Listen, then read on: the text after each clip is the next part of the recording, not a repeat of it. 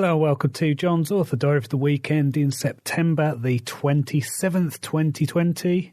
Yes, it's my last episode of September, which means we're drifting into autumn now.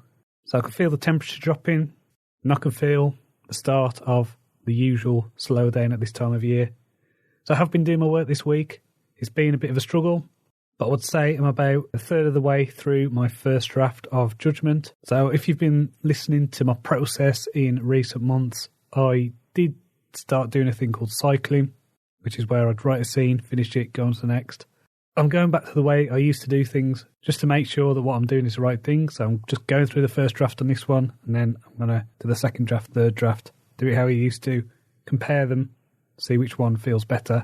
So far, this one feels like there's a lot of momentum, but I'm just getting through the scenes. So there is a plus to that in terms of just getting the story out of my head, down on the page. And then, obviously, I know that I've got quite a while of tweaking and editing and all stuff like that. So what this means is I should have this done by the time the October half-term holiday comes. And so, November means I will be doing NaNoWriMo. Now, I'm going to be doing NaNoWriMo to finish the final book of the Ravenclaw Chronicles. There's a lot going on in this book. I'm assuming it's going to be a lot longer than the usual episodes. I'll have a lot of things to tie up. Probably have an epilogue or something like that to write. And it's going to be quite involved, quite a lot of work. So I'm counting it as my NaNoWriMo challenge for this year. Now, what I figured is with the American election coming up, there is no point in rushing any of this stuff out. It might be that Judgment comes out mid-November with the final episode, hopefully being ready by early January. So I did want to have it all done and dusted by now, but the world has other ideas. But this is fine. This will mean that by the time I get to the end of 2020, the backlog will have been cleared. My co-author on the Black Death series is going through book 2 now. Last time he told me he's done the first 8 chapters, so that's good. Whatever happens, something is coming out in February for that series, so I'm determined to make that happen. So book 19, The Sun, that is now back from the editor. I'm going to go through that with one last proofread and then get it out as soon as possible. So based on whatever Amazon does with their delays on pre-orders and things like that, this looks like it's going to be out either the last day of September or the first day of October. Hopefully I can get it in by the end of September just to squeeze that in, because the way Amazon payments works is they're 2 months behind. So the September payment will be one that comes at the end of November. So that's my Christmas money. And as I've built up quite a few pre-orders, that would be nice to get then. So in terms of reading this week, I finished reading Murder Your Darlings by Roy Peter Clarke. Really enjoyed that. It's a good guide to writing. I also read a book called Pirates, which was just a brief introduction to pirates and things like that. So one thing that I took from it that I really like is the way that pirate crews were organised, the way they split their plunder and things like that. So that is something that I'm probably going to take or adjust at least for my next series. And what's really cool is I've read some fiction this week. Yes. So I've been doing the short stories every day, doing the poetry and the essay, carrying on with the Ray Bradbury challenge. But what I've also done is I read a novella called The King's Justice by Stephen R. Donaldson. Really enjoyed that. And then I read Raising Steam by Terry Pratchett, which again, really enjoyed. Wasn't his best novel, but it's still very good. And I'm currently reading The Scar by China Mayville. So this is a book I've had on my to-be-read pile for years. I read Perdido Street Station, which is the first book in that series, quite a while ago. And I've been meaning to read this for just, it seems like an age. So I'm about an hour away from the end on the audiobook. Really enjoyed it. The world building is off the charts. It's tremendous. It's so good. I don't know if the story is up to the writing, is up to the world and the characters and things, but it's still very good and just a world you can get lost in. So it feels really good to get past that reading block or whatever it was, that resistance to reading fiction. So I'm just going to ride that wave, just going to read as many stories as I can. So that means I'm going to pull back a bit on reading non-fiction stuff. I think I've had my fill of non-fiction for a while. Get some stories in me. That's what I need. I think that's what we all need this year, some good stories.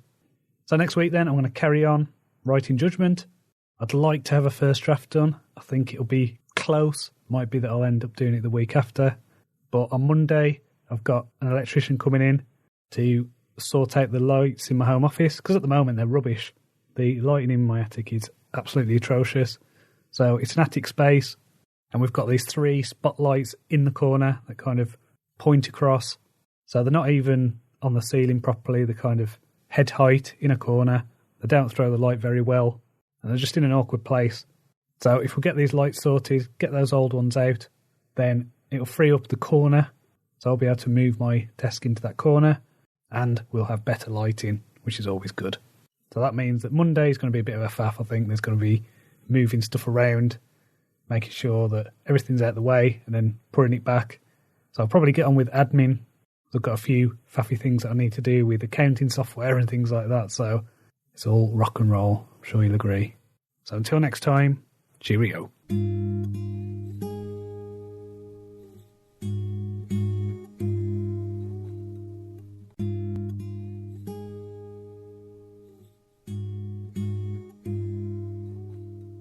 Hello, welcome to Jon's Author Diary for the weekend in October the 4th, 2020. I've had a mixed bag of a week. There's been a lot of interruptions, a lot of faffy things that I've needed to do. So in terms of actual writing, I've got no new words down, but what I have done is all the stuff that I'd done in the week before on Judgment, that first draft stuff, I've now rewritten, I've now edited. So that is up to the standard that I want before sending it for the final edit. So even though the story hasn't progressed, the writing has, if that makes sense. So I mentioned last week that I was getting an electrician in to do my attic lights. That was done on Monday, so we now have new lights. It's freed up an entire corner of the attic, so I have rearranged my workspace and also had a massive sort out, because we moved into this house about 3.5 years ago. And when I was sorting through my stuff, I realised I'd been holding on to things that I didn't need to. And so sorting through things like old CD boxes and discovering software for Tiscali, internet, and a Creative Zen player. So all stuff from the mid-2000s. So filled a few bin bags, got my standing desk set up in the corner, as well as my music stuff. I've spent the last hour or two trying to troubleshoot my new microphone, which has just been a pain in the backside. I've still not sorted it, so I'm still recording on my old equipment. I've got a new microphone. I can hear it through my earphones, but it's just not picking up in any of the software that I'm running. So I've tried it in Audacity, I've tried it in Adobe Audition, and I cannot find a reason why it's not working. And I've looked online, all the videos, nothing. So I've no idea how I'm going to use this microphone. It's very frustrating, I'm sure you can appreciate. So Monday, as well as the electrician coming, it was also my son's 8th birthday. So I bought him a 3DS and some Mario Lego, and we went for a trip to Blackpool. This was a lot of fun. We played in the arcades, enjoyed the illuminations, had a stroll along the prom. So good time had by all. As well as that, we've also been watching the TV series of His Dark Materials. In the UK, you can watch this on iPlayer for free. So I would recommend doing that. It's very good. We're all enjoying it. And it's just nice to actually sit down and watch a series like that as a family. We've not really done that before. I mean, we've watched episodes of things together, but nothing like a long-form drama. So if you've got any recommendations for things we can watch together that are suitable for an 8-year-old, then drop me a line at john@joncronshaw.com. In terms of reading, I have been reading a couple of fantasy books. The first was called Throne of Glass by Sarah J. Maas. Really enjoyed this, kind of young adult fantasy. A lot of fun, a lot of intrigue. So I really enjoyed that. I'm about 3/4 of the way through the second book in that series, which is called Crown of Midnight. I've also started listening to a book called The Immortality Key by Brian Miretsky, and Graham Hancock wrote the foreword for it. So I'd heard these two being interviewed on the Joe Rogan Experience, and I thought, yeah, that's right in my wheelhouse. So I downloaded that on Audible. So I've only listened to the foreword so far, but I'm really looking forward to getting into that book. So as we are at the start of October, that means it's time to look at my goals for quarter 4. Now this quarter, I want to get the Ravenclaw Chronicles finished. So that should be done by the end of November. I also want to make a start on the prequel to the next series. I'm also giving myself a bit of wiggle room in case Lynn finishes the Black Death trilogy. Last time we spoke, I said it got quite far through book 2. I think he's going to write a few extra scenes to make sure that everything flows properly. And then that will be the end of 2020. Woohoo. The quicker we can see the back of this year, the better for everyone. So next week then, I'm going to be working on Judgment. I'd like to get a good first draft of that done. And I've given myself the deadline of October the 15th to get everything ready for the edit. Finally, the sun is out. That's not a comment on the weather. That is book 19 of the Ravenclaw Chronicles. So that is now available to buy. And of course, Judgment is also available to pre-order now. So until next time, cheerio.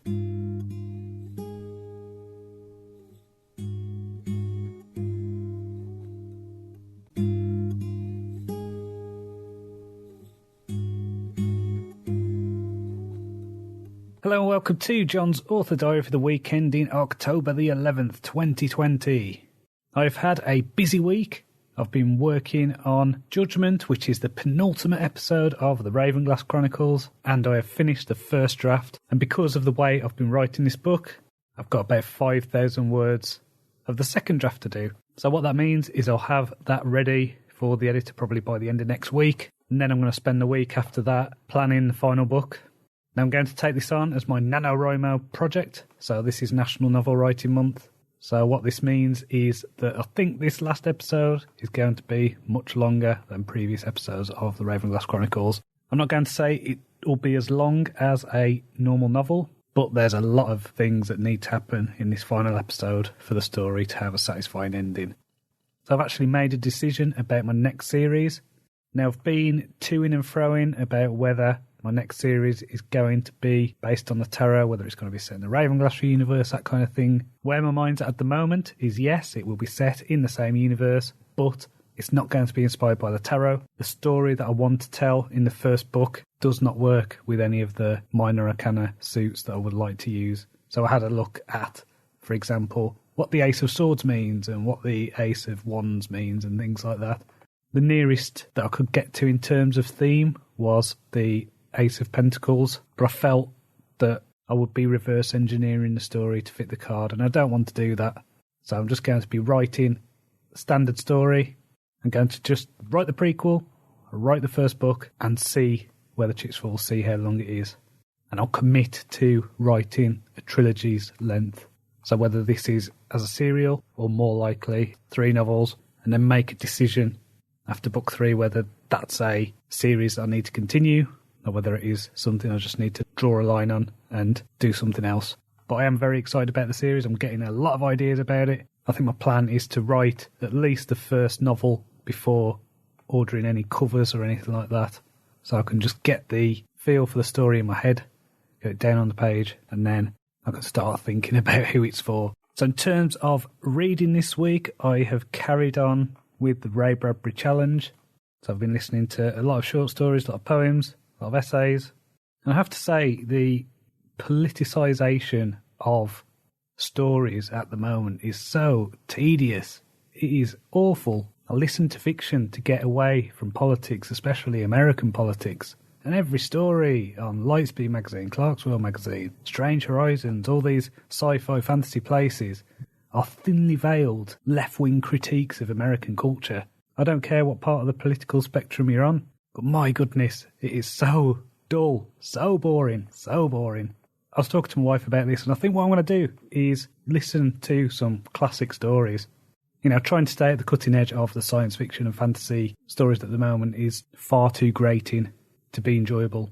And as I say, this isn't a left, this isn't a right thing, this isn't a centrist thing, whatever. It is just the injection of politics into every facet of life, and I'm just bored of it.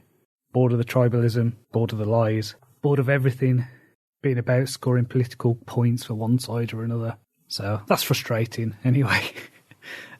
But in terms of novels, I've continued with Sarah J. Maas's Throne of Glass series. So I read the book Heir of Fire. Now I'm on the 4th book in this series called Queen of Shadows. Really enjoying this series. I really like the way the authors reveal backstory, and that each book seems to be playing with a different theme. So if you're into young adult, new adult fantasy, then check that out. It's really good series. This week I watched the South Park Pandemic Special. Now this was brilliant. It was hilarious. Like most South Park stuff, yes, it was offensive, but It was funny, and I don't think there are many things that quite make me laugh like South Park does. It really gets you in the gut, and I think anything that does that at the moment is more than welcome in my life. It's made me think I might go back and watch all of South Park. I mean, how many series is there now? I think there's like 23 series. I think because it's so contemporary, because it's so current, it will be like a bit of a time capsule, because I think didn't they start in like the late 90s, probably 1997, something like that. So it's been going for a long time. And yes, they are political, but I don't mind politics that is done with humour, with satire. I just don't like the in-your-face, this is how you should be, virtue signalling crap. So next week then, I'm going to finish Judgment. It's my wife and I's 19th anniversary. So not our wedding anniversary, but 19 years since we got together as boyfriend and girlfriend. So I think we're going to go out for lunch on Monday probably. So I'm looking forward to that. So until next time, cheerio.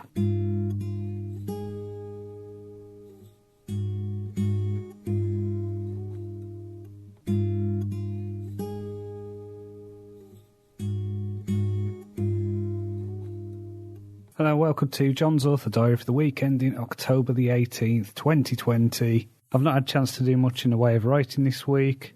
We got an email from my son's school on Sunday telling us that his year group would have to stay home for 2 weeks because someone in his year or one of the staff had tested positive for COVID. So that's meant that I've had to be homeschooling this week. I've also been really struggling with my mental health. So I think just all the COVID stuff's just getting on top of me. It's October. I miss seeing people. I miss going out. I miss dancing. I miss culture. My worry is that when we come out the other end, there's not going to be much left. You know, the pubs are closing, the restaurants are closing, theatres are closing, art galleries are closing, museums, bookshops, cafes, the list goes on and on and on and on. And so last week, the World Health Organisation came out and said that economic lockdown should be used only as a last resort. And then the government tightens up the lockdown this week, so that's good, isn't it? So we're now as good as under house arrest again. And because of having to homeschool, I can't do my work, I can't write. And I know that loads of other people aren't able to do their work. Lots of other people are struggling to pay the bills, struggling to keep a roof over their head. You know, I hate getting political on these things, but my God, the leadership is terrible in this country. There are other variables to consider other than science. There is a mental health time bomb about to happen. There's an economic time bomb about to happen. There is a cultural time bomb waiting to happen. We are turning into a totalitarian surveillance state where people are encouraged to grass on their neighbours and to be fearful of people that walk past in the street. No wonder my mental health has taken a beating recently. I'm frustrated, I'm angry, I'm depressed. We needed 2 weeks to flatten the curve. It's now October. I think what I need to do is just take myself away for a bit, have a change of scenery, go somewhere. I don't know. Apologies that this has been a bit of a rant. Take care.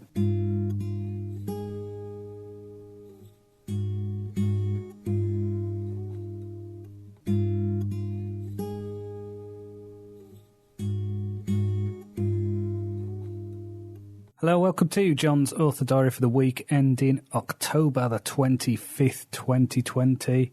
I've had a much better week. Last week, I think my author diary was a bit ranty, but another week has passed. My son has now finished his 2 weeks of homeschooling, so he's still got a week off because of the half term, and then he gets to go back. So this week, my wife took a couple of days off work. She's part-time anyway, so she took Wednesday and Thursday off. This gave me opportunity to recharge, to rest, to clear my head a bit. So I was able to go on some good long walks, to meditate, to read, and to not let the world get on top of me as much as it has. You know, I've talked about this before, the idea of stoicism, about the idea of looking at what you can control and what you can't. And this is a trying time. I think it's a trying time for everyone. It's a trying time for me.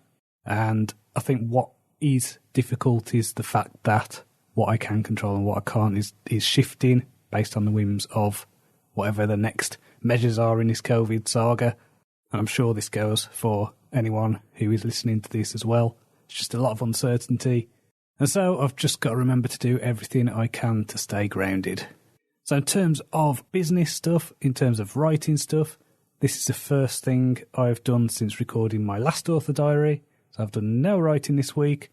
I didn't mention in my last author diary that I have finished my draft of Judgment. That's ready for an edit now. I think there's some newsworthy stuff going on in America at the moment, so I think this is going to be mid-November sort of time for release. So what this means is I just need to get the finale written. I need to write the world, which is book 21 of the Ravenclaw Chronicles. I've got the main plot points in my head. I just need to now write an outline. So I'm going to spend most of the next month or so writing that, all else being equal. I'm going to assume that my son getting sent home for another 2 weeks is inevitable over the next half term. So I'm factoring that in. So I did intend to get the prequel to the next series written this year. That's now not going to happen. I think what I'm going to do is focus on getting this ending as good as possible and then starting 2021 with a blank slate, with a new project, and just keep moving forward. What this week has given me time to do is to think, and what I've decided is my next series is going to be set in the Ravenclaw universe. It's also going to be set in one of the locations that already exists within my world, but it's going to be set a few hundred years after. So there's a place called Nordturm, which is a location for quite a few of the books in the Ravenclaw Chronicles. It's basically a city carved out of the inside of a mountain. Because I'm going to set it a few hundred years later, this city is going to change. So what is now Nordturm will be Old Nordturm, or Lower Nordturm, something like that. And then there'll be a new, fresh kind of city, big and sprawling on top. And it just means that I can throw in some cool steampunk elements while retaining the stuff with the Ravenglass, with the Wyverns. And of course there will be little Easter eggs, little hints that it is the same universe, that they do share a history and stuff like that. So even though I've not written any of this stuff down, I'm percolating a lot of ideas in my head for this. So I'm looking forward to starting that next year. But first it's about getting the Ravenclaw Chronicles written, getting it finished, getting it out. Now, I don't tend to check my reviews very often, but I was really pleased to see that the Ravenclaw box set in the US has got over 300 reviews, that the one in the UK has got over 200, and they're both showing 4.5 stars when you look at them on Amazon. So that's great, that looks good. There's a lot of social proof, a lot of people saying, yeah, this is good, keep writing more stuff like this. Now, the only thing that I'm toying with at the moment is whether to write my next series with a male protagonist and his sidekick, or a female protagonist, kind of continuing that, because I think a lot of my readers like the strong female protagonist thing. So I'm still flipping between that. There's part of me that really wants to write something a bit more masculine, something about male friendship, exploring that as a theme.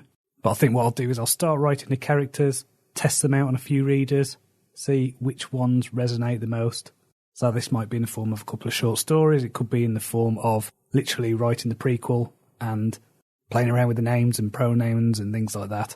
So I don't know yet. My original plan was to go with the male protagonist, but I also know that a lot of my readers like the female protagonist, so I just need to think about that.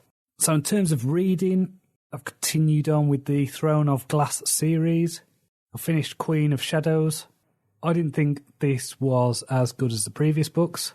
I felt there were quite a few kind of cheap tricks in the writing. So there were bits where, oh no, it seems like everything's in peril, and then you find out afterwards how they got out of a really weird situation was, oh, I'd already prepared this a while ago, but it was something that the reader didn't get told. So it was basically kept from the reader in order to create full suspense. And I don't like that. It's like, okay, let's drop that in there. You know, maybe have it a bit of a mystery why they've bought that thing or done that thing or whatever, and then it can pay off to the readers who've worked it out. But when it just comes out of nowhere and it feels a bit like one of the weaker Sherlock Holmes stories. And I've moved on to the next book in that series anyway, which is called Empire of Storms. Now, I've not got into this book as much. I feel like the series might be petering out. I mean, it is book 5. It feels like there's certain things that are just getting stretched on for the sake of it, and I don't know, it feels a bit of a mess, to be honest, but we'll see how it goes. I decided this week as well to listen to some comedy stuff, so I really enjoyed listening to Alan Partridge's From the Oast House podcast a few weeks ago. And so what I did is I re-downloaded, I'd bought it ages ago, so I re-downloaded Nomad, which was another Alan Partridge book, and iPartridge. So a lot of Alan Partridge stuff, very funny, very enjoyable. And I also watched the Imagination Land episodes from South Park. So all in all, fun and exciting. So next week then is half-term break. Got a few things lined up to do. Going to Leighton Hall in Lancashire to do some Halloween crime mystery thing. And I think we're going to do some walks and stuff like that. Just get out of the house. I need to get out of the house every day and ignore the fact that I should have been in Tenerife this week enjoying the sun. But obviously that's been postponed to next year. I'm also having to postpone or rearrange my trip to Egypt. So I was going to be going to Egypt in March next year. And my mum's going to speak to the travel agents on Monday to see what we can do to move that. I am also in the process now. It's taken a few months, but I've just been sent the documents for the Oxide Glasses. So I mentioned these a while ago. These are basically glasses that can help me see much better. They give me peripheral vision. They've got loads of options where I can change it so it highlights edges and things like that. So really looking forward to getting that finally sorted. I think I've been trying to call them, trying to email them for most of this year. They're probably sick of me leaving voicemails and emails because I have been calling them, I think, every week. But that's finally going ahead now. So I should be getting those glasses hopefully within the next month or so. So I've just got to focus on the positive stuff. You know, November's coming up. And if you've been listening to this for a while, you know that I have culturally appropriated Thanksgiving. Because I think gratitude is important. I think looking at the things to be grateful for is just really good for sanity, for mental health and all that. So we're doing that again. It was really good last year. Even with the people emailing me asking if I was doing it to celebrate colonialism or, hey, I'm celebrating gratitude. So I don't know what work I'm going to get done next week. I'm going to play it by ear. I'm probably just going to think about what's going to come in this last episode of the Ravenclaw Chronicles. And then I don't know how I'm going to work it because my usual place for planning stuff, I don't even know if I'm allowed in without ordering a meal or something. I don't know what the measures are at the moment. So I'm just going to work out a way to outline it, get it done, get it written. That's going to be my November project. So until next time, cheerio.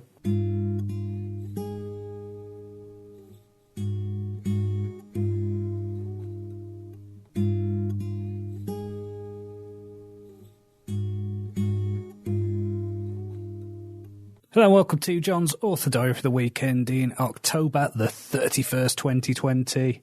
Yes, it's Halloween, and this is the Halloween special. Now, this will sound exactly like every other episode of my Author Diary, but be assured that I am wearing an awesome vampire costume as I'm recording this.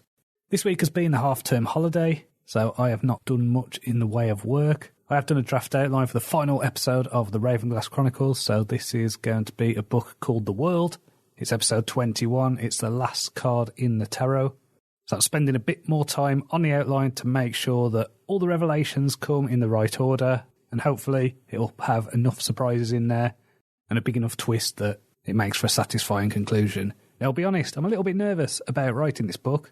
Obviously, I have been working towards this ending for quite a while. I've had the story in my head for several years. And in the process of writing the story, the ending has shifted. Things have changed. It was only in the writing of the story, for example, that the role of Vitz would come out as more important than I first envisioned. I had him as basically a bit of a psychic character when I first started writing, but I realised as I wrote the first and second book, he was actually a much more interesting character, much more complex, and a major hand in directing Cat's fate. So my original plan was to do NaNoWriMo, which is National Novel Writing Month, and use this to get this book done. Now, that is my plan in theory, but I'm banking on the fact that my son's school could turn around and say, hey, he's got to go home for another 2 weeks because someone in his year has tested positive for COVID. So I'm just going to get done what I can, when I can. I'm going to get a solid outline done over the next week, hopefully make a start on the actual writing. I'm not going to start writing until I know that the outline is awesome. So there's a lot going on. The order is important. And there's a lot more at stake in this episode than any others, because obviously this is the final thing that readers will remember. It's got to be as good as I can make it. So no pressure. So in terms of reading this week, I found myself not really making much progress with Empire of Storms by Sarah J. Maas. So this is a book in the Throne of Glass series. I think it's book 5. And I'm just not that interested in it anymore. This might be a book that I end up abandoning. I'm about halfway through and I've found myself listening to other books and podcasts rather than listening to that one. So I read a book called Pity the Reader. So this is a writing guide by Kurt Vonnegut. I really like this book. I've listened to a few like it recently, which are basically other people editing collections of writing advice from different writers. Like I listened to one by Ernest Hemingway, and I've got one in my queue by C.S. Lewis. But it did remind me how much I love Kurt Vonnegut. He's one of those authors for me. He's a bit like a Terry Pratchett or an Ian Banks or Brandon Sanderson, where I know if I pick up one of his books, I'm going to like it. I'm going to enjoy the voice. I'm going to enjoy the story. I basically know that I'm in a safe pair of hands. And so I think I'm going to reread some of Kurt Vonnegut's stuff. I might read his novels again. I've read most of them, I think. So some of them are just tremendous, like Breakfast of Champions and Slaughterhouse-5, especially Slaughterhouse-5, which I think is a book that convinced me that speculative fiction, science fiction, that kind of thing has the potential to do more than just tell a cool adventure. Now, if you've been following this podcast for a while, you'll know that I get seasonal affective disorder, so this means that my body slows down and I get bouts of depression in the late autumn, winter months. So I've decided to try a few different things this year. I'd heard that the Scandinavians, they get less sunlight than us in the winter, and they have ways of dealing with it. So I did a bit of research on this and got a book called The Little Book of Hygge, which is spelled Hygge. So if you're Danish and shouting at the podcast right now, I apologise for my terrible pronunciation. Now, this idea sounds great, but it doesn't work with COVID, with lockdowns. There are certain things that I'm going to employ. In our sitting room, we've got a bay window, and I've now made that into a bit of a cosy corner. So there are cushions, there are blankets, we've got things like candles, and so my wife has been reading to me and my son every night, so we cuddle up in that cosy corner bit and have a story. So that's been good. We've been listening to her read Jimmy Failure, which I'm quite enjoying. Book about a deluded kid who has a polar bear for a friend and thinks he's got a detective agency. It's very strange, very amusing tone. I like the tone of it. I like the voice of the narrator. So we've been enjoying that. I've also been reading a craft book called Show Don't Tell, which does exactly what it says on the tin. Now, this is something that I'm quite mindful of when I'm writing, and based on reading this, I think it's something I'd do quite well.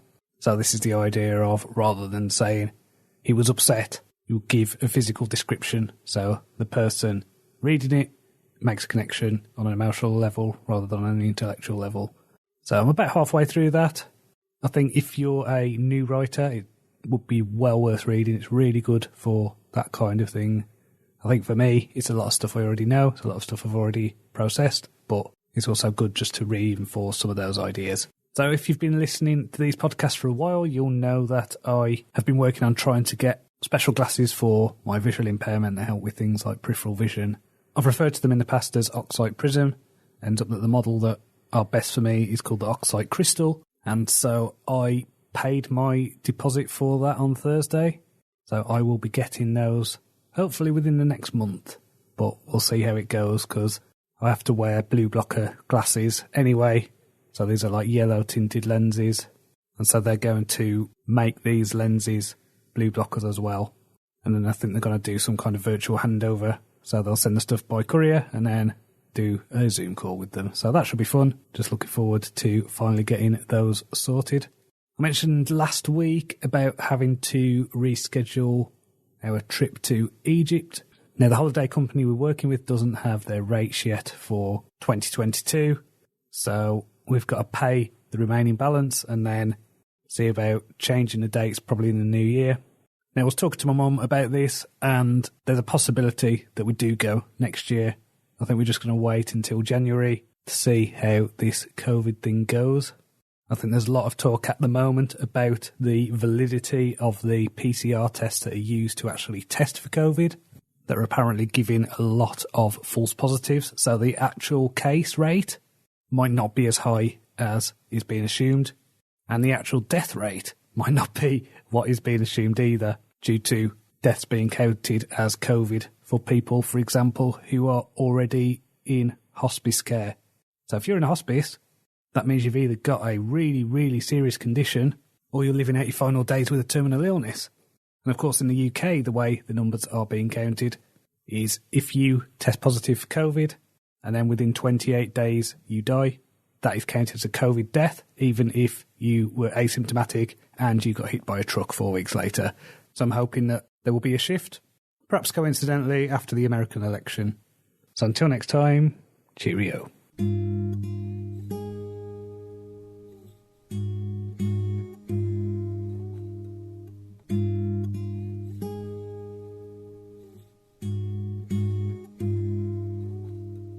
Hello and welcome to Jon's Author Diary for the weekend in November the 8th, 2020.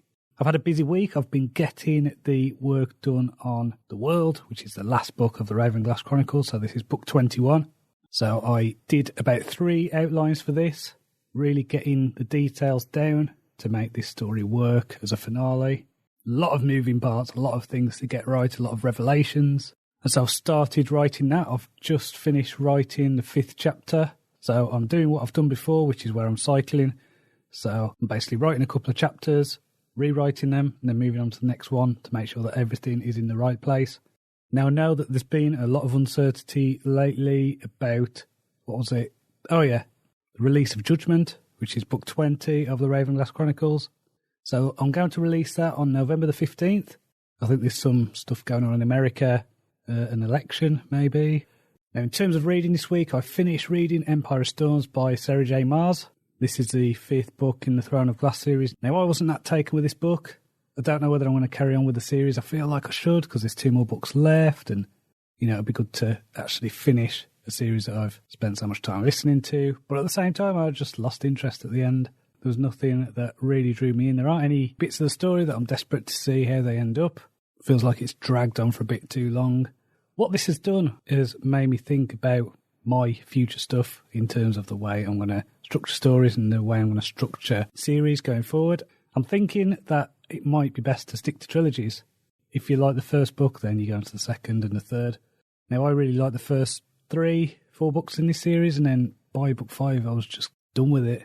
And I don't want readers to have that feeling. So I need to work out what I'm going to do in my next series, because my plan really is to do something of a flagship series, a bit like Stephen Bruce's Vlad Tatlos series, which is basically standalone stories that tell an ongoing arc, but at the same time they're all part of the same series, part of the same world, follow the same central character. And so it might be that I release the first 3 books in this next series, see how they go, see what happens when they get put together as a box set.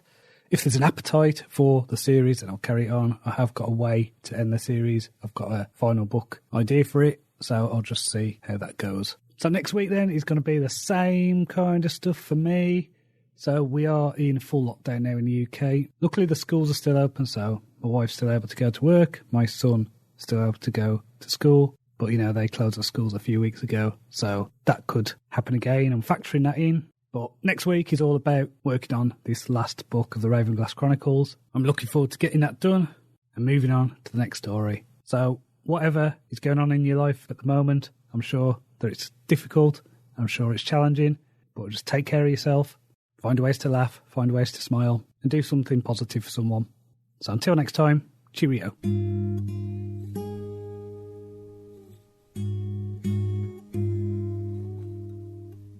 My speech tonight is called Biff Squiggled. I want to start off by asking you all, what was your favourite book as a child? What stories have stuck with you growing up? For me, it was C.S. Lewis and The Lion, the Witch and the Wardrobe, and Ted Hughes's The Iron Man.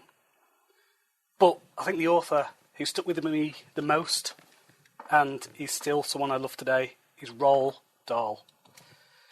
He's one of the few children's authors at his time who celebrated curiosity celebrated wonder and adventure. He basks in language. The title of this thing is called Biff Squiggled. That was one of Roald Dahl's 500 made-up words that appeared throughout his texts. So Biff Squiggled means confused. He's also got words like gobblefunk, scrumdiddlyumptious, whiz-popping, snosberries, and trogglehumpers. He gives us a sense of awe. Anyone who has read Charlie and the Chocolate Factory, the sight of his chocolate factory, the chocolate waterfall that turns into a river, and the Oompa Loompas and the lollipops made out of candy and things like that, the great glass elevator that bursts out of the factory and flies across the town. And then you've got the strangeness of his first novel, where a little boy called James travels around in a giant peach, and he's got friends who are insects. And then my personal favourite, and it's a book that I've introduced my son to over Halloween, was the book The Witches. Now, I've still got memories of my mum reading this book to me as a kid, and it's scaring the life out of me. The idea that women could hunt down, kill children, turn them into mice, get them trapped in paintings, this was horrible to me, and I was convinced that a woman who lived across from me was a witch. So every time I saw her, she scared the crap out of me. But they're not just kids' stories. They're more than that. They're fables.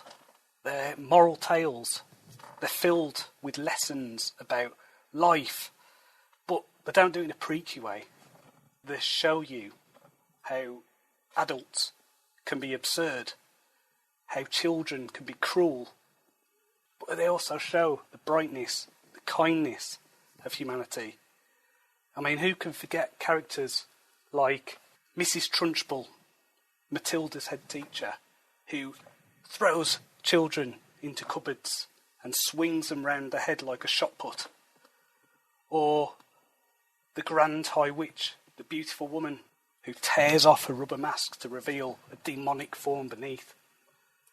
And then you have people like little Charlie Bucket, the kid who's got nothing and gets everything. And how does he get it? Through honesty, through integrity. And then you have the other children shouting against him. Who have we got? We've got Augustus Gloop, the fat, greedy kid who has his comeuppance because he falls into a river of chocolate that he's trying to drink. Now, if that was out today, he would probably get accused of fat shaming. But that's like saying Veruca Salt is brat shaming. He writes about the dark side of humanity. This isn't stuff for kids' books, is it? He writes about murder, about kidnap, about abuse, horrible things. But they're good things for children to understand the world, to get a glimpse of the other side of life. You know, I've got an 8-year-old son. What have they got today? They've got Pokemon. What does Pokemon do? Pokemon teaches you to train animals to fight.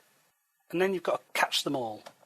It's like a consumerist thing, isn't it? And there's thousands of the things. There used to be, I think, 150 when it first came out. There's now over 1,000. And then you've got something like CBeebies, which is what the children are brought up on now. I think it's from the 5-year-olds by the BBC. And everyone talks with a really pleasant voice. They're all very clean, very sanitised, very, very middle class. And then this is a show called Yo Gabba Gabba. And this is like a LSD nightmare where these primary coloured monsters sing about how you should eat broccoli, how you shouldn't bite your friend, how you should wear your seatbelt and listen to grown-ups. This isn't the morality of Roald Dahl. This isn't the fable. This is just getting kids to conform. And I hate that. So, my son, he's 8. I'm teaching him, using Roald Dahl, about morality, about being a good person. I'm not interested in Peppa Pig, any of this stuff. It's Roald Dahl all the way for me. Thank you, Chair.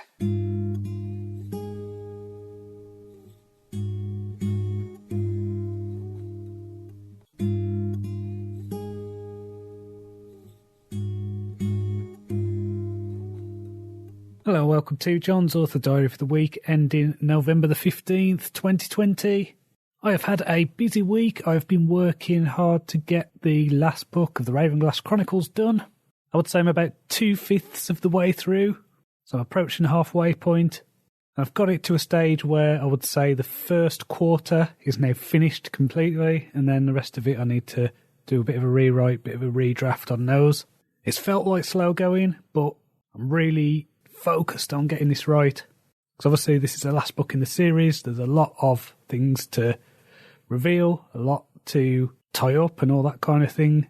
But I'm really pleased with how it is going. Now, if you've been following these podcasts over the last year, you'll know that I've been going back and forth about ideas for what I'm going to do next. And the way my mind is this week is there's a very good chance that I'm going to write more in the Ravenclaw Chronicles. So what I'm going to do is look to the minor arcana in the tarot to inspire the next story. So I still want to use the main character, still want to use the same world, the same places, that kind of thing. But it might be that it's set a few years in the future, a new set of challenges arises, and so I can do 4 different series that follow my main character through her life. So we've got this first story that is going to end, and then the next story will work as a standalone story. So if you've not read the Ravenclaw Chronicles, then you can go into this next series and any of the others, but they'll all work as a longer sequential series, if that makes sense. Now, when I've looked at this before, I was a bit concerned about how I was going to use some of the court cards, because most tarot cards point to a kind of event or a feeling. The court cards, which are your page, knight, king, queen of pentacles, of swords, of wands, of cups, they are more like characters. And I didn't know how to integrate them into an next series, which is why I felt resistance. So what I'm going to do, or at least what I'm thinking at the moment, is I'm going to use those cards to inspire characters in the story. Whereas the Ravenclaw Chronicles has been 22 episodes, including the prequel. Each of these will be a 10-episode series, so it'll go from, the cups will be Ace of Cups to 10 of Cups. And this feels really right to me. I've been thinking to myself, I need to do a flagship series, and I'm already doing it. Why didn't I think that this is something that I'm already doing? So, yeah, I'm going to think about that. I've already started doing a lot of planning, a lot of looking at the cards, figuring them out, trying to see how this will work. And I think I can do it. I think there's a story that is starting to form in my mind. So there's going to be a big overarching story, and then there'll be the 4 long stories, and then there'll be shorter stories within that. What that means about the other series, the Assassin one, is that can wait. So in terms of reading, I've been reading a book called 7 Basic Plots. So this is a analysis of the different types of stories that can be told. This book's huge. I think the audiobook's about 36 hours long, so I'm about halfway through that. I've also been listening to a book called The Dark Side of the Enlightenment. We hear about the Enlightenment with science and things like that. So this is about the more esoteric side of it. It's very interesting. It's fascinating, in fact. So I'd recommend checking it out. Again, I'm about halfway through that. This week I did a speech for the Morecambe and Lancaster Speakers Club. So I've been doing this now since the summer. I've been doing a Zoom meeting every week. And so I did a speech this week about Roald Dahl. So that was a lot of fun. So on the end of this, what I'm going to do is put the audio that I recorded for my speech on Roald Dahl. So if that is something you're interested in, you can give that a listen. I also watched the All Elite Wrestling Full Gear pay-per-view, which was also a lot of fun. I really enjoyed this show. It's nice to see something that's fun and stupid and entertaining while we're in the midst of a pandemic and a fraught American election. So next week then, I'm going to carry on working on the Ravenclaw Chronicles. I'm hoping that I'll be near the end by the end of next week, but we'll see how it goes. I'm in no rush.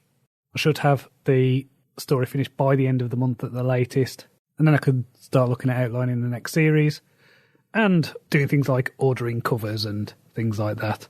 Finally, book 20 of the Ravenclaw Chronicles has just gone live, so this is Judgment. So until next time, cheerio. My speech tonight is called Biff Squiggled. I want to start off by asking you all, what was your favourite book as a child? What stories have stuck with you growing up? For me, it was C.S. Lewis, and The Lion, the Witch and the Wardrobe, and Ted Hughes' The Iron Man. But I think the author who stuck with me the most, and is still someone I love today, is Roald Dahl. He's one of the few children's authors at his time who celebrated curiosity, celebrated wonder and adventure. He basks in language. The title of this thing is called Biff Squiggled. That was one of Roald Dahl's 500 made-up words that appeared throughout his texts. So Biff Squiggled means confused. He's also got words like gobblefunk, scrumdiddlyumptious, whiz-popping, snosberries, and trogglehumpers. He gives us a sense of awe. Anyone who has read Charlie and the Chocolate Factory, the sight of the chocolate factory, the chocolate waterfall that turns into a river, and the Oompa Loompas and the lollipops made out of candy, and the great glass elevator that bursts out of the factory and flies across the town. And then you've got the strangeness of his first novel, where a little boy called James travels around in a giant peach, and he's got friends who are insects. My personal favourite, and it's a book that I've introduced my son to over Halloween, was the book The Witches. Now, I've still got memories of my mum reading this book to me as a kid, and it's scaring the life out of me. The idea that women could hunt down, kill children, turn them into mice, get them trapped in paintings, this was horrible to me, and I was convinced that a woman who lived across from me was a witch. So every time I saw her, she scared the crap out of me. But they're not just kids' stories. They're more than that. They're fables. They're moral tales. They're filled with lessons about life. But they don't do it in a preachy way.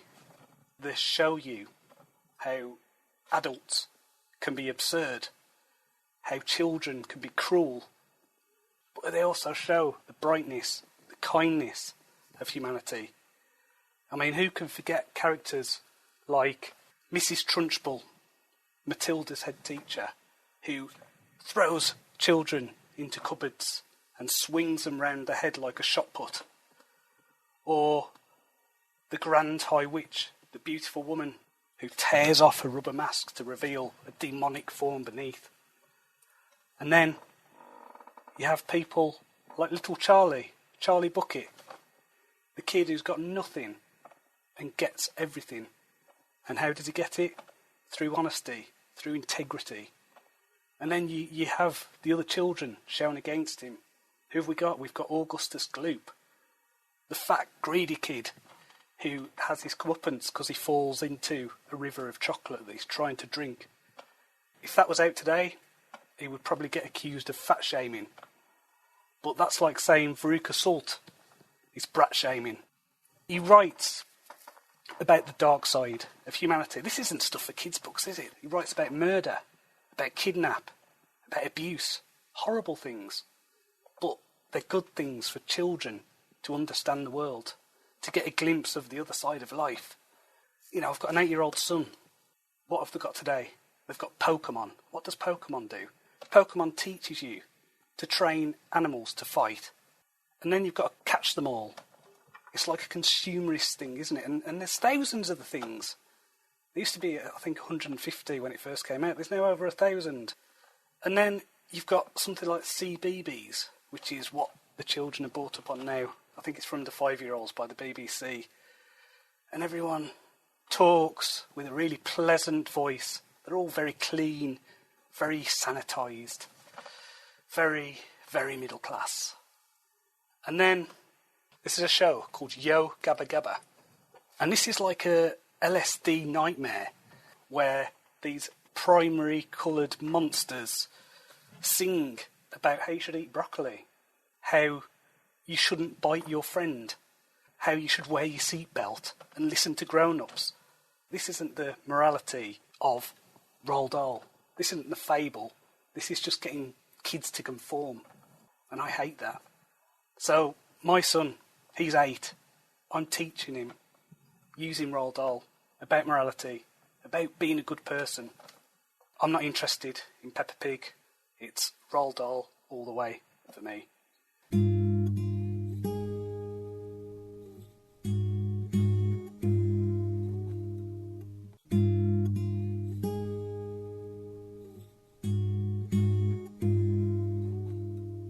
Hello and welcome to Jon's Author Diary for the week ending November the 22nd, 2020. I've had a busy week. I have been working on the last book of the Ravenclaw Chronicles. So this is book 21 called Judgment. I have finished the first draft and I'm about 2/3 the way through the second draft. Now, even though I've been doing the cycling method, I'm going to do a third draft of this just to make sure that everything is spot on for this last book. Really pleased with the story. I think it answers all the questions that have been raised about the series and throws in the potential for another set of books. So that has been really cool. I've been really into that. I've actually got my word counts up for this book on a daily basis. So throughout lockdown, COVID, whatever you want to call it, this past year, my word count average has been almost half what it was, just with everything going on. But I felt like I was actually writing how I used to. I was writing at that level, so that's great. And I've also been working on Knight of the Wasteland, which is book 2 of the Wasteland series. So last year, I rewrote Wizard of the Wasteland and I posted that on Patreon. And what I did is I redid it in past tense. I tightened up the scenes and I added, I suppose, what you'd call an internal conflict, internal struggle kind of subplot that wasn't in the original book, but I hope that that will give it more depth.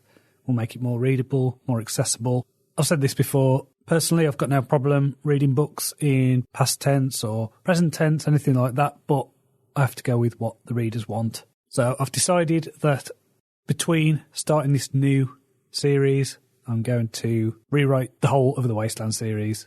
So this will involve doing the same thing, getting into past tense, adding internal storyline and just tightening up the scenes, improving the writing, that kind of stuff. So the story's going to be pretty much the same, but the writing is going to be tighter, it's going to be better. And I'll implement some of the lessons that I've learned over the past few years since writing those books. And the reason I'm doing this is because I want to release the whole series as a box set early next year.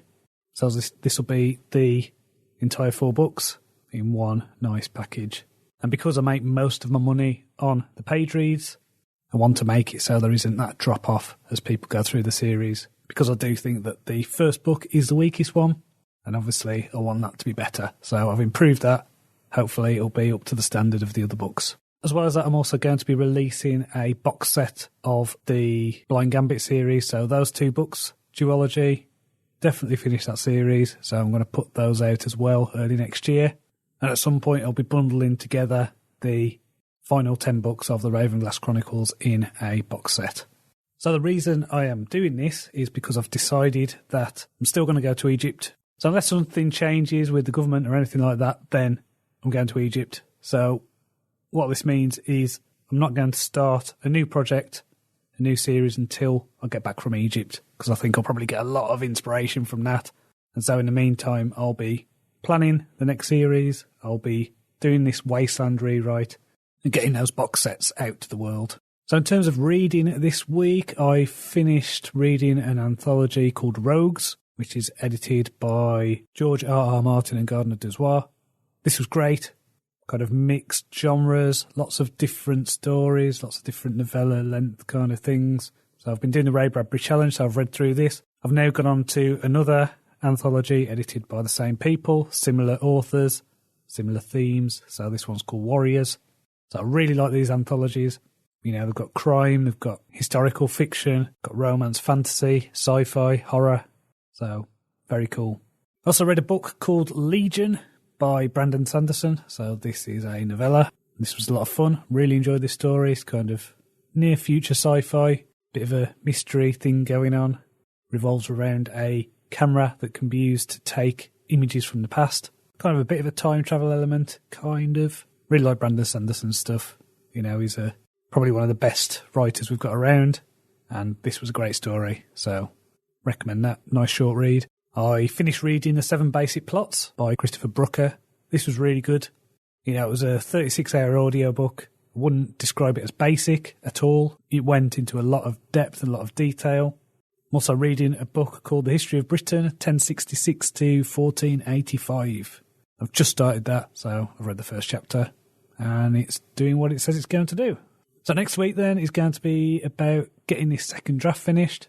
I should probably get that done by Tuesday, and then I'm going to work on the line edits, the third draft, that kind of thing. I've also got a load of faffy things to do in terms of setting up stuff to do with my business, so accountancy, software and things like that. So probably going to be doing a lot of that kind of thing next week. So that should be fun and exciting. I'm also going to be celebrating Thanksgiving this coming week. So I mentioned this last year, how my wife and I decided that we would steal Thanksgiving. Yeah, we're in Britain. We don't have Thanksgiving over here, but we both really like the sentiment of gratitude, of giving thanks. I think especially this year, it's really important. So we're going to be doing that next week. So if you are in the States, or if you want to join the cultural appropriation, happy Thanksgiving. So until next time, cheerio.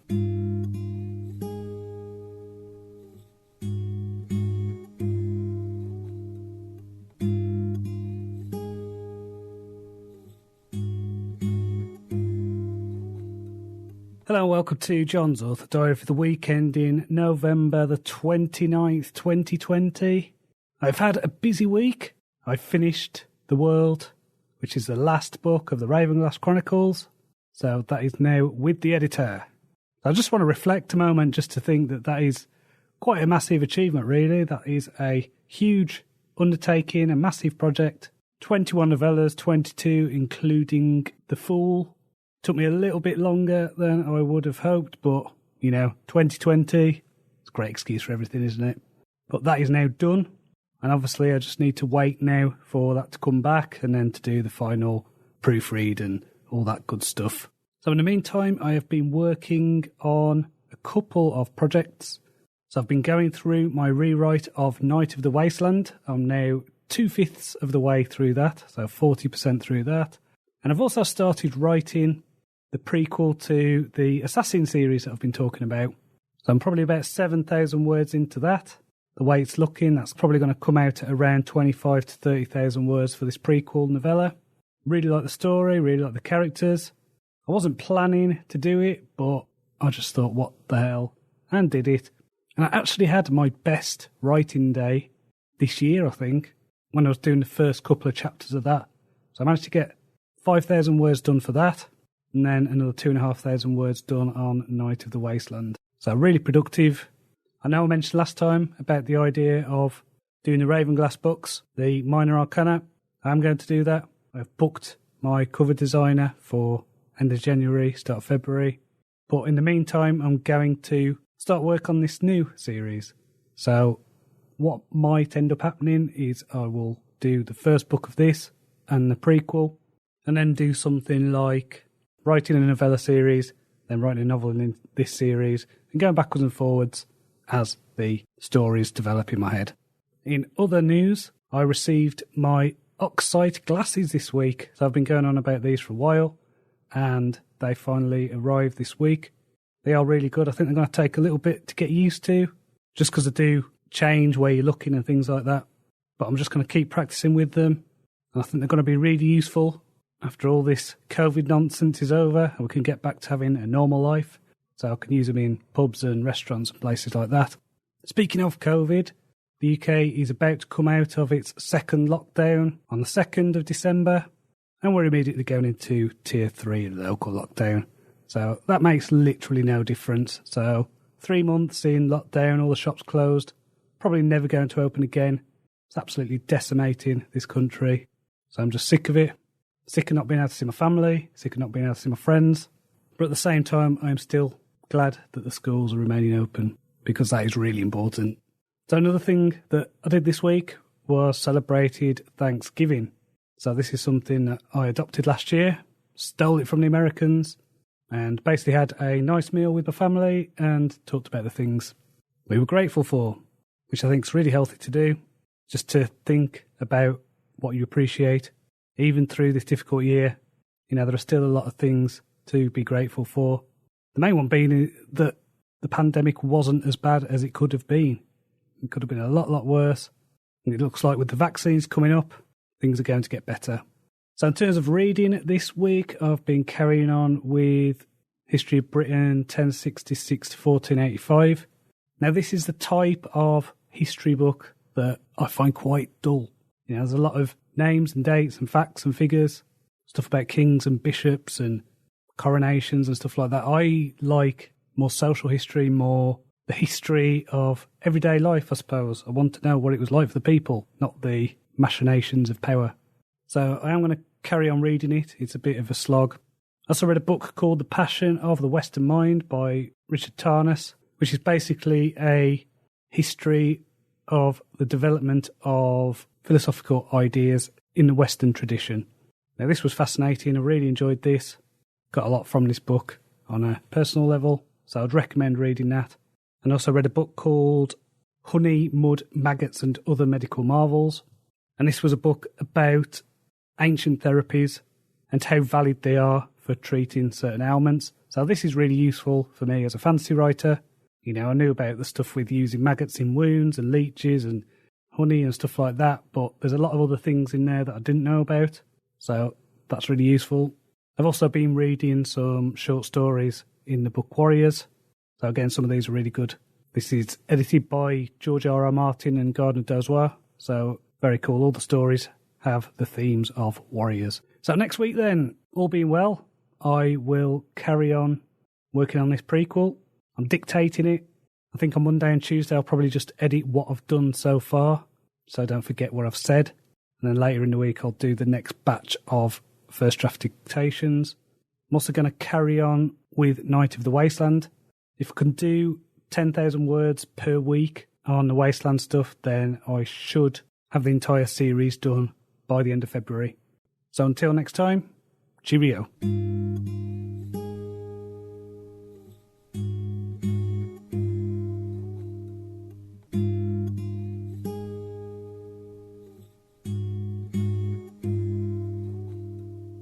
I feel like I've been juggling a number of different projects this week. So I've been working on this Assassin prequel, which at the moment has got the working title of Birth of Assassins. So I'm at the end of the first act of that. I've also been doing the rewrite for my Wasteland series. So I am done with Night of the Wasteland. That didn't require as much work as I thought. Wizard of the Wasteland definitely did. I mean, that was my first book that I wrote. Night of the Wasteland was definitely a tighter story, was better written, better structured, so it didn't require that much work, only the change in tense in that one. And now I've just started work this morning on King of the Wasteland, so I've done the first 2,500 words of that. And again, I could see the jump up in my writing, so that's good. I'm going to try and do as much as I can over the coming weeks, while at the same time working on Birth of Assassins in the morning. So in terms of reading this week, I have read quite a few non-fiction books. I read one called Under the Black Flag, which is about pirates.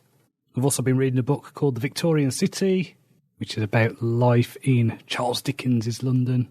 So what I like about this is it blends historical fact with quotes from Charles Dickens' stories. So it gives it a bit more of a different twist, a bit more of flavour. Shows how real things were incorporated into his writings. And I've also started reading The Lives of the Stoics by Ryan Holiday.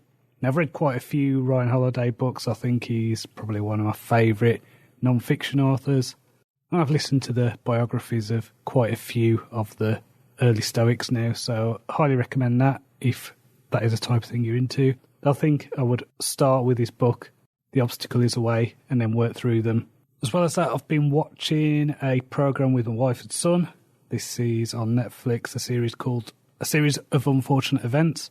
This is really good. Really enjoying this. Very funny. My son's a fan of the books, so we've just been watching those. I think I've watched the first 5 episodes, and they're very funny, very strange. They're family friendly, and they've got a lot of humour in them that is just very smart. So I'm very much enjoying that. I also did a speech for the Morecambe and Lancaster Speakers Club this week.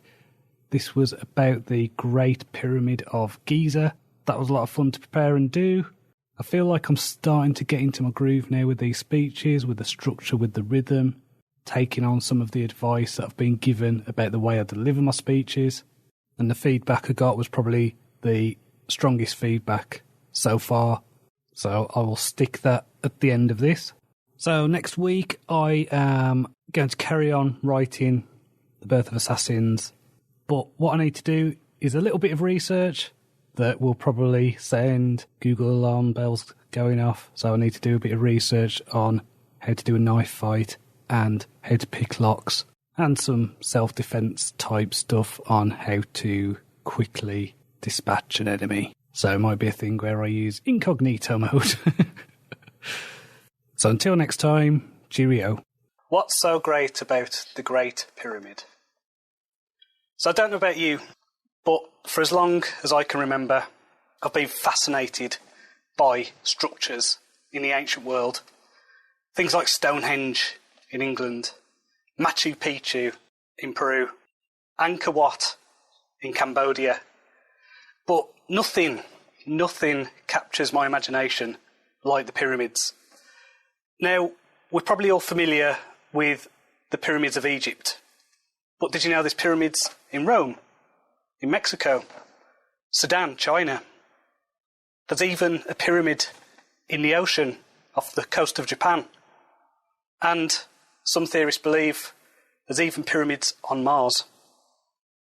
Of all the pyramids, it's the Great Pyramid of Giza in Egypt, which is the one that has fascinated me. This has been something I've been looking at for many, many years. History has it that it was built around 2560 BC, so that's over 4,000 years ago. And it was supposedly built by the pharaoh Khufu. It's the oldest and largest of the pyramids on the Giza Plateau. So in that area you've got a couple of other pyramids and you've got the Sphinx, and it is an engineering marvel. It originally stood 146 metres high. At its base, 230 metres long at each side, and it's perfectly square. That is the length of 2 football pitches. What is interesting for me is most of the pyramids that followed weren't as good, weren't as magnificent, weren't as technical. And what I mean by this is the Great Pyramid, it had numbers throughout its construction, mathematical signs. So you could look at a ratio on a wall and it'd equal 3.142. And you could look at the measurements and see the Fibonacci sequence. You could see astronomical alignments, and it faced true north. It was aligned true north. Now, the one thing that just boggles my mind about this, it is perfectly centre in the land masses of the world. So if you take the longest line of longitude, longest line of latitude, the Great Pyramid is smack in the middle. Now that, for ancient world, even for now, is just a tremendous, tremendous feat. It was made from 2.3 million blocks of limestone and granite. And some of these were as heavy as 80 tons. And it was constructed over a 10-year period. Now, I did some back-of-the-fag packet calculations on this. This meant that a block must have been placed every 2 minutes without breaks for 10 years. And that seems like there's a bit of an issue going on with the history of this. I mean, we're told, or at least we were told, that it was built by slaves. We get that in the Bible. It wasn't. Some people think it was built by aliens. I think it was built by Egyptian people. They were employed. There were hundreds and thousands of them who worked on site. And how it was built is still a mystery. Some people think it was ramps. They used ramps to kind of get the stones up. You know, these 80-ton blocks being hoisted up by pulleys. Some other people have suggested that it was kind of built in a canal complex. So you had the thing being built up and the water level would go up with the pyramid, and they would kind of use boats to send the stones up. And then there's other people who've talked about things like using sound vibration technology and all this crazy stuff. It's given us a lot of what I suppose you call imaginative leaps. A lot of people have imagined what this thing's for, what it does, how it was made. A lot of crazy theories. I mean, some of my favourites are, there was a guy called, I think it was Christopher Dunn, he wrote a book called The Giza Power Plant. And this was about how the Pyramid of Giza was basically a big nuclear power plant. I mean, yeah, it's 4,600 years old and they didn't have an electrical system, but for some reason a power plant was necessary. Don't know why. And there's also the idea that it was a tomb. Now you think, of course it's a tomb, it's a pyramid. That's what pyramids were for. When it was opened up in the 1600s, it was found completely empty. There were no tombs, there were no hieroglyphs on the walls. It was completely empty. This raises a question of, what is it for then? I've got theories, I think it might have been something like an observatory or a temple to teach mathematical principles. I don't think it was a power plant, and I don't think it was a marker for alien spacecraft, which is another theory. Now, the dating I've already mentioned, I find that problematic. And the reason for that is it's based on the date that was given to the Sphinx, which is in the same area.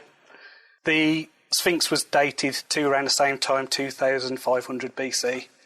And this was based on a little tablet that was found on the front of the Sphinx's paw, which mentioned Khafre, who was one of the pharaohs. So they dated it to him, and then they kind of dated everything else based on that. But geologists have looked at the Sphinx and says, well, there's evidence of water erosion from long periods of rainwater going over the Sphinx, which didn't happen before 8,000 years ago. So this thing is at least 8,000 years old. Some people think maybe longer, maybe about 10,000 years old. And so there's just a lot of questions and a lot of mystery. And I think that's great. It's story fuel for me. It inspires me. And when you've got a building that gives us a chance to kind of wander and speculate and just think about all the different things it can do, I think that is a great thing. And that's why I chose this as my structural wonder.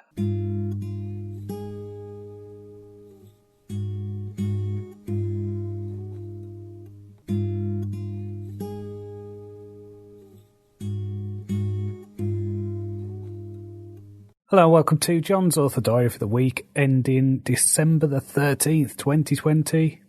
I've had a busy week. I've been working on the rewrite to King of the Wasteland. So if you recall, I've recently been doing my rewrite of Knight of the Wasteland. That's now done. And I'm about 2/3 the way through the rewrite of King of the Wasteland. So I'm hoping that I'll have that done by the middle of next week. Then it'll just be a case of going back over Cleric of the Wasteland, making it into past tense, maybe adding a few little extra bits here and there. But as far as I can tell, Cleric of the Wasteland is pretty solid in terms of the scenes and the story and stuff like that. It's been really good going back over these books.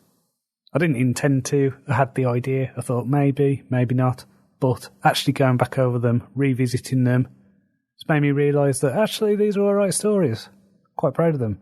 And I've seen the jump up in my writing from the first two books to King of the Wasteland. I think that is probably the point where I found my voice as a writer, where I got into my groove, got into my style, whereas I felt like I was really going in the weeds with Wizard of the Wasteland, trying to get that up to a better standard. And Knight of the Wasteland was a bit easier, but there was still a lot going on with that I needed to improve. And then King of the Wasteland just feels a lot easier, a lot smoother. And I'm hoping that Cleric of the Wasteland will be the same. So in terms of reading this week, I have not started any new books. I have been carrying on with the Ray Bradbury Challenge, so I'm about 130 days into this. And I've been going through a lot of the stuff on the Escape Pod podcast and listening to a series of lectures called Awakening from the Meaning Crisis.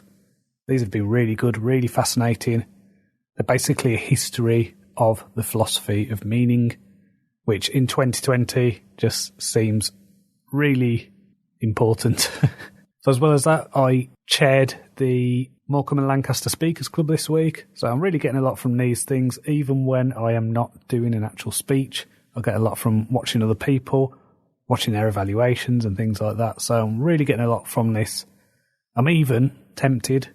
This is just a idea that I'm having at the moment. I'm going to see how much work it will actually take. But there's a possibility, a slim possibility, but a possibility nevertheless, that I might start doing these podcasts as videos and posting them on YouTube. That way I can reach a new audience. You get to see my wonderful face. But I need to work out whether that is going to take me a little more time to do. I don't really know much about video editing. My plan will be to record it on something like Zoom and post it unedited, like I do with most of these podcasts, with just a bit of music on each end and maybe an intro screen or something. I don't know. As I say, nothing definite. It is an idea.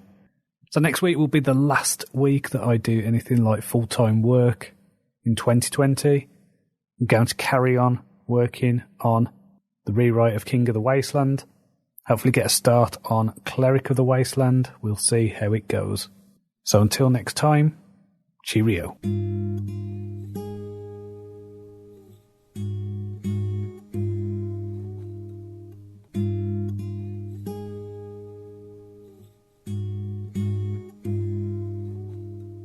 Hello and welcome to Jon's Author Diary for the week ending December the 20th, 2020. I've had an intensely busy week. I've been working really hard to get as much done as I can before the Christmas holiday. So I floored getting the end of King of the Wasteland done. So that is now rewritten. I've also been working through Cleric of the Wasteland. So that is about halfway done. And I've also been compiling the Ravenclaw Chronicles into box sets for the rest of the series. So I'll have a 5-book box set to cover the last 5 books. And then eventually I'll release a bigger box set, which is the second half of the series. By the time you listen to this, the final episode of the Ravenclaw Chronicles will be out. So that is The World. It's out. The series is finished. The series is done. Had a bottle of Prosecco to celebrate, so that was a very cool feeling. When I first started this series, it seemed like a massive, daunting task, and it was, but I did it, and I am really proud of myself for getting through it, even though there were some parts of writing that series that were really difficult, most notably the Hangman, which, as I discussed last year, I was writing at the time of my dad's funeral, and he had actually hung himself. So if you want a difficult thing to do, that's up there. And I think it's just helped me as well get through this year, because 2020 has been a challenging year. But at the same time, I felt like that this has been necessary to do, necessary to finish. And it's just given me something to focus on, little goals to work towards, and just given me the opportunity to really hone my writing, really hone my process. I feel like I'm at a point now where I know what my process needs to be in order to write books. Now, recording this while my wife is out. She's just gone to pick up my son for the final day of school, so I'm recording this on the Friday. And I have to say, because I have been flooring it, my right hand is really hurting. I don't know what the bit's called, but it's basically, the muscle behind the webbing between your thumb and forefinger.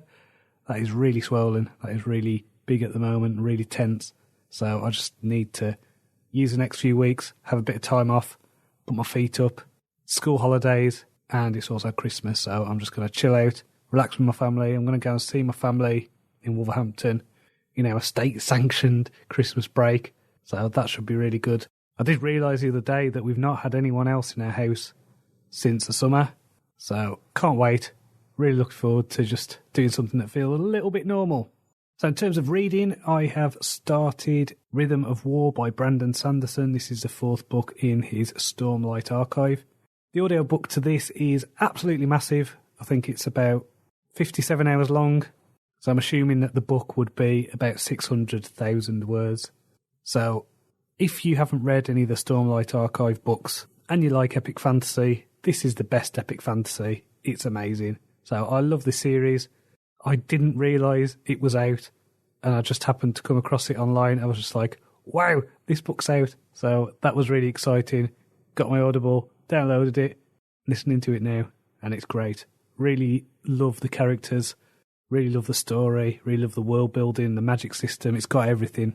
I do find myself, when I'm listening to Brandon Sanderson's stuff, just going, ugh, you're so good at characterisation. He's just the master at it. So it's a learning thing for me as well as just an enjoyable experience. So I'd recommend that. I'd recommend Stormlight Archive.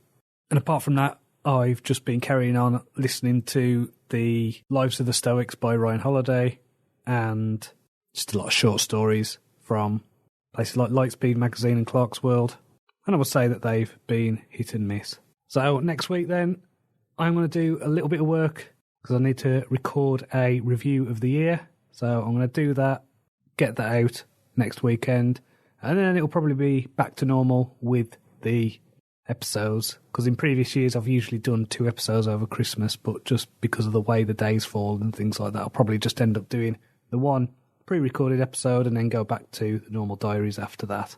So the next proper diary will be January the 3rd, I believe. So I hope you have a happy Christmas. I hope that you find time to be with people you love, because this has been a challenging year for everyone. So until next time, cheerio.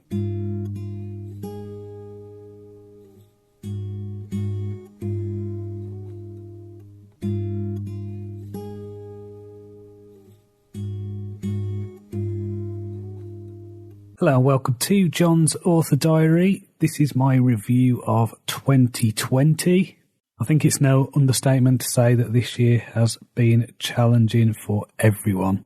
But as we come into the end of the year, I always think it's a good time to reflect, time to take stock, look forward to 2021. So my goals for this year were to clear the backlog. So what this meant is I had to finish any open projects that I had. I've done this. My main goals were to finish Blind Reset, Cleric of the Wasteland, and to finish the Ravenclaw Chronicles. Now I have done all of those. I've released the non-fiction books that I wanted to, and even though Cleric of the Wasteland and Blind Reset did about as much to move the needle as a fart in a hurricane, I'm glad to have got them out. And now as I come to the end of the year, I am rewriting my first series. At the time of recording this, I'm working on Cleric of the Wasteland. I'm rewriting that. So by the time 2021 comes, I should be re-releasing those books, doing a new box set, releasing the Blind Gambit series as a box set, and also releasing the second half of the Ravenclaw Chronicles as a box set too. So there's lots of releases to come. But now it's time to look at 2020. Now at the start of January, I'd not been on social media for over a month, and I've hardly been on it throughout this year. I deleted Twitter, I deleted Patreon. I only use Facebook now for advertising, and when I post these podcasts, they automatically show up on my Facebook page. I feel like because of 2020 being the way it was, getting off social media, breaking that habit, has probably done wonders for my mental health. Throughout January, I was working on the book Temperance in the Ravenclaw Chronicles, and I finished the book Podcasting for Authors. Now, I was going to do another non-fiction book this year, but they don't sell, so there's not a lot of point. They are a waste of time as part of my business strategy. The stuff that is making me money is the stuff that I'm most passionate about, so that's good. I also experimented with a podcast for a while called The Stoic Writer. I did this for about 3 months, recording a couple of episodes a week, and it didn't really catch on, it didn't get any traction, so rather than carrying on for no real reason, I just knocked it on the head. And I think it was around then that I decided I just need to focus solely on the fiction. I find it quite funny that I was talking in January about how Black Death is almost there. The trilogy that I've been working on with co-authors since 2017. It's almost there. It's the end of 2020 now, and it's still not done. So moving on into February, I worked on The Devil, which is book 15 of the Ravenclaw Chronicles. This was a really fun book for me to write. I remember it being quite different to the other episodes in the series. It gave me a chance to really explore the character in a bit more depth. This was also the month when we started getting rumblings about COVID. I also did a lot of work on the second draft of Blind Reset, which is the second book in my Gambit series. Now, I'd abandoned this book a while ago, and then after a bit of time away from it, I came back to it and I thought, actually, it's not that bad. So I rewrote it, finished the book, and got it out to the world this year. As I say, it doesn't sell well, so it was probably a waste of time, but it's one of those things where I just wanted to get the open projects closed this year and move on so I can be more focused on one thing. So I was seeing all the news stories about what was happening in Italy and Japan and China, and I thought if this country gets locked down, we're going to struggle to get food and stuff like that. So we did a prepping shop in February, went to a local farm shop, filled up our freezer, got loads of dry stuff like pastas and rice and things like that. So it was a bit of a crazy thing, but it was necessary. And it meant that we didn't struggle during lockdown. We had everything we needed. We even managed not to run out of toilet roll. So that was good. And then in March, I carried on with Blind Reset and The Devil and tested out those Oxide Glasses, which I got a few weeks ago. And so far, they're pretty good. So pleased that that finally happened. I mean, I can't believe it was March, but there we go. And then, of course, the lockdown. Yeah. So that was strange. I know that at some points over this year I've really struggled with the lockdown, with the curtailing of our freedoms, and just feeling frustrated at the fact that because I have done journalism in the past, a lot of the way I gathered news was I'd use a lot of international sources and I'd look at research from lots of different places and things like that. So I've been getting a broader view of the coronavirus stuff than probably a lot of people who were just reading the BBC. And so I see things that have been happening in other countries which have been successful, things that have worked, things that haven't.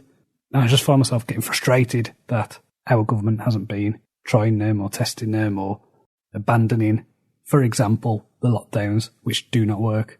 And I dread to think what next year is going to be like for a lot of people as life gets back to normal, but the country is economically devastated. So during the main lockdown, we got into a rhythm where I would do my work for 3 hours in the morning, my wife would do it in the afternoon, and we would take turns homeschooling our son. So this allowed me to have just a few hours of focus time, and so I wrote The Tower, which was book 16 of the Ravenclaw Chronicles, and I carried on getting Blind Reset finished. So in April, I got Blind Reset done, finished The Tower, started work on The Star. Considering we were in the full lockdown mode, I was surprisingly productive. I think it was just a case of getting my head down, getting on with the work, pushing through and trying not to think of what was going on in the outside world, trying not to concern myself with the stuff I couldn't control. Yeah, it was also in April that I heard from my long-lost half-brother, which was very strange. And to be honest, that petered out, exchanged a few emails with him, and then it's just gone quiet. So he spent a long time, I think, looking for me, and so I think I must have given him that closure when he realised I was just a boring fantasy author. In May, I started my redraft of Cleric of the Wasteland, so that had been gathering dust for a few years. I think I abandoned writing in that to work on the Black Death trilogy, and then thought, I'll go back to it after I've done that, and then the Black Death trilogy didn't really work. So I think it took the momentum out of the series, and it took me a bit to get my head back into that world. But I did it. It's out. As I say, it didn't exactly move the needle in terms of a release, but it was good to get it out there. And I'm doing a rewrite of the whole series, which I'm going to re-release early next year. And then by the time we got to June, I finished Cleric of the Wasteland and got back to work on the Ravenclaw Chronicles. I started work on The Moon, which was book 18 of the Ravenclaw Chronicles, and probably one of the darkest episodes of the series, and something of a springboard, I would say, for my next series in terms of tone. Now remember, when I was writing this book, I experimented with the idea of what's known as pantsing, so this is writing a story without an outline, without really knowing where you're going, and I got writer's block for the first time in a long time, and I always put writer's block down to not having a plan, so I was right. So what I did is I just went back and did an outline, and then it all came out absolutely fine. Cleric of the Wasteland went live in July, and then we had quite a bit of disruption with our bathroom getting fitted. So really nice new bathroom, really nice doors around the house. So that was a big improvement from how it was. Our bathroom was absolutely awful. So I didn't get The Moon finished until August, and then I started work on book 19, which was called The Sun. So in September, my wife and son went back to school after being off for months with lockdown. I was really glad that they got back to something approaching normal. And I started work on the book Judgment, which is the 20th book in the Ravenclaw Chronicles. But then, of course, it took a few weeks for us to be in local lockdown, and we've basically been in that since then, so past 3 months. It's been frustrating, it's been infuriating, and I have missed seeing my friends, seeing my family, hopefully with the vaccine, with everything that's been going on in other countries, maybe not this country, but other countries, it looks like things are going to improve. As we went into October, I think I found that really challenging in terms of mental health. I think the COVID stuff was really getting into me.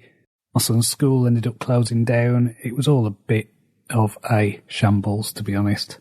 But what we did is we ended up going away for a week, staying in a cottage, just regrouping, getting away from everything, and recharging our batteries, which I think was necessary.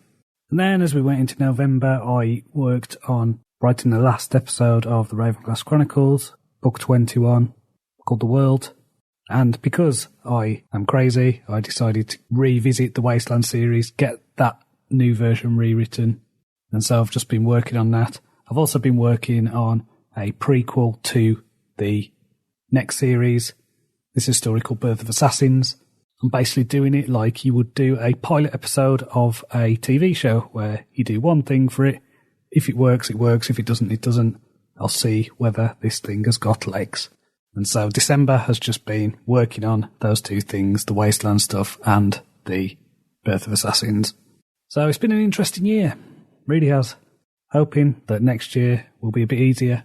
Will be a lot less anxiety across the world. I don't want to speak too soon. I think I said in March that I hope that the COVID lockdowns would decrease the tension, decrease the polarisation, decrease the tribalism. And boy, was I wrong. So we shall see. Who knows, there might be an American Civil War around the corner. Let's hope not.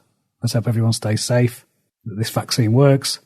And if you'll excuse my bad language, 2020, you can fuck right off. So until next time, cheerio.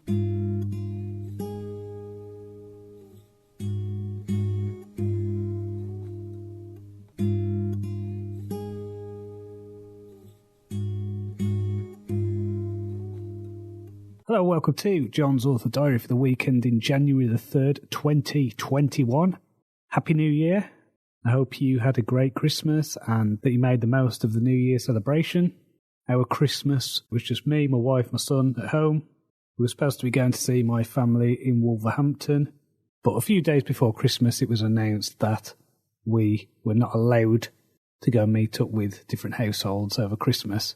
So that was really sad. It was a massive gut punch for everyone in the country, I felt. And so we had to cancel things like hotels and make rearrangements, buy food to cover the days that we were going to be away. So it was a big old faff, but we made the best of it. We had a good time.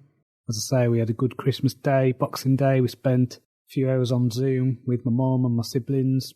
And we did stuff like quizzes and things like that. So it was good. It wasn't the same as meeting up with people, but at least we now have the technology where we can at least see each other's faces and have conversations. So hopefully with all the vaccine stuff, I will be able to go and give my mum a hug. So I started back at work on the 28th. So I did have 4 days off, 4 days of not looking at my work, not thinking about writing. So I've been working on the prequel to the Assassin story. In terms of the actual content, I've not written anything new, but what I've done is I have redrafted everything that I've written so far. So I'm up to what I'm seeing as the end of the first act. So by the time this is done, I'm not sure yet, but it could either be a long novella or a short novel by the look of the length. Now, my plan is with this is going to be a freebie anyway, so this is going to be one that I'm going to give to my readers. So if you're already on my mailing list, then you will get this in the future. If people sign up to my mailing list through the new series, then they will get this book. Now, I'm really enjoying the story, really enjoying the characters. I'm familiar with the world because it's the same world that I built for Ravenclaw Chronicles. It's set in the same universe, and it is set in one of the main places in the story. And so at the moment, what I'm thinking is that I'm probably going to carry on writing in this series, at least do the first novel in it, see how that goes. I do feel torn between carrying on with the Ravenclaw Chronicles and doing this series. I'm actually excited to do both, which I don't know whether that is a good or a bad position to be in. So we shall see. In terms of other writing stuff, I did manage to get the Wasteland series finished, so that is now rewritten. The last book needed the least amount of work, unsurprisingly. That's the one that I did earlier this year. So it was a case of going in, changing the tense, adding a little bit more internal dialogue for my main character, but apart from that, it's ready to go. So that's now with the editor, and then that will get released sometime early next year. Now I just need to make the decision as to whether to do a completely new release, so taking the old ebooks down, or whether to do an updated version. I've also sent my editor the complete set of the Ravenclaw Chronicles, so it's edited anyway, it's been proofread and all that. It should all be good, but I just want to check for consistency over the entire series, make sure that there's nothing that's slipped through. So as we are at the beginning of a new year, I wanted to talk a little bit about my goals for 2021. Now, I don't think my goals are as solid as in previous years, but my main goal is to continue my writing habit. Now, I tallied up the amount of words that I've done this year. This includes first drafts, rewrites, proofreading, all that stuff. And it's come to a total of 796,000 words. So obviously I track my word counts every day, and that is the final total. So I'm really pleased with that, considering what a crazy year 2020 was. I think that is a really good accomplishment. I'd like to continue with that kind of pace, see if I can hit 800,000 by December next year. Who knows what the year will bring. If 2020 has taught me anything, it is that you can't count on plans or goals or anything like that. You just have to be more adaptive. So that's it. Writing habit, continue that. In the first quarter, we'll be releasing the second half of the Ravenclaw Chronicles box set. I'm doing a bit of a marketing push on that. We'll also be re-releasing the Wasteland stuff and the box set to the Blind Gambit series. I'm hoping that Black Death will be something that I get to go over the next coming weeks, coming months, who knows. But again, that isn't something I can control. And I'm just looking forward to having it out in the world and putting a line under it. In terms of reading over Christmas, I have been mostly listening to The Rhythm of War by Brandon Sanderson. I'm about halfway through that. It's an absolutely huge book. Loving it. It's a great story. Love the writing, love the characters, love the world building. I'd highly recommend that series called The Stormlight Archive. Also read a book called 48 Laws of Power by Robert Greene. This book was really good. I think this is a book that all authors should read. Maybe all people, really. It's a really good book on the psychology of power and the kind of manipulations and games people play. It's very interesting. And I've just started his book called The 33 Strategies of War. I did get an email from a reader this week asking if I was going to do a book review of the year. I wasn't planning on it, but I think the last few years I've done like a top 10 list of my favourite books of the year. So I will share those now with you. Now, I've already mentioned the 48 Laws of Power. That is definitely on that list. And then I also really enjoyed Pity the Reader by Kurt Vonnegut and The Emotional Craft of Fiction by Donald Mars. I think they're both essential craft books for writers. I really enjoyed another Robert Greene book called Mastery. And then I was told about a bit of a counterpoint to this, which is a book called Range by David Epstein. Now, I think that these books are both saying similar things. I don't think they are actually arguing against each other. I think Mastery is about focusing on the things that will make you better in your craft. So for me, it's writing. So I do a lot of things that are about being a better storyteller, being a better writer. It's always a constant education process. And then Range is about getting skills in different areas. I mean, Scott Adams talks about this idea of having a skill stack. So you're good at different things that all feed into your unique talents. Really, I thought, actually, I do this anyway, even though the stuff I'm doing is towards this writing mastery, it is also a range because, okay, I'm learning about economics, I'm learning about psychology, I'm learning about philosophy and history and all these different things that feed in to telling better stories. I really enjoyed the book Redland, Blackland by Barbara Mertz. This was a story of dynastic Egypt, and even though I've not finished it yet, I would say that Rhythm of War by Brandon Sanderson will definitely be up as one of my favourite books of the year, as well as The Testaments by Margaret Atwood and Throne of Glass by Sarah J. Maas. With the Throne of Glass stuff, I really enjoyed the first couple of books, maybe the first three, and I think the series lost its way, and I was really bored when I got into the fifth book.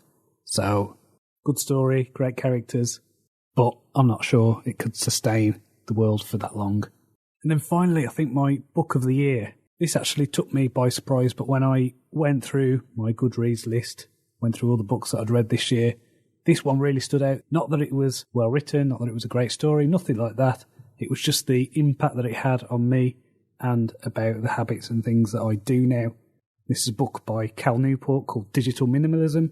And after trying some of the things in this book, I'm now completely off Twitter, don't use Patreon. I don't use Facebook apart from to run advertising. It's like my relationship with social media, with that feeling that I need to be on social media, that I'm missing out, that if I don't do it, then somehow I won't be as successful or anything like that. Any of the myths that people repeat about social media, that I'll lose touch with people, all that kind of stuff. It's like the people who I need to stay in touch with, I'll stay in touch with them, and they stay in touch with me. The social media friends who are maybe just friends on a screen, who, might comment on my posts and things like that, and you feel a bit of a connection, they drift off. So this is made for better relationships with people.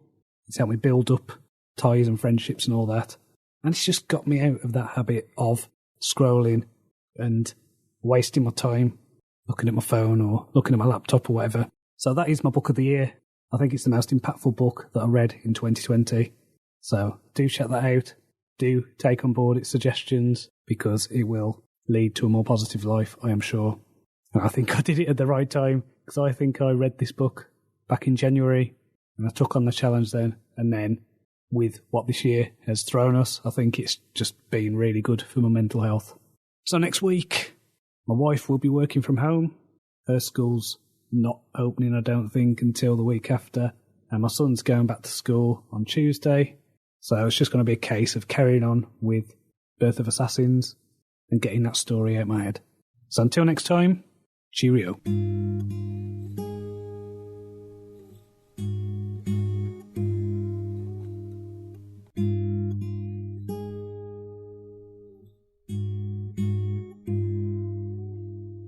Hello and welcome to Jon's Author Diary for the weekend in January the 10th, 2021. I've had a bit of a lousy week, to be honest. England is now in its third national lockdown, so another 6 weeks minimum of not being able to do anything. I'm trying really hard not to let this stuff get to me, but man, it is challenging.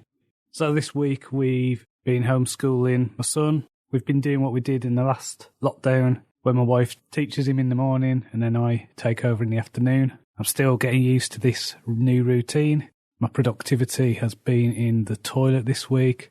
I've probably done in a week what I would usually do in maybe a day or two. And I feel like I'm on the verge of giving up on that assassin story, because I feel like there's a lot of resistance there. I'm pretty sure that resistance is just because of how I'm feeling at the moment. That maybe it's not a resistance with the story, maybe it's just that I'm just finding this period very difficult. I'm not the most extroverted of people, but I do love spending time with close friends, with family, and not being able to do that, I feel, is taking its toll. We are social creatures. This is against our nature. And so I've just got that feeling at the moment that everything I'm trying to do is like wading through mud. I have started work on an outline for continuing the Ravenclaw Chronicles, so I am going to be doing the minor Arcana cards. Now, I've mentioned before that I was struggling to think about this using all of the minor cards, but what I'm going to do is just do the number cards, because there's page and knight and king and queen cards. And so what I'm going to use those for is to inspire characters. So from the way it's looking, I'm going to be working on the swords suit first. So this will be Ace of Swords to 10 of Swords. So this will mean 10 episodes, 10 novellas. I am finding the outlining of this very difficult as well. But again, I just think that is because of the way I'm feeling at the moment. So I'm recording this Friday morning. I think what I'm going to do after I finish this is give today up for a bad job and just go for a walk. Give myself an hour or so to walk by the sea. Just let ideas percolate in my mind. I miss the part of my process where I get to sit in a hotel bar, stare out at the water and do my planning. So that's shut now. All the pubs are shut. Most of the shops are shut. And lots of them won't be reopening. So it's really sad times for the country. We've got a vaccine rolling out. So hopefully that'll make a difference. But I'm just feeling very negative on all this at the moment. So, sorry it's not the most uplifting of episodes, but that's how I feel. So until next time, cheerio.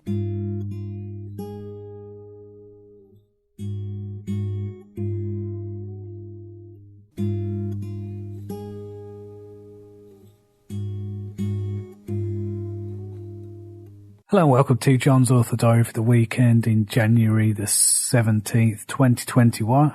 I've had a busy week. After feeling a bit crappy last week, I decided that I needed to dig down and do what I can to get the words down. So I've been getting up at 5:30 every morning this week. Been writing, working on the Birth of Assassin story. The way it's going, I'm thinking this is definitely going to be a similar length to something like my Wasteland novels. So I've been working on that. I've also been using the cycling method where I'll hammer out a couple of thousand words in the morning and I'll go over it, clean it up, make sure that it's of a second draft standard before moving on. So that's been working really well. I've also outlined the first book in that series. So the book that I'm working on at the moment will be Book 0, will be the prequel. The actual first novel I've now got an outline for. Really pleased with how that is looking at the moment. In terms of release news, I've released the second half of the Ravenclaw Chronicles box set. So this goes from episodes 12 to 21. So that is the best way to buy the series, is to buy the two box sets. I will one day release the complete series as a box set, but I'm not going to do that for a while because I don't want it to cannibalise what I've already got going. I noticed this week as well that my first box set for the Ravenclaw Chronicles went past the 500 reviews mark. 4.5 star average, can't sniff at that. So 70% 5-star reviews, really pleased with that. I don't usually hold much stock in reviews because they are subjective opinions, but I know that as a reader, if I see something's got 500 odd reviews, it's basically a bit of social proof that the author knows what they're doing, that it's not a complete pile of crap. In terms of reading, I have been carrying on with Brandon Sanderson's Rhythm of War. I've got about 9 hours left on the audiobook of that, so I'm nearly done.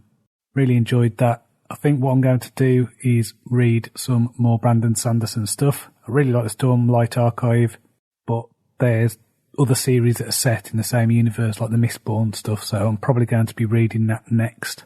I've also re-listened to the Audible podcast thing of Alan Partridge from the Oast House, just because it's funny, needed something to cheer me up. So I'd recommend that if you like Alan Partridge. And so next week then, I am going to carry on working on Birth of Assassins, probably going to get the outline fleshed out a bit more, maybe send it to a few people I trust to look at and give me a bit of critique. So we'll see how that goes. Just got to carry on, trying hard not to let all this crown stuff get to me. It's difficult, it's frustrating, but I just know that I need to stay stoic, need to stay positive. Finally had to relent this week and move my trip to Egypt. So this was meant to be going on in early March. It's now going to happen in November. So I'm a little bit disappointed that I'm not going to be able to go, but with travel and this country the way it is, I don't think travelling is going to be an option for a while. There's also the advantage of going in November that the new Antiquities Museum will be open. So this should be opening in May. If we'd have gone when we were meant to go, a lot of the exhibits that I wanted to see, such as the Tutankhamun treasures, would actually already be set up in the new museum, but you wouldn't be able to see them. So that is hopefully a positive thing. So until next time, cheerio.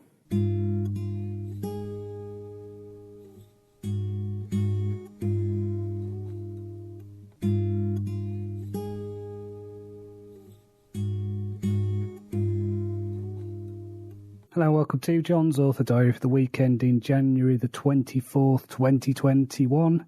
I've had a busy week. I've been working on the Birth of Assassin story. I'm now 30,000 words in, and I feel like I've just about reached the halfway point.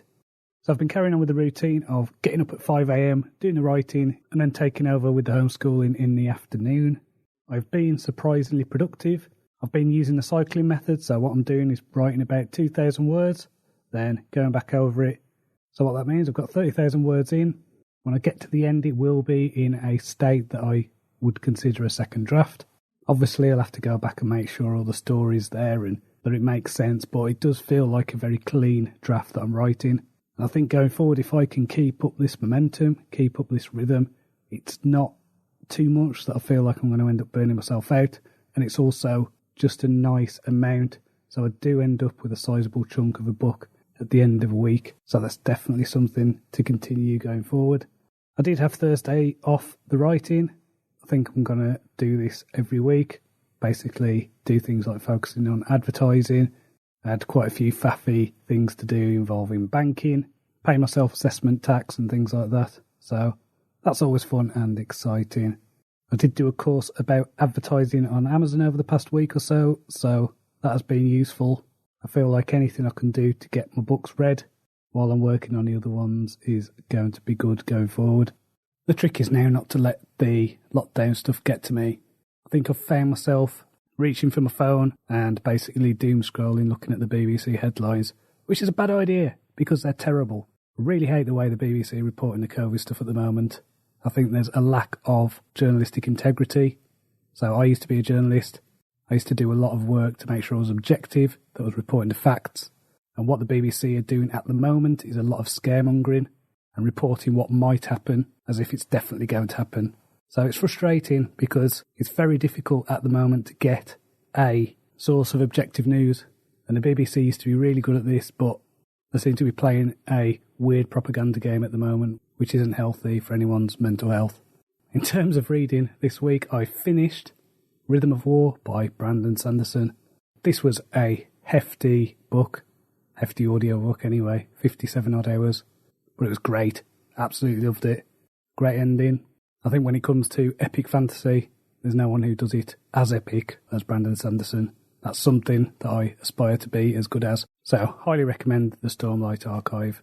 I've started reading a book called The Palace Job by Patrick Weeks. So this is a epic fantasy heist novel. The audiobook is way shorter than the Brandon Sanderson one, so I think I'm going to be done with this over the next few days. About a third of the way in, so far so good. A lot of fun, a lot of interesting characters, so recommend that. So next week then, my aim is to get to 40,000 words on Birth of Assassins. I'm also going to have to do a final proofread of Wizard of the Wasteland, so that's back from the editor, but I always like to give it an audio listen before submitting it. Now, I need to weigh up what the best thing to do is with the Wasteland series. I'm thinking that I'm just going to launch the box set with all 4 books and promote the hell out of that. I think the actual standalone novels in the series, I will update their files. I will see if I can get Amazon to let the readers know that they're being updated. But I think my focus needs to be on that box set. Now, I'm not as confident with this as I was with the Ravenclaw Chronicles. I'm not sure whether I can reproduce the success I saw with that. But I'm going to give it a good try. So until next time, cheerio.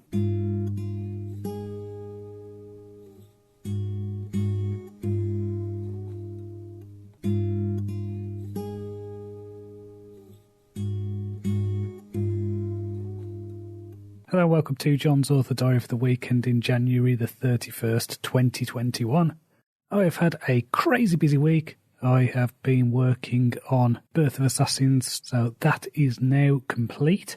So I was working through it as I was going, basically getting it up to a second draft standard. I've gone over it, doing the line edits, doing the spell checks, that kind of thing, so I am happy with the manuscript. It's come out at just over 40,000 words, so it is a very, very short novel. According to the Science Fiction Writers of America, 40,000 words is the minimum length to be called a novel. Even though it is 40,000 words, I still think of it as a long novella more than anything else, because I intend for the rest of the books in the series to be much longer. So I have to say, it's a good feeling. It's a good feeling to get that done. Focusing on one project is a much more productive way for me to work. I think the cycling method and all that, it's meant that I've done this novel, novella, whatever you want to call it, Birth of Assassins, in about a month. When I think it was taking me about that time to do one of the episodes of the Ravenclaw Chronicles, I think that is good going, especially as I'm doing this with the homeschooling and the lockdown stuff. So it's not easy, but I think just having those hours of just focused attention is really getting me productive, really getting me into that flow. And isn't there a thing, I think it's called Parkinson's Law, which is the work will always increase to fill the space no matter how much time you have. So even though I've got less time, I am being more productive. So I've just sent that to be edited. So what I'm going to do now is decide what I'm going to do next. I've got a couple of options.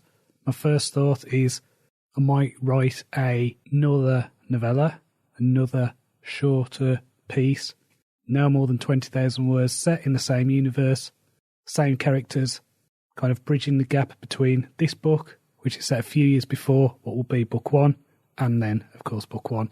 And that way I'll have multiple things to give to readers to get them interested in the series, get them into the characters, or it could be that I give them both away as things when people sign up for my newsletter or something like that. I don't know quite yet what I'm going to do with them, but who knows, I might wake up on Monday and decide to write a weird sci-fi story about cats or something. So in terms of reading, I read The Palace Job by Patrick Weeks. That was a fun fantasy heist story. A bit wacky, but I enjoyed it. And I'm currently reading a book called Jack of Thieves by Ben Hale. So again, another fantasy heist kind of novel. I think I'm enjoying this one a bit more than The Palace Job. And then I read a craft book, a writing craft book called Write Naked, which was basically about writing romance. Now, I'm not a romance writer, but I always think it's good to include kind of romantic subplots or, little hints. And I think just if you're good at writing romance, then you're probably good at writing about relationships and emotion. Won't be writing about any billionaire cowboys or shape-shifting billionaire bikers or anything like that, but it just helps me become better at what I do. So since the summer, I have been taking part in the Morecambe and Lancaster Speakers Club. This week we did something a little different, so I got to read one of my stories over Zoom rather than doing the usual speech thing. So that was good. Enjoyed doing that. I think it really helps me to read my stories out loud, especially to hear how they react and things like that. And I've actually recorded the results, so if you listen after this podcast, you will be able to hear that. So finally, I am back on Twitter, and I've been posting on my Facebook page. So I am on Twitter at JL Cronshaw. Now, I'm basically doing posts to go to multiple social media platforms, just as a different way for people to discover my books and things like that. So it's not going to be a place where I'll be active. I'm not active on my Facebook page. I'm not active on Twitter, but I will be posting, mainly broadcasting. I'm not interested in the social media thing. I don't want to go down there again. I'm just doing this as a way to bring people into things where I do communicate, which is through my newsletter and things like that. So until next time, cheerio. This is a story called Eating. Grandma was delicious. It was probably the paprika that gave her that extra bite. Her funeral was boring, but once the vicar had finished telling us about a woman he'd never met, the eating was wonderful. It's a tradition in our family to specify a recipe as part of our will. To share yourself with your neighbour and loved ones brings everyone closer together. It's nice. I've opted for a rosemary crust and 3 bean salad. I just wish that I could be there to enjoy it. I guess it's when things get a bit, impersonal, that I start to feel a bit weird about it.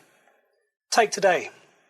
I had a great conversation with my cousin about Led Zeppelin's early albums while preparing the marinade. I never knew we had the same taste. In music, I mean. The last time we'd spoken was at Uncle Jeff's eating. He'd gone for the full Cajun spice flash fry. It was probably terrible for us, but it was so tasty, a real treat. But then I think about the woman who lived near my mum. She had no kids, no relatives. I don't even think she had any friends. She was very isolated, very lonely. She's dead now. Once the pathologist was done bagging and tagging her body, she was sent off in small parcels to the local food bank to feed the poor. Now, let me be clear. I don't have a problem with this per se, but you have to admit that there's something a bit sad about the whole arrangement. It shouldn't just be about recycling. It's like when there was that fire at the nursery. They couldn't tell one toddler from another. And let's be honest, no one really wants to eat some stranger's kid. So they scraped up the charred remains and shipped them off to feed prisoners. I didn't really like that. Maybe it's just me. I mean, I get that it's a good thing. I'm probably just being a bit, I don't know, sentimental. My cousin said I was being a snob. So maybe it is just me. I found out recently that my great aunt Maud is dying. Final stages and all that. It's sad. But she has opted to be stir-fried in walnut oil with garlic, chilli and ginger. So that should be nice. I just hope she hurries up because I love Chinese food.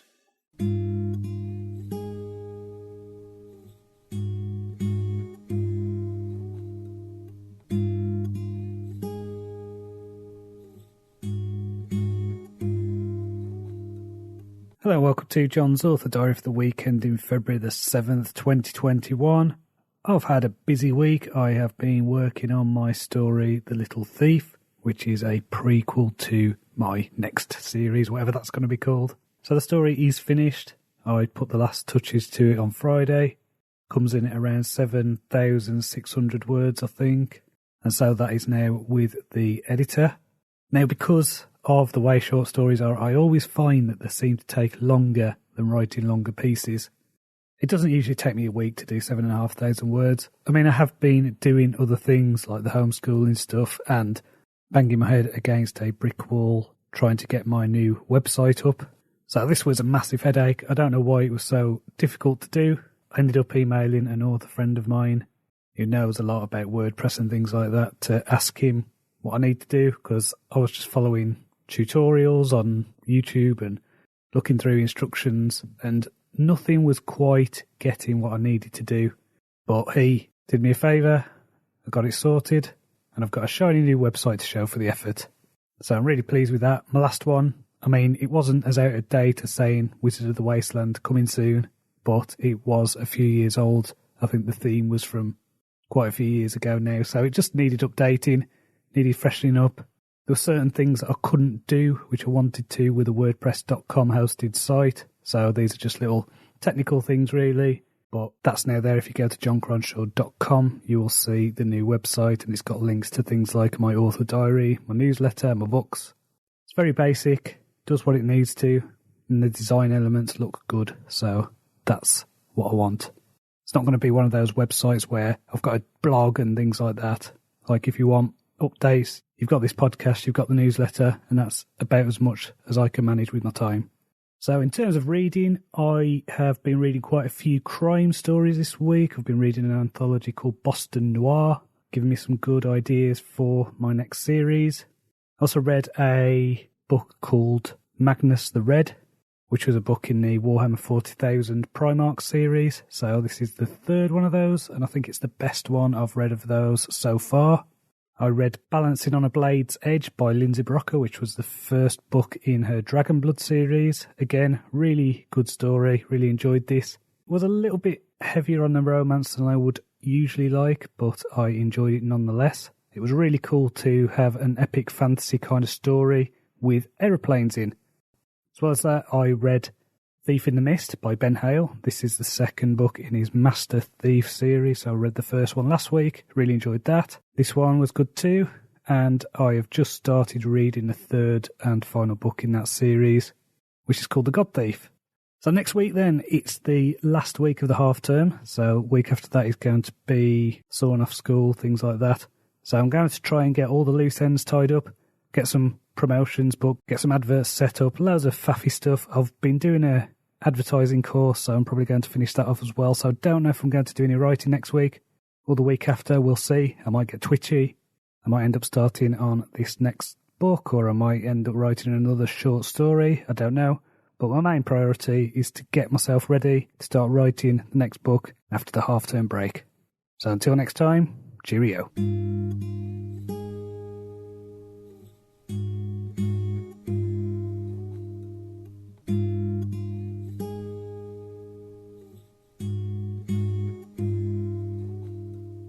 Hello and welcome to Jon's Author Diary for the weekend in February the 14th, 2021.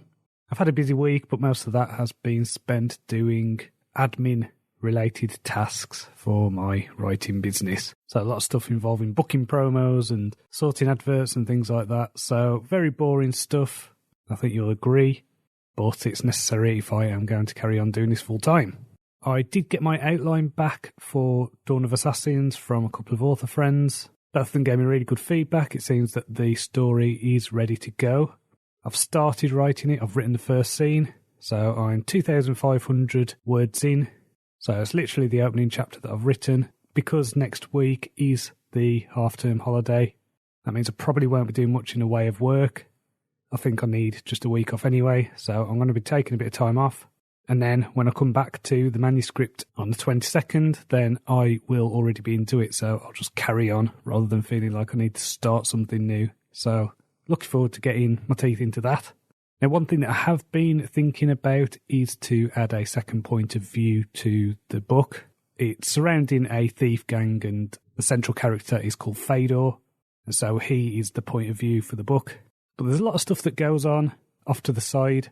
Now, it can go on anyway. It won't really affect the story if it's not included, but I think it'll give it more depth, more meaning when something happens later in the book to give it more of an attachment to the secondary characters.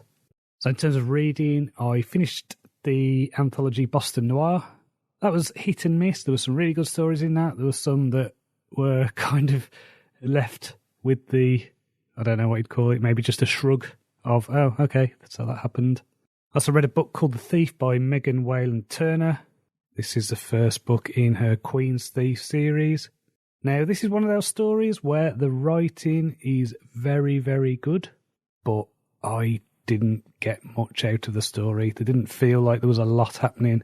It was just a lot of well-written prose that didn't really do anything for me. There's another book that I'm not going to mention, actually, but I did abandon a book after the first couple of paragraphs this week, and it was one of the things that I see as automatically disqualifying. So there was a really dramatic scene. The main character was in a lot of peril. How on earth were they going to get out of it? Oh, they wake up, it's a dream. That's disqualifying for me. You know, you draw someone into a story and then they pull the rug from under you. That's a cheap trick. And so I returned that book to Audible. I'm currently reading a book called Among Thieves by Douglas Hullick. Again, another thief-based fantasy story, and really good. I think this is probably the best one I've read of my current run of roguish fantasy tales. So I'd highly recommend that. I also read a writing craft book called The Fantasy Fiction Formula. I thought this was really good. It was the person who taught Jim Butcher how to write, and I'd heard it recommended a few times, so I thought I'd give it a listen. And yeah, really good. A lot in there that I learned, and I've read a lot of craft books. There's certain things that I do anyway, and I get a feel for, but now I've got a name and concept for, and so that was really interesting, just to be able to think about stuff on the sentence level and all that kind of thing. This week as well, I did another speech for the Morecambe and Lancaster Speakers Club. It was one where we were given a theme and then had to write a speech about it. So I did a speech about memories. And so I talked about things like implanted memories and distorted memories, misremembering and things like that. So I really enjoyed doing the research for that. Got some great feedback as well. I have volunteered in a few weeks to do an impromptu speech. So what that means is about 10 minutes before the meeting, I'm going to get an email with a subject, and then I need to come up with a speech on the fly. So that should be high pressure, but I think I'll do okay with that. Hopefully, we'll see. So as I've mentioned before, next week is my wife and son's half-term holiday. So I'm going to be taking a week off. The weather doesn't look too great, so we will just have to make the best of being at home. Might do something like an indoor camping trip, set up a tent and stay in there for the night. Pretend we're camping. So all fun and excitement. So until next time, cheerio. This is called Memory. I'd like to start off by asking you all just to take a moment to try and think back to, let's say, your earliest memory. What is the earliest memory you can think of? For me, it's being maybe 2 or 3 years old, being stuck in a lift with my mother. I was in my pushchair. We used to live in a tower block in a rough area of Wolverhampton called Heathtown. And I can remember the lift vividly. I can remember it smelling of urine. I can remember graffiti, daubs of colour on the walls. I can remember even the feeling, the grubby feeling of the buttons. And I've spoke to my mum about this and she was like, yep, that happened, I remember that. But there's something weird about it. And it's the fact that I see that memory of myself in third person. I see myself in the pushchair. There are details that I shouldn't be able to remember. How could I reach the buttons to feel them? So, memory is not as reliable as we think it is. My first memory doesn't make sense, if it's a memory at all. Have you ever heard of things like false memories, distorted memories, even implanted memories? You know, memory, it serves us great in everyday life. You know, without memory, we'd struggle to use the toilet or turn the kettle on. But when it comes to memories of details, of events, of things that happened years ago, they're not that reliable. They're malleable like clay. You can twist them and turn them, and they can be even suggestible. And what I mean by that is, picture what you had for tea tonight. Picture your meal. You know, how did it taste? What did it look like on the plate? You know, you could probably almost taste it in your mouth. You can maybe see where you were sat. You can feel all the things. Now imagine that there was a dragon outside your window. What I've done is I've inserted something into that memory, which will always be there now. So it's not a simple thing of you remember what you had for your tea. You've now implanted something from your imagination that in the future you might even remember that as something that happened. And of course you go, of course that didn't happen. I know it didn't happen. It was John and he did this. But the memory will now be polluted. And there's loads of psychological research that's been done on this, and neuroscientists have looked into memory, and I think it's one of the most baffling things. You know, we rely on it so much, but it's very tricky. There was an experiment that was done about car crashes. So what happened was these participants in this experiment were shown a video of cars smashing into each other. They were divided into two groups. The first group were asked, how fast do you think those cars hit each other? The second group were asked, how fast did those cars smash into each other? Now, there was just a very little word, a very little suggestion with the difference between the words hit and the word smash. But the people who heard the word smash perceived the car to be travelling faster. Many of them remembered that there was glass on the scene, and there wasn't. So this suggestion of memory was inserted, and I just find that really fascinating, almost creepy, because we don't know kind of how much of what we see as our own identity or anything like that, anything we remember, whether it is accurate, whether it's real. There was also the idea that, you know, like with police lineups, where you get someone who is a criminal and they'll line people up who look pretty similar to them. The idea is that you're meant to pick out the criminal. And in 20 to 25% of those lineups, the witness, is certain that it's the wrong person. So they choose the wrong person, they're absolutely certain. And that's 1 in 5, 1 in 4. You know, that's a lot of kind of misremembered things. On the subject of implanting memories, so this is where you're actually putting memories in people's head. There was an experiment that was done where the parents of the participants were given some memories to share with the psychiatrist, and they went through the memories. And then they added a false one of them getting lost in a shopping centre. And all of the people who had this memory, because they'd been primed with the other ones that were real, they started remembering details about getting lost in the shopping centre. They could recall the voice coming through the loudspeaker. They could recall the person who helped them. You know, we misremember things all the time, and our mind just fills in the details. You know, we exaggerate events, we put ourselves in the story, we add emotions to things, we put meaning on stuff that isn't necessarily how it happened. We've got our own twist on it, we've got our own perception. I apologise because, you know, I might have just unravelled something in your head, but I think with this knowledge it's not all bad, because I think it can help us to be a bit more tolerant, hopefully reduce a few arguments.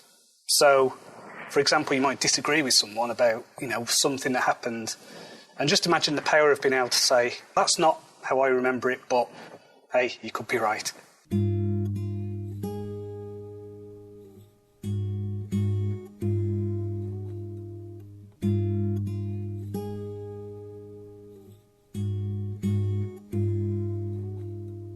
Hello and welcome to John's Author Diary for the week ending February the 21st, 2021.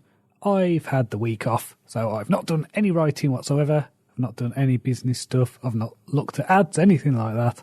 So I have spent the week just enjoying myself.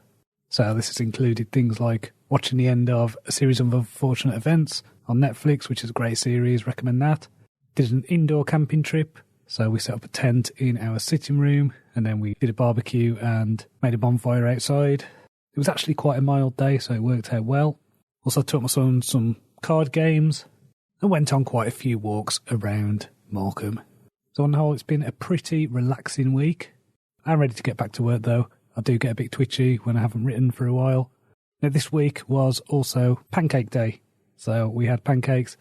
And it also means that it's the start of Lent. Now, every year I give stuff up for Lent.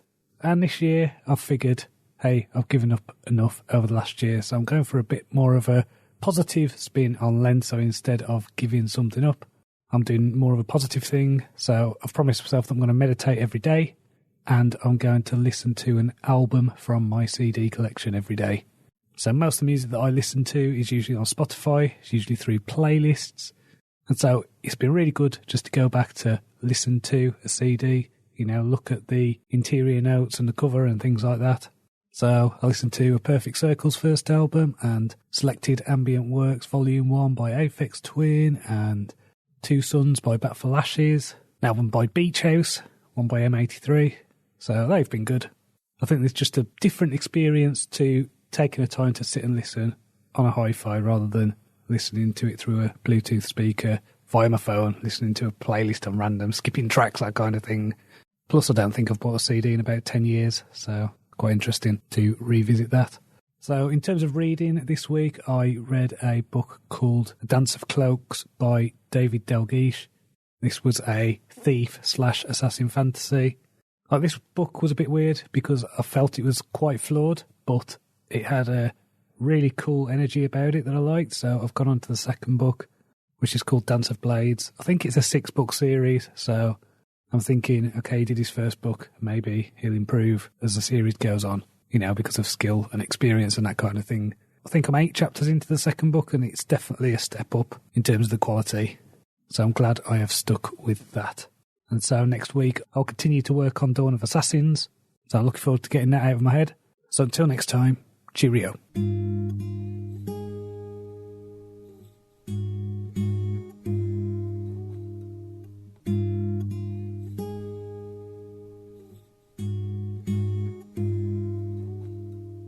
Hello and welcome to John's Author Diary for the weekend in February the 28th, 2021.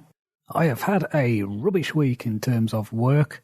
I injured my foot last weekend, so I've been having to keep my feet up. Turns out that using a standing desk while having an injured foot doesn't exactly work. And because I've been in a lot of pain this week, it's actually been a real struggle to get stuff written. I did about 1,500 words to Dawn of Assassins. And I did get the story of the little thief back from the editor, so that is now proofread and ready to go. So I will be sending that out to my newsletter this weekend. If you haven't signed up for my newsletter, if you go on to the show notes for this episode, you'll be able to have access to loads of short stories and free stuff and find out about all the latest releases, so I'd recommend you do that. Or if you're driving, just go to joncronshaw.com and fill out the form there. I did watch a few films this week. I watched a couple on Disney+, one called Onward, which was a Pixar film, kind of fantasy. I didn't think this was very good. Felt like it was very weak in terms of storyline. I also watched a film called Soul, which is another Pixar one. This I thought was really good. Really enjoyed that. Reminded me quite a bit of Inside Out, which is another Pixar one that I really like, so that was good. And I also watched a film with my wife for the first time. Never watched it before. Dirty Dancing. So this is from the 80s with Patrick Swayze. It was absolutely fine. Wasn't a bad film. Wasn't a great film. It was entertaining. And it has opened up a world of references that I didn't get before. One thing I did do this week was I did what's known as an impromptu speech for my speakers club. So what this meant was I had 15 minutes notice of a title, and then I had to do a speech with very little preparation. And so that was quite challenging, but I think I handled it well enough. So I'll put that at the end of this podcast. So in terms of reading, I'm still on with Dance of Blades by David Dalgleish. Really enjoying that book. I'm also reading a book called Ted's Guide to Public Speaking, which is basically the guy who runs TED Talks, tell you how to do public speaking. So that's another good one. So next week then, my foot is on the mend. It feels a lot better than it did earlier in the week. Don't know what I did to it. I basically stood on my dog and then my foot really hurt. I thought for a day or so that it might have broken something, but I think it's just muscle or nerves or something jolted at the bottom of my foot. So it really hurt every time I put my foot down, which hasn't helped as well with my productivity this week just because of not going out, doing my usual walks every day. This meant that I've not been sleeping properly, I've not been as tired. So that's just had the knock-on effect of affecting my writing and everything because I need a good night's sleep. So next week I just hope that everything is better, that I get a good night's sleep and that I can just carry on writing Dawn of Assassins. So until next time, cheerio. My title for this evening is The Times They Are A-Changing. I've mentioned before that I grew up in Wolverhampton on an estate called the Scotlands, which was quite a rough estate, and most of the people I grew up with ended up in prison, ended up on heroin. There was a kind of thing that people used to say around me was, there's only two ways out of the Scotlands, and that's either boxing or education. Now, I'm not the best fighter, I'll be honest, but I did follow the educational route. I wasn't the smartest, I wasn't the brightest, but I had a chip on my shoulder that I was just going to get out of Wolverhampton as quick as I could. And that's what I did. So I went to university, I went to Keele University, so just off the M6 near Stoke-on-Trent.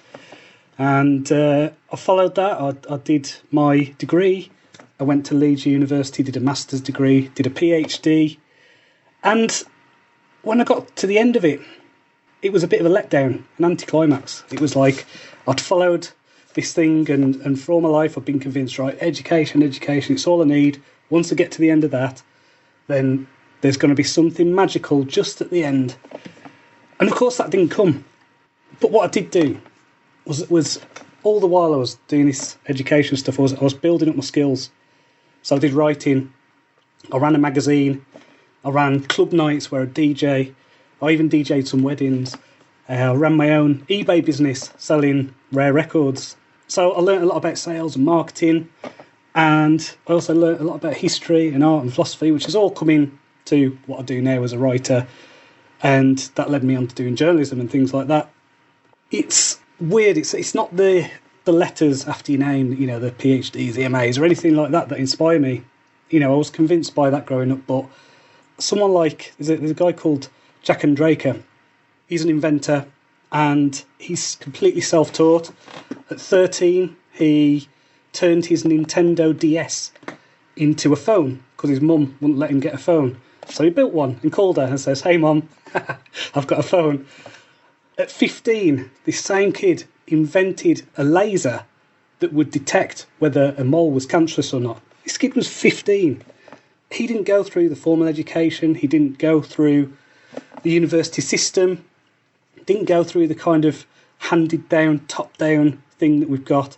He learned what he knows from things like YouTube, from watching online lectures and listening to podcasts and reading articles.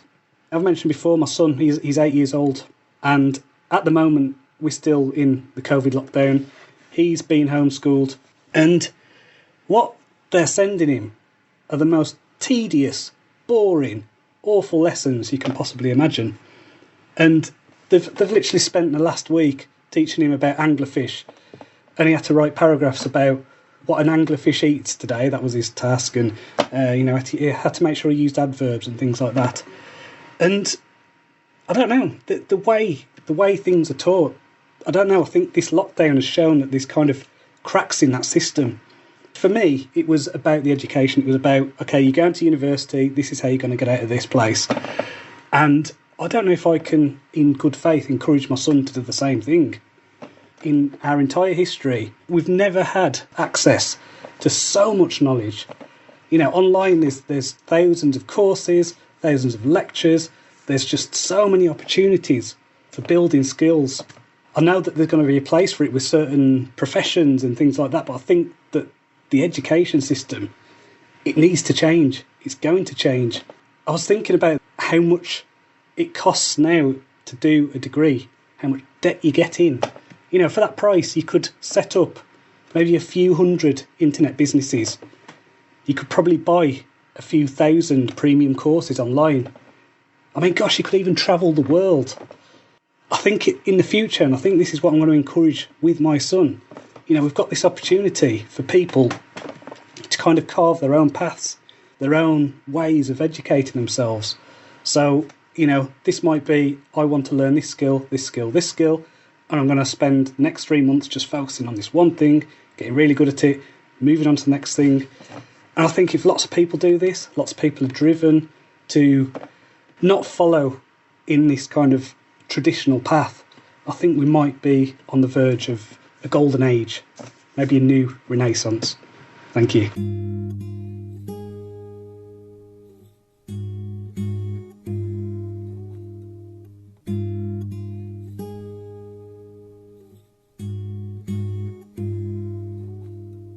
Hello, welcome to Jon's Author Diary for the weekend in March 7th, 2021. I've had a mixed bag of a week. It's felt quite intense. I've been really busy getting stuff sorted for my Wasteland series relaunch. So if you're listening to this on the day this podcast comes out, then you will be able to get the new rewritten version of Wizard of the Wasteland for free on Amazon. So if you just go to the Kindle store now, you'll be able to get that for free. So the book has had a complete overhaul. It's changed from being present tense to past tense. You get access to Abel's thoughts. And I've put in a lot of the lessons that I've learned from writing over the past few years. So I think it makes for a much better, much tighter read than it was. So that's Wizard of the Wasteland, and obviously the rest of the books in that series, I've done the same thing. So they're all available now.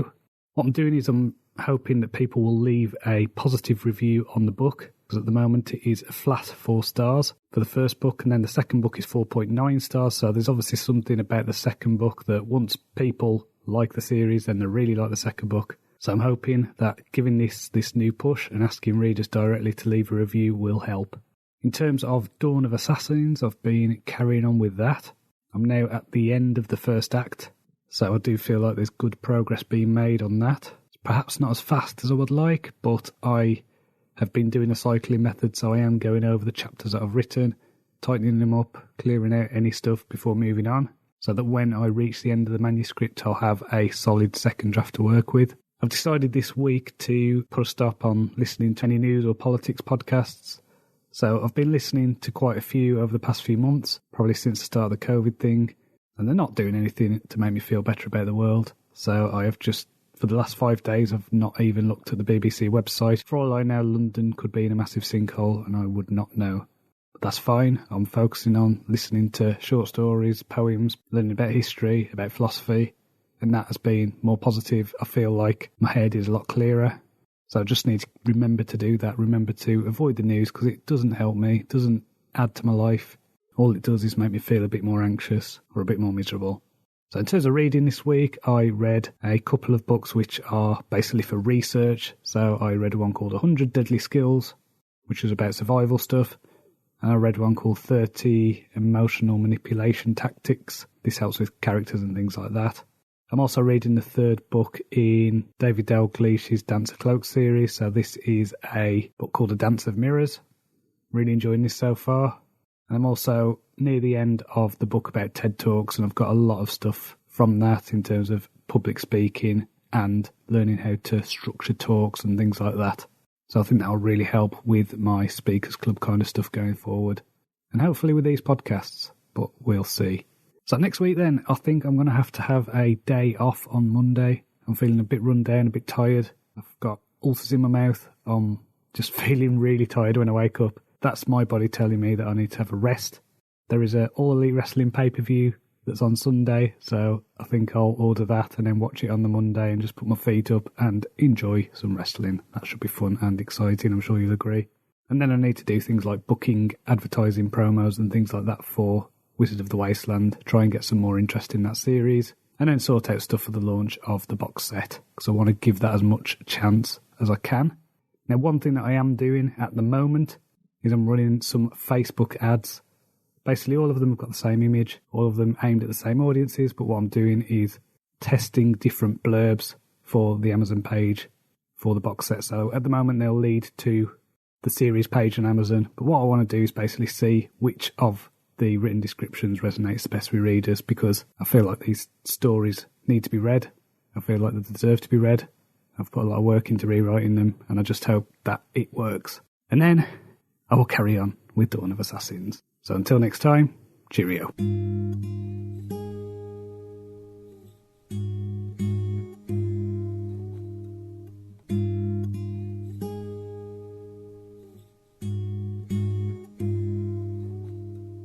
Hello and welcome to Jon's Author Diary for the week ending March the 14th, 2021. I have had a busy week. I've been working on Dawn of Assassins, so this is the first book in that series. I have to say I am really excited about this book.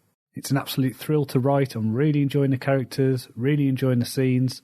I'm just having a lot of fun writing it.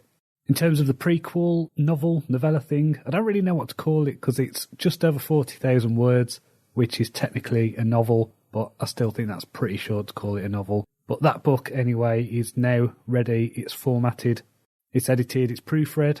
So I'm just going to sit on it for a few weeks, maybe a month or two, and then I will send that to my newsletter, start building up a bit of a buzz about the next series. Perhaps when I have a solid draft of Dawn of Assassins ready, then I'll be able to share Birth of Assassins. I think what's interesting, at least for me, is I have written my first prologue. I've never written a prologue to a book before. I've always wanted to get straight in the story, but I felt that this one needed just about 300-400 words just to get the spirit of the series. So it throws you in the magic, in the other world, in all the kind of darkness and weirdness about it, and then you go into the normal story, which obviously starts with a pair of regular characters in the normal world. So I don't know whether that'll stay in the book. I'll see what my beta readers think. But I've noticed it in a few fantasy things that I've read recently, and it does work really well. It kind of gives the reader a hint of what is to come, maybe not in that book necessarily, but in the series, and just to let readers know that, hey, there is something cool coming. And it's also the first book where I have used multiple points of view. So this prologue is written from the point of view of the Master Assassin, and then I've got my main character Fedor. He is the predominant point of view, but I've also got a secondary character, and so far I've written 2 scenes from her point of view when the thief gang get separated from each other. And that is working really well. I don't want to get into the realm of something like Game of Thrones where there's a million points of view characters and it's all a bit confusing. I think that the point of view characters will be my main one, and then that prologue is just a one-off, and then the secondary characters, I might give the occasional scene with those, but they're going to be short and sweet, and I'll only do it if it is necessary for moving on the story. So I think it's just one of those take it carefully kind of things. And I've not been confident in the past to do that. I've always stuck to one point of view, one character.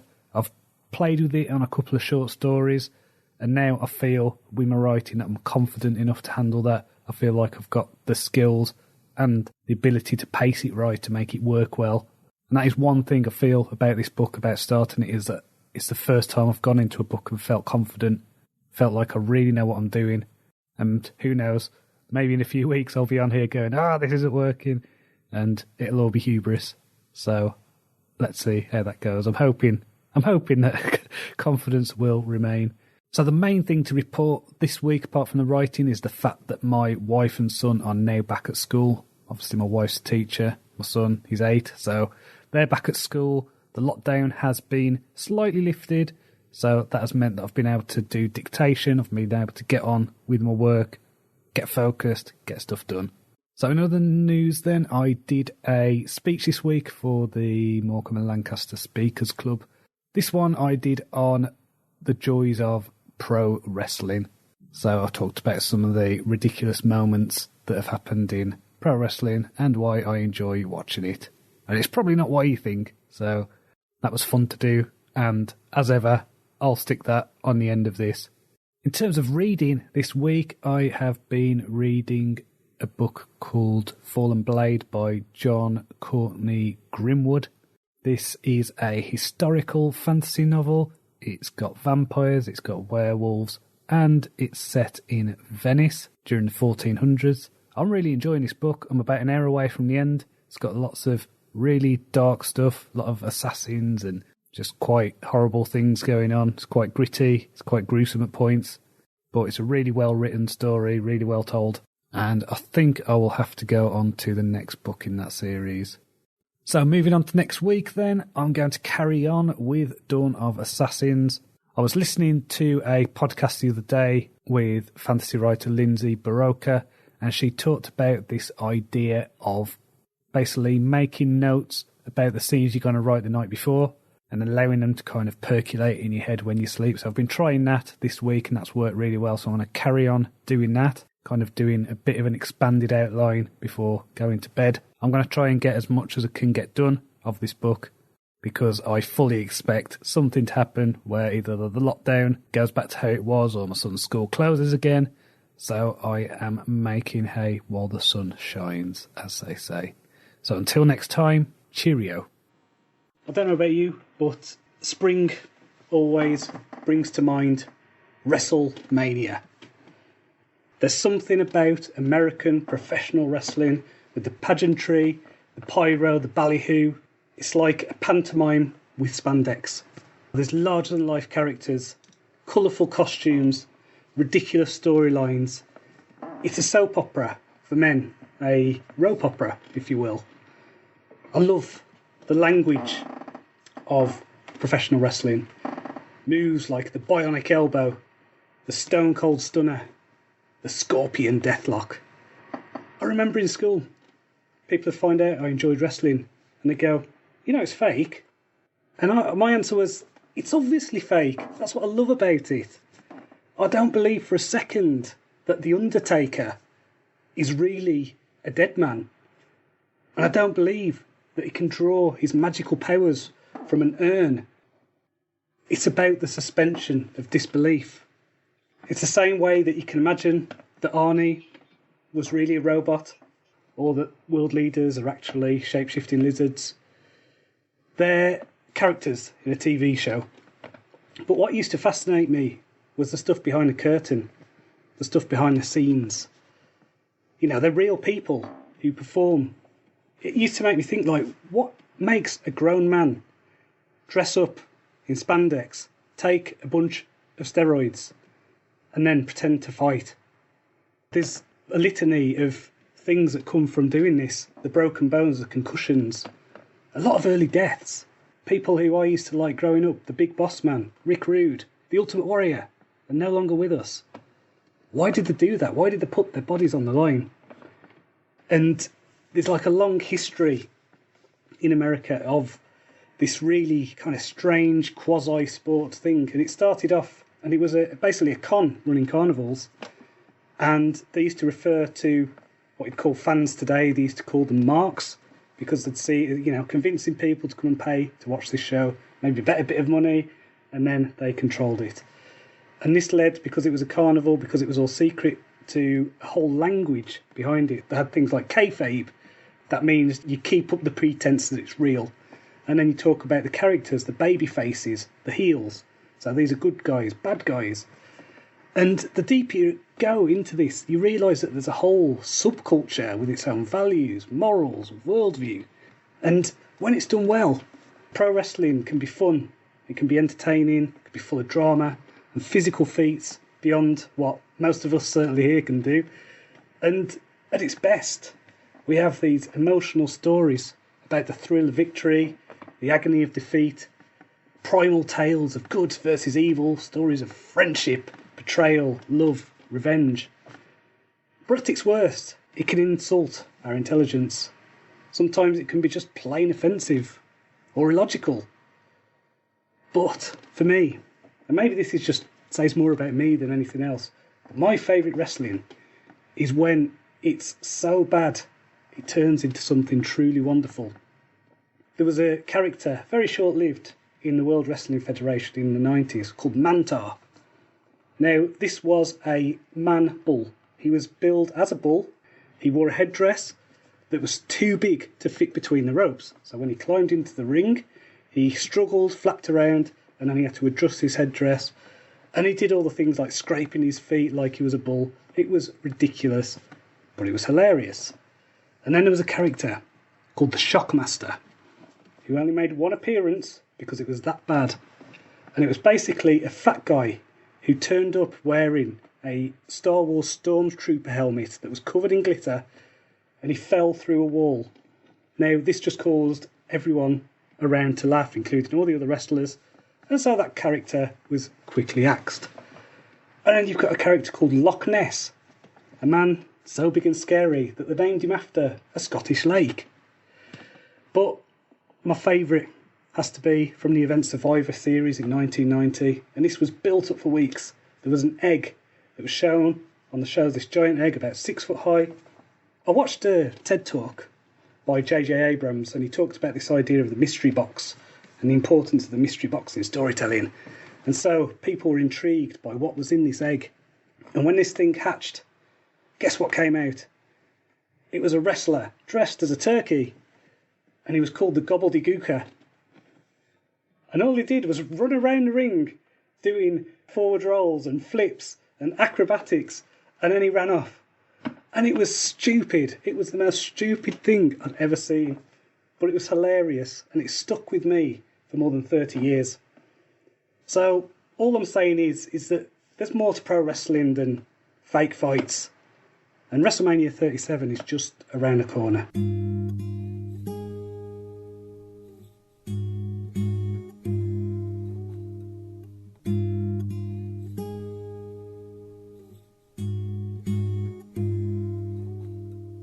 Hello and welcome to John's Author Diary for the weekend in March the 21st, 2021. I've had another busy week. I have been doing lots of things to get my launch of the Wasteland box set up. So this has involved doing adverts, promos, setting up newsletter swaps, doing interviews and things like that. So it's been busy, but I feel like it's out of my hands now, really. I've done as much as I can to give this the start that it needs. And now I've just got to sit back and wait until it comes out next weekend. In terms of writing, I've not got that much done this week. I've written about 6,000 words towards Dawn of Assassins, so I'm still making progress on the story. It's just a bit slow.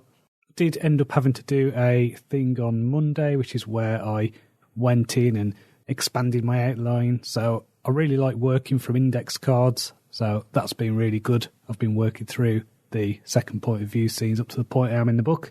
Hopefully next week I'll be able to get a bit more momentum on that, because the week after that my son is off school, so he's only been back 2 weeks and it's going to be the Easter holidays.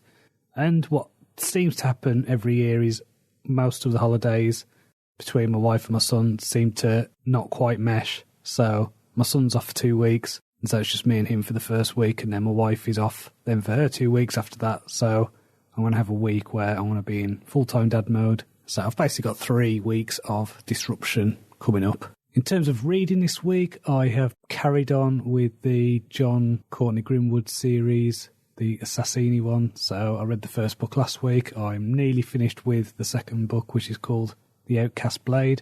It's the one that's historical fiction with fantasy elements set in Venice in the 1400s. Also read a book called Death in the Afternoon by Ernest Hemingway. So this was a non-fiction book about bullfighting.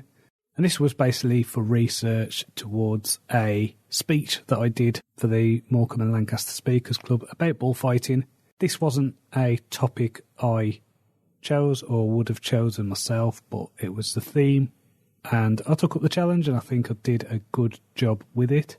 So if you listen to the end of this podcast, you'll be able to hear that. Now, I will warn you, I am not a fan of blood sports, and my speech was described by one of the members as one of the most emotional things he'd heard at Speakers Club, and for another one it brought a tear to their eye. So I think it is quite emotional, I think it's quite impactful, and if you're squeamish, I would just recommend not listening to that. So next week then is all about focusing on Dawn of Assassins, getting more down for that. I'm hoping that I don't have to do anything else now for the Wasteland relaunch. There might be a few little tweaks here and there that I do with some of the adverts, but I just really want to focus on getting these words on the page and out of my head. So until next time, cheerio. How do you feel about bullfighting? To some, it's a brutal blood sport that should be banned.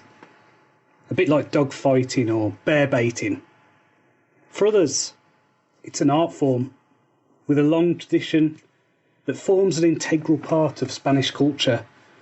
It influences things like flamenco and the dance the paso doble. In one form or another, the ritual killing of bulls has been with us since the earliest time. There's records of it going back to 1500 BC in the Iberian Peninsula. The first arena of formal bullfighting was set up in the 1100s. But it's also part of a tradition that is quickly falling out of favour, with over 70% of Spaniards now against bullfighting, and there's calls for it to be banned. Indeed, in Catalonia, in I think it was 2011, they banned the sport completely. Now, there is some shocking statistics that I found out about bullfighting. During the last 20 years, the average amount of bulls that have been killed in bullfights every year, what do you think it is? Between 200,000 and 250,000. Compare that with the amount of matadors that have been killed since the 17th century, which is 52. Seems a bit imbalanced to me. There's no grey area with bullfighting.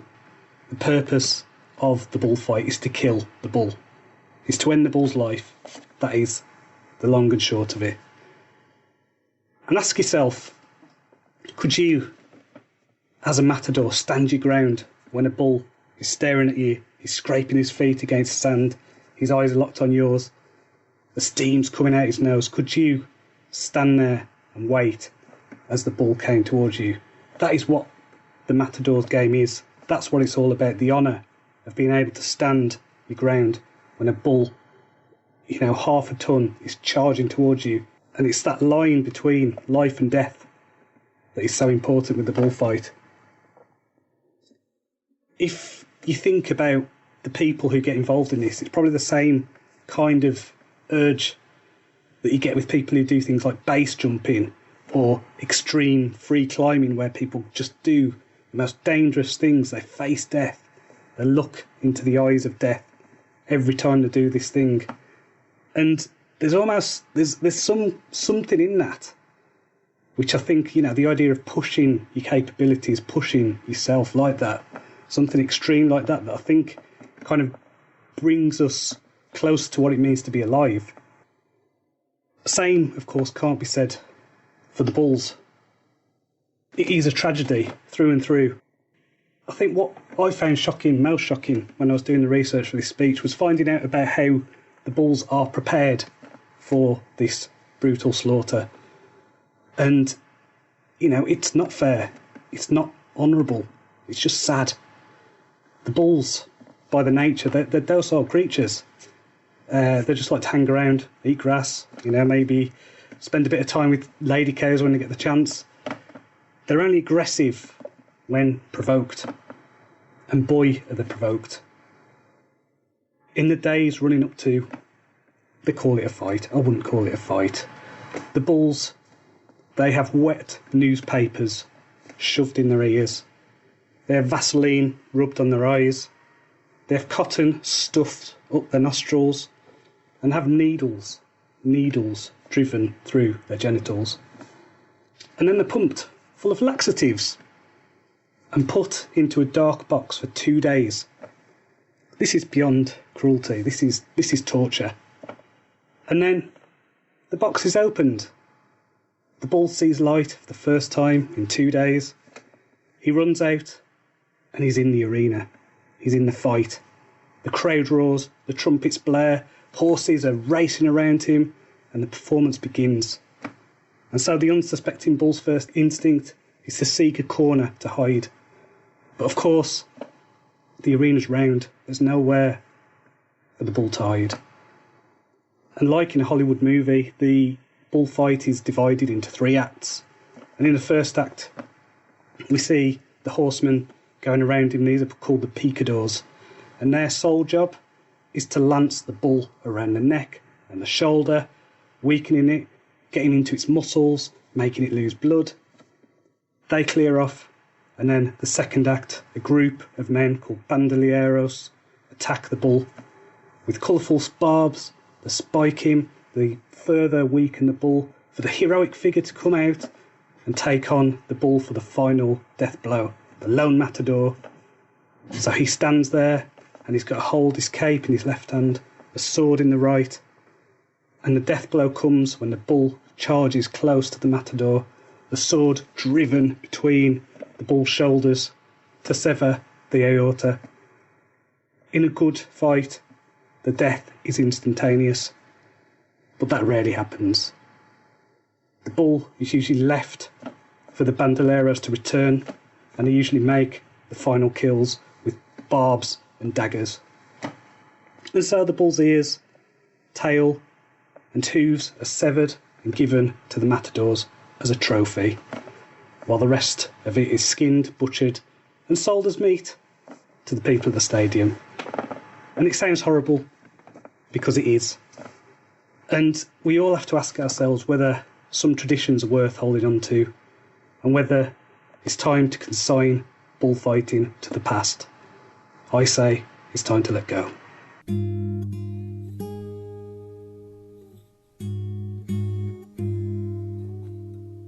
Hello and welcome to Jon's Author Diary for the weekend in March the 28th, 2021.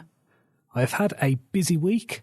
I've been getting everything ready for my launch of the Wasteland series box set.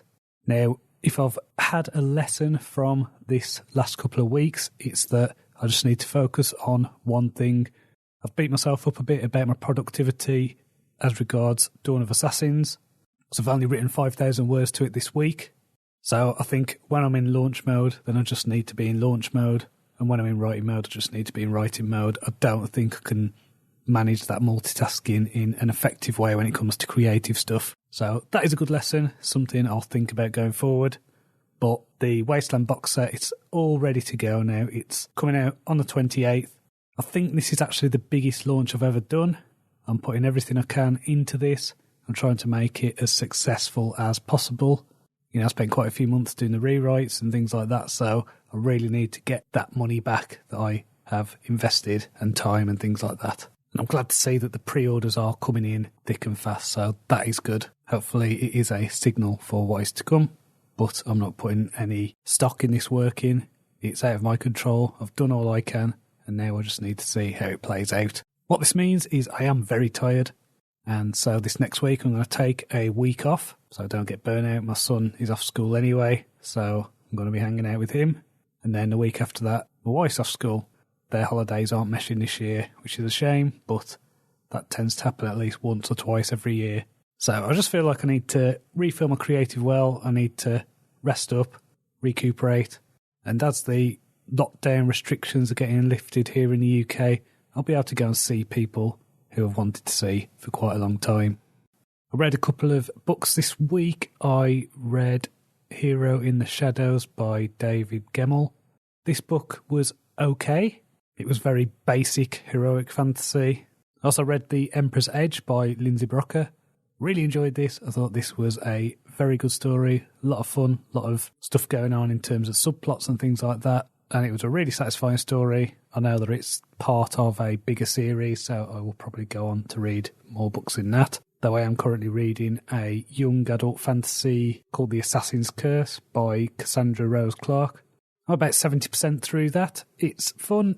It's assassins and pirates and magic. It's not the most complicated of plots I've ever read, but it is enjoyable nonetheless. And so, as I say, next week is all about just hanging out with my son, having a rest. If the weather's good, going down the beach. I feel a bit frazzled at the moment, a bit burned out, so I just need to take care of myself and enjoy the fact that it's spring. And hopefully this Wasteland launch will do well. So until next time, cheerio.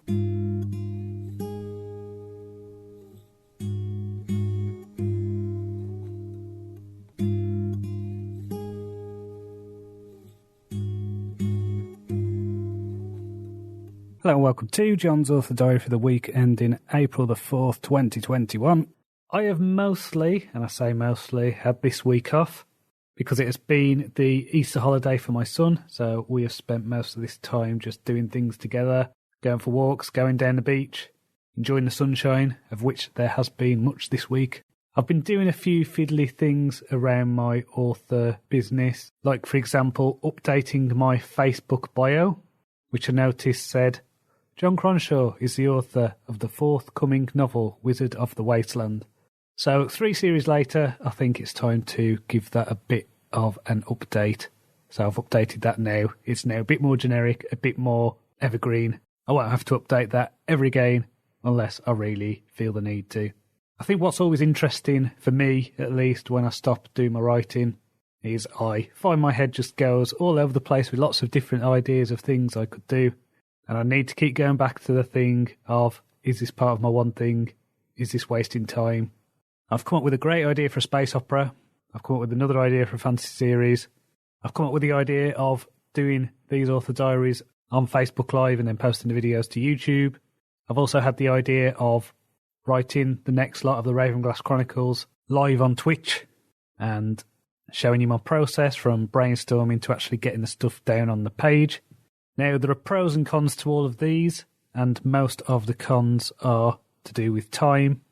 There is a part of me as well that has been thinking maybe I should do 2 series at the same time, because, hey, one isn't enough apparently. So I was thinking, I could do stuff in the morning, get up a bit earlier, maybe do 1,000 words a day on a different side project. No, I need to focus. I need to focus on the one thing. So I need to carry on with Dawn of Assassins. There is a thing with Dawn of Assassins where I am definitely thinking now this is a working title. I'm also thinking that in the future, Birth of Assassins will probably change as well, because as much as I like the assassin stuff, I'm feeling more drawn towards the roguish, thievish, kind of swashbuckling elements for this series rather than the dark assassin stuff. But who knows? This is just what happens when I start writing for a few days. My mind just goes, oh, this is good, this is good. Oh, why not do this? Why not do this? Blah, blah, blah, blah, blah. And it's just constant. So what I need is a holiday to get over this break, I think. So, yeah. In terms of reading this week, I read Across the Nightingale Floor, which is a historical fantasy set in a kind of magical feudal Japan. Really enjoyed this book. Not sure if I'll read any more in the series. I got what I needed to from it, but I'd recommend it nonetheless. It's very atmospheric.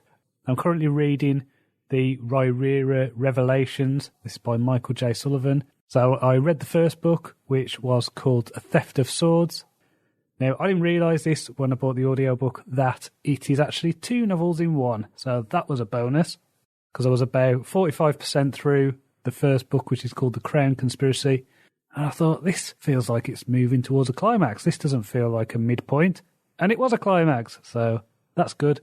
At least my story sense was tingling correctly. And so I've listened to the first 2 books, the first book, whatever you want to call it, and I'm now on to The Rise of Empire, which is the second audiobook. So really enjoying that so far. I think there's a lot of similarities between mine and Michael Sullivan's writing. I like fantasy that just gets to the point, doesn't get bogged down in description. You get as much information as you need, and then you're into the dialogue, into the action. And that's where the story is. We don't need several paragraphs describing the shape of a necklace or the way a tent flap moves or anything like that. So next week, my wife is off. I'm hoping on Easter Sunday to go down to Wolverhampton. This is going to be a 2-hour drive down the M6, so that should be fun. Go and sit in my mum's garden for a few hours and then drive back. So it should be a long day, but I've not seen my mum since July. So I think it's the longest I've been without seeing her. And hopefully going to try and see my sisters as well. Hope it works out well. Hope the roads aren't just crammed with people having the same idea. But in terms of work next week, I don't have any plans to do any work. That doesn't tend to stop me though. But if I can just keep focused on Dawn of Assassins, keep focused on that, and try not to let all these ideas that come crashing into my head from overtaking me, that will be a job well done. So until next time, cheerio.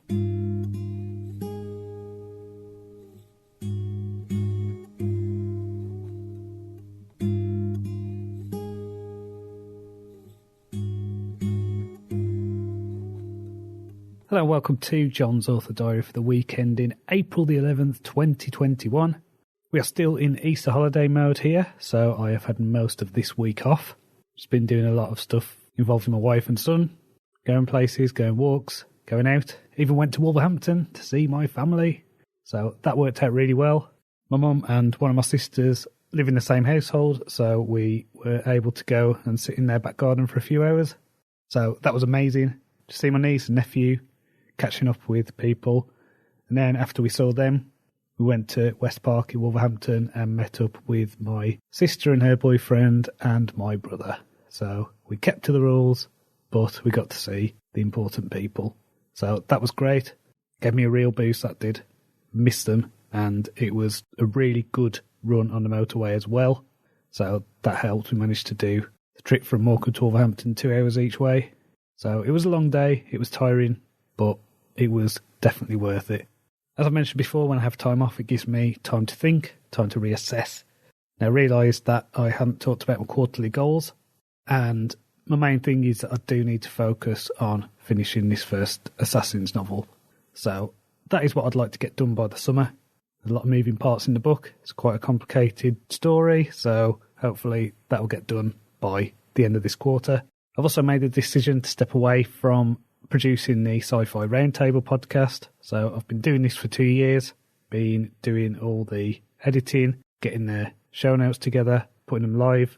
It's been great doing it, learnt a lot, made some good friends, but I need to free up as much of my time as I can. I need to focus on one thing, and unfortunately that is a peripheral project that does take up a lot of time. So I'm glad to have given something back to the community, but I just need to focus now on what is important. So I have done the episodes that are queued until near the end of May, and then I've asked for volunteers or people to take over. So it could be the end of the Sci-Fi Roundtable if no one takes up what I've done, or it could be the start of a new chapter. Either way, my involvement with the production side of things is going to be done. But if it does carry on, I don't rule out joining in on the odd episode. I did a speech this week for the Morecambe and Lancaster Speakers Club. So I've been doing these over the past year, really getting a lot from them. I did my second impromptu speech this week. So this is where you get 15 minutes notice, you get a choice of 3 titles, and then you've got to come up with a speech in that time.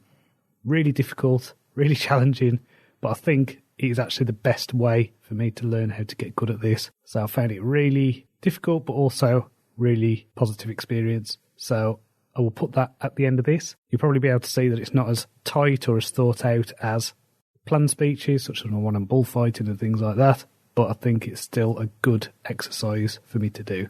Because in terms of levelling up my author career, doing things like panels on conferences and things like that are going to be important going forward. And it also means that I'm better at doing these podcasts, or at least that's the plan. So in terms of reading then, I have been carrying on with the Ravenclaw Chronicles by Michael J. Sullivan. I read the second book of that, which was called Rise of Empire. Again, it's basically 2 novels in one on these audiobooks, so that's great. Really enjoyed that. And I'm on to the final book, which is called The Heir of Nevron. And I'm on the last book of that, so again, another one where it's divided into 2. And I'm on the last book. So really enjoyed the twists and turns of this. Really enjoyed the relationship between the main characters. I think it's a really well-plotted story, really well-paced. And it's definitely given me a bit of confidence that what I'm doing is on the right track. So next week then is up in the air a bit. My wife is going to be off work. My son's going to be back at school. I think we're going to take advantage of that and the fact that pub gardens are open. So if the weather is nice, I think we're going to try and get a drink. We've got a swim booked. So as the restrictions are being lifted, we're going to get our lives back. So I cannot wait. So who knows? I've got no plans to do work next week. I might do. We'll see how it goes. So until next time, cheerio. What makes a creature scary? Is it the way it looks? Is it the way it moves?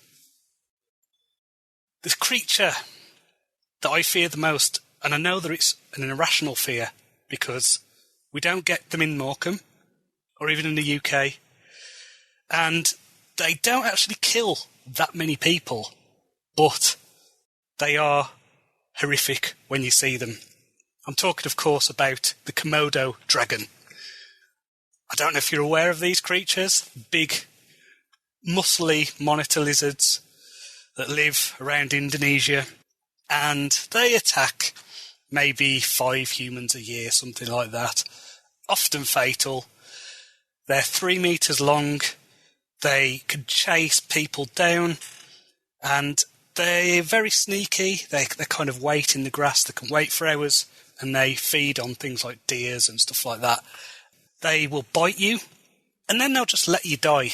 Because when they bite you, their spit, it contains a parasite and lots of bacteria that just make it so that you get gradually weaker very quickly, you get exhausted, your wound does not heal.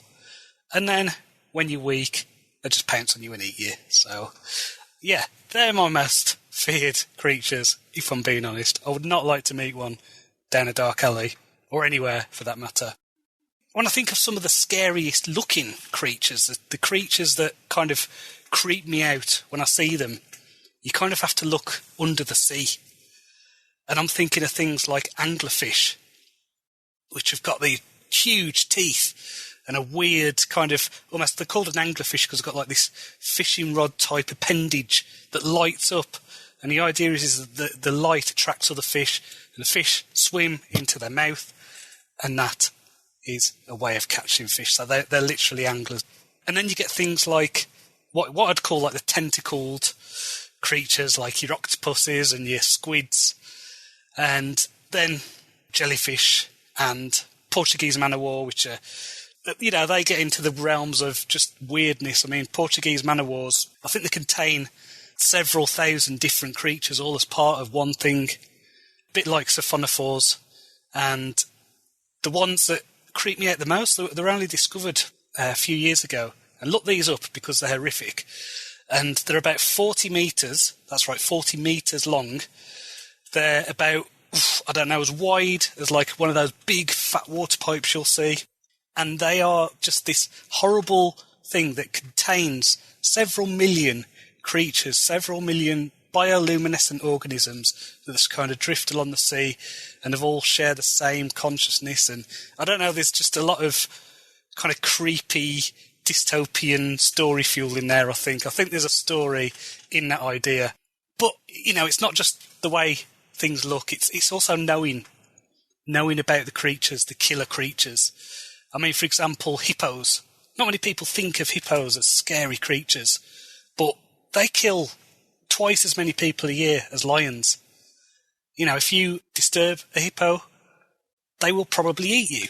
You know, the vegetarians, they look basically like big daft horses.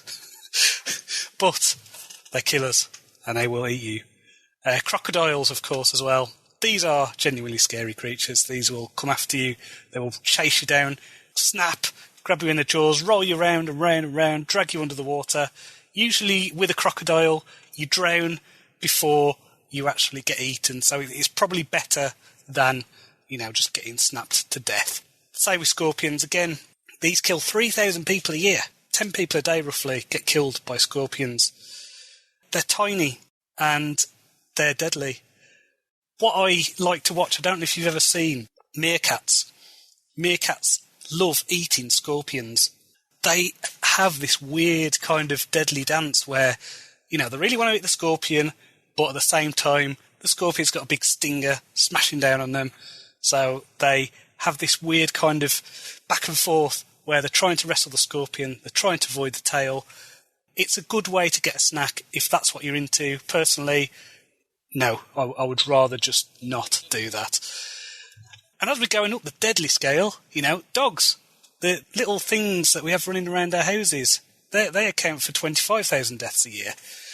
You know, we've all heard about, you know, things like bull terriers and, you know, Rottweilers and things like that. I mean, my guide dog got attacked by a Staffordshire bull terrier about a year ago, and that was really traumatic. You know, it was really upsetting when it happened. And because they're cute and cuddly and they live in our houses, we forget that they are basically wolves. They've still got that instinct in them. And if you look at a dog wrong, he will eat you. So just bear that in mind. I think the one that we need to fear the most is, of course, the mosquito. these account for somewhere in the region of 1 million deaths a year because of spread malaria. And these are devastating creatures, and there's a lot of work being done by things like the Gates Foundation to get rid of malaria, which is great, and I hope that continues. And I'm going to leave you with, I suppose, one thought about the most deadliest creature of all. And it is, of course, the human.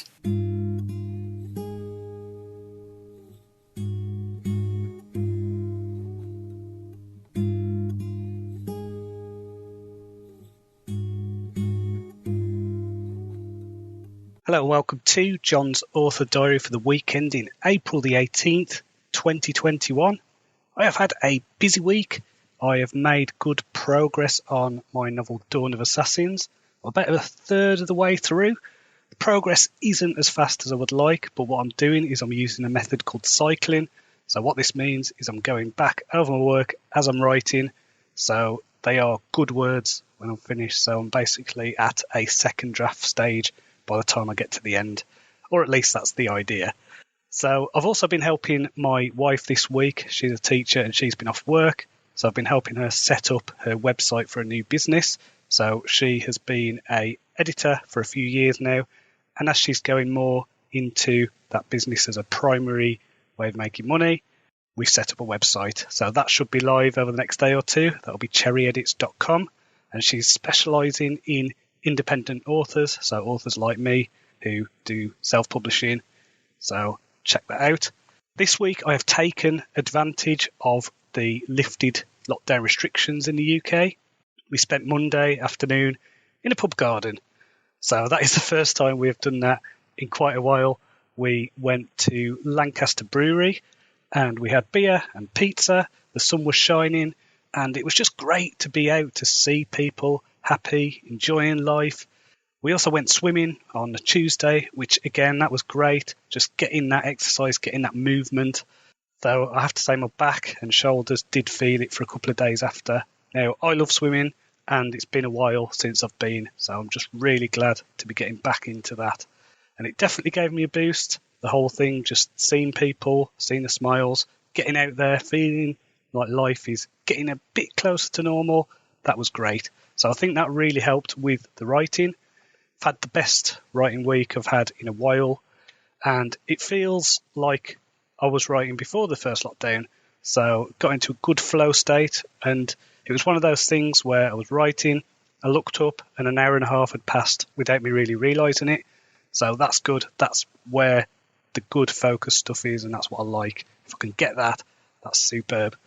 So in terms of reading this week, I read a couple of books. I read book 1 and 2 of the Ravenclaw Chronicles by Michael J. Sullivan. Now, I've been reading this series for a while now. I read the first 6 books, which are actually later in the series, really. So these are prequels, but they were published later. So these books are The Crown Tower, The Rose and the Thorn, and I'm currently on The Death of Dulgarth, which I'm about a quarter of the way through. I'd recommend reading these in chronological order rather than publication order, because even though the stories work really well, they're really well told, really well written, the drama is lost. Some of the characters that I'm familiar with from the later books are present, and it doesn't quite have the same thing when you go, oh, I know how she ends up, or oh, he gets killed here, or whatever. So it's better to read it in the chronological rather than the publication order. I mean, what are you reading at the moment? Let me know in the comments. Get some recommendations down. I did hear this week about a thing which I am quite tempted by called Amazon Vella. So this is a thing that's meant to be coming out this coming July. And it is an attempt at getting serialised fiction. So from the way it looks, you get small chunks of a story, kind of a bit like a Netflix series, and you buy them on your mobile. I think it's aimed at shorter reads, mobile readers. Now, I did this with my Ravenclaw Chronicles, so these were usually 20 to 25,000 word novellas, and obviously I did 22 of those if you include the prequel novella. So that worked really well for me. It looks like the Vella stuff is 5,000 words. Now, I know that forever I could do 5,000 finished words a week, so that is tempting. That is tempting as a thing, as a way maybe to do this huge epic fantasy So instead of doing it, sitting there in front of a book, getting the words down, getting a really solid outline done, and then getting it done in these 5,000 word chunks, maybe publishing a chapter every week. And then by the time I've done, say, 24 chapters, I've got a hefty book that is then ready to repackage and publish as a novel. So that is something I'm considering, definitely something I'm tempted by. Whether I do it is another question, but the option looks like it's going to be there. So next week then, my wife is back at school and I'm going to be focusing on Dawn of Assassins. I really want to get up to the halfway point in this book if I can. The key, though, is to get it as good as I can before I move on to the next chapter. And then when it's done, I'll obviously do the final pass. So with these Facebook Lives, as I say, this is the first one I've ever done. I would like it to be more of an interactive thing. I'd like to be able to answer your questions. So if you've got any questions for the next episode, please do leave a comment below. So until next time, cheerio.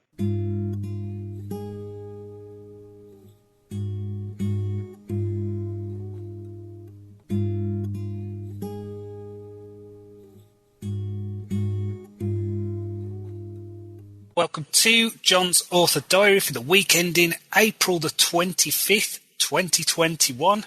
I have had a busy week. I added 10,000 words to my novel Dawn of Assassins, and I have to say I had the best writing day I have had since probably before the start of the pandemic.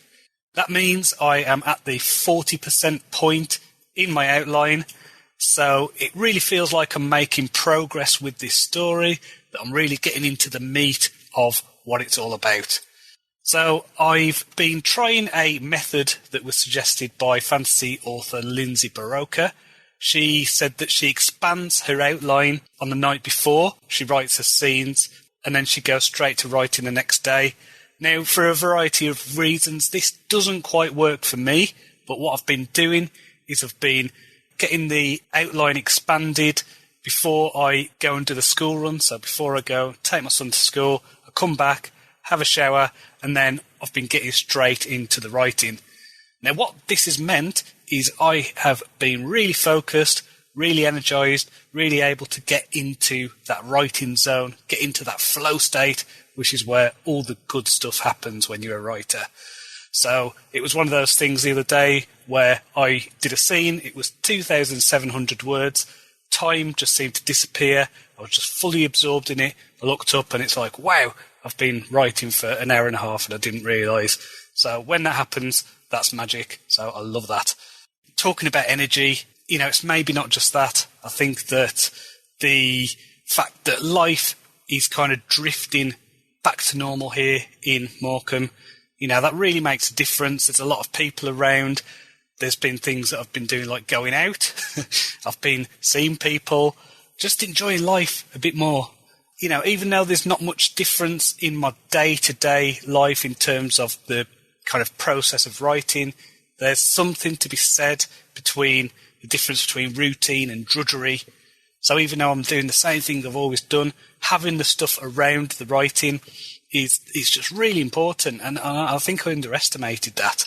I think I underestimated just how going out, seeing people, visiting pubs, hearing laughter, all that kind of stuff, how that has made a difference. One thing I did last weekend was I went camping with my wife and son. So my friends are setting up a campsite. So it's not open yet to the public, but we were essentially guinea pigs, let's say. So they set up a place near Hutton Roof in Cumbria. The site is called Once Upon a Fell, which is a lovely name. I like that. And so what they've got is a cordoned off area for individual families. And in that you've got a bell tent, a barbecue, individual toilet, kitchen area. So I think the term is glamping. It's not just you going out there, setting up a tent. It's all there for you. There's nice beds. There's wood-burning stove and everything's provided, like the wood and things like that. And it's in a place, I think it's called the Howgills, and it's just stunning scenery, absolutely stunning. So it's on the edge of the Lake District, edge of the Yorkshire Dales. It's just perfect. The weather was amazing, and we really enjoyed it. Got a lot from it, had a rest, I mean, I mentioned last week that my wife had set up her new website. So she launched that pretty much after I came off the Facebook Live last week. And that is cherryedits.com. So she's doing stuff for independent authors. She's spent all week getting that website right, getting all the blog posts ready, things like that. So it was just great to kind of shut off, get away from the screens, get away from the phones, get away from the internet, and just be there with nature. So really enjoyed that. Also really enjoyed going to Kirby Lonsdale on the Sunday and having an ice cream. So that was good. Never had a death by chocolate ice cream before. Luckily it didn't kill me. So yeah, fantastic time for all of us. I had Monday off because of the weekend, lying in a tent. I was tired. And so my wife and I went to our favourite hotel in Morecambe, which is called the Midland.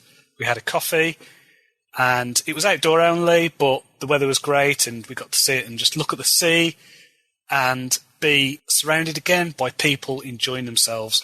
And that was great. Like, I can't stress how much that has been an energising thing for me. It's so important. I've really missed it. So it's just been really good to get out there, get around people, just enjoy life again. And then again, went swimming on the Tuesday. And we've been to the pub as well. And it's just been nice. We've had walks along the prom, so it's just a real shift in routine. And I think it's just very important that that's happened. And I might be a bit cynical in the sense that I am expecting for there to be another lockdown or for my son's school to suddenly close and then have to go back into homeschool mode again. But I'm just taking advantage of this because, you know, this time is really good for me. Really good for mental health, really good for my energy levels. And I've got to make hay while the sun shines, that's a saying, isn't it? So in terms of reading this week, I read a book called The Wonder Book by Jeff Vandermeer. Now, this is a book about writing craft, about, I suppose, constructing narratives. And I have to say it's one of the best writing craft books I've read. You know, I've read dozens, maybe more than 100 writing craft books. And even this was just filled with lots of gold, really great advice. And I really appreciated the author's approach, which was he gave lessons and he then had another author come in playing devil's advocate. So essentially it was showing that there's more than one way to do this. And it's about finding what works for the individual and honing that and kind of moving into what makes you you as an author. And I think that's really important. I think that's something that I've been working on myself. I have mentioned in the past this idea of mastery, that I really want to get as good as I can at this writing thing. So even though I've been a full-time author since 2016, this is still an ongoing process of learning, of improving, of honing my craft, and I will continue to do that as long as I can. As well as that, I also finished the Ravenclaw Chronicles by Michael Sullivan. One day I'm going to be able to pronounce that easily. I love this series. Hadrian and Royce are probably two of my favourite characters in fantasy, but I think it's as a pair. I don't think they'd necessarily work on their own, but the interplay between them, the good and the bad, the light and the dark, I think it works really well for me. And it's the similar kind of dynamic that I'm going for with my Dawn of Assassins series. So if you've read the prequel to that, which is called Birth of Assassins, then you'll see the kind of seeds of that friendship developing. So I just like the idea of having good friends who butt heads occasionally, but they're always there for each other, no matter how hard it gets. So I'm currently reading another book by Michael Sullivan called The Age of Myth. Now, this is set in the same universe as the Ravenclaw Chronicles, but it's set about 3,000 years before the events of the 10 novels in the other series. So it feels like the Bronze Age. There's a lot of cool stuff in it. I'm about 7 chapters in, but I'm not as enamoured with it as I am the Ravenclaw stuff. And I think that's just because Hadrian and Royce are such good characters. So I'm hoping that I can warm more to these characters in this book. So we'll see how that goes. So next week then, got to carry on with Dawn of Assassins. Still a working title, and I've been brainstorming some different names for the book. None of them are as catchy so far, but I'm sure it'll come. And finally, I just want to say I had some great comments on YouTube last week. So thank you to Mark Hughes, Alan Harvey, Denise Sherman, Duncan Simpson, Leighton Dean, Fiona Woods, and G. Mark Cole, who name I recognise from back when I used to do Patreon. And if you're watching this on YouTube, could you please do me a favour, hit that subscribe button, hit like, hit the notification bell, all that good stuff, leave a comment, that'd be great. And if you just want the audio of this, you don't have to watch the videos, you don't have to watch my ugly face, you can get this as an audio podcast. So simply go to wherever you listen to your podcast, type Jon Cronshaw's Author Diary, and it should come up there. So until next time, cheerio.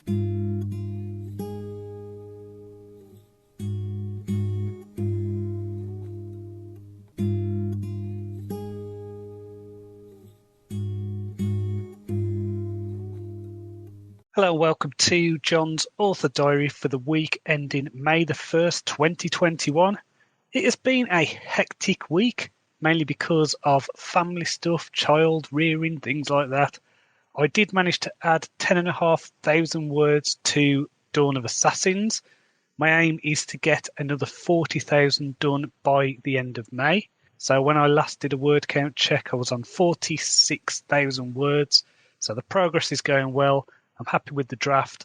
It just needs to keep going now. I need to keep that momentum going. So in terms of reading this week, I read Age of Swords and Age of War by Michael J. Sullivan. These are books 2 and 3 in the Legends of the First Empire series. This is a really good series.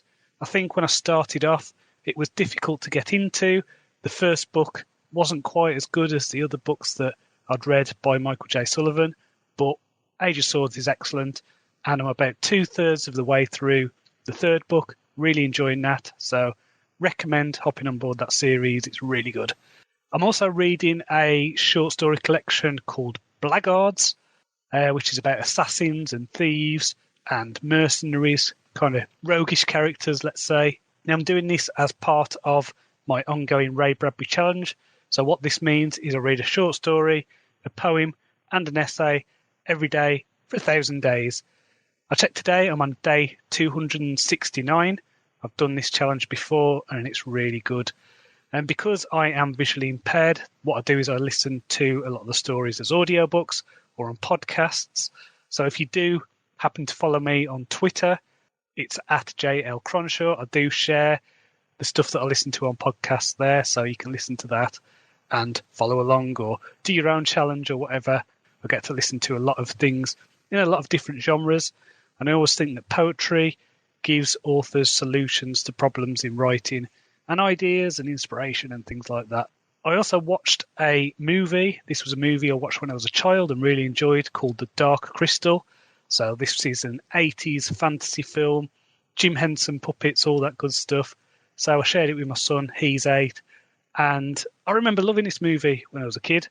It's one of those occasions, though, where I think the nostalgia is better than the reality. So it was a bit of a wacky film, very strange storytelling. I don't know. My son seemed to enjoy it, so who knows? But it did feel very dated. So next week then, my son is off school on Monday for the bank holiday, and then on Thursday he's got another day off for Inset Day. So I will be in dad mode. So I'll be happy if I get 6,000 words done, to be honest. I think it's going to be a challenging week in terms of getting the words down. So finally, my Wasteland series box set, so it's collecting all 4 books, is on sale this week for just 99p, 99 cents. So you can read that, grab a copy, download it on Kindle Unlimited if you got that for free. So until next time, cheerio.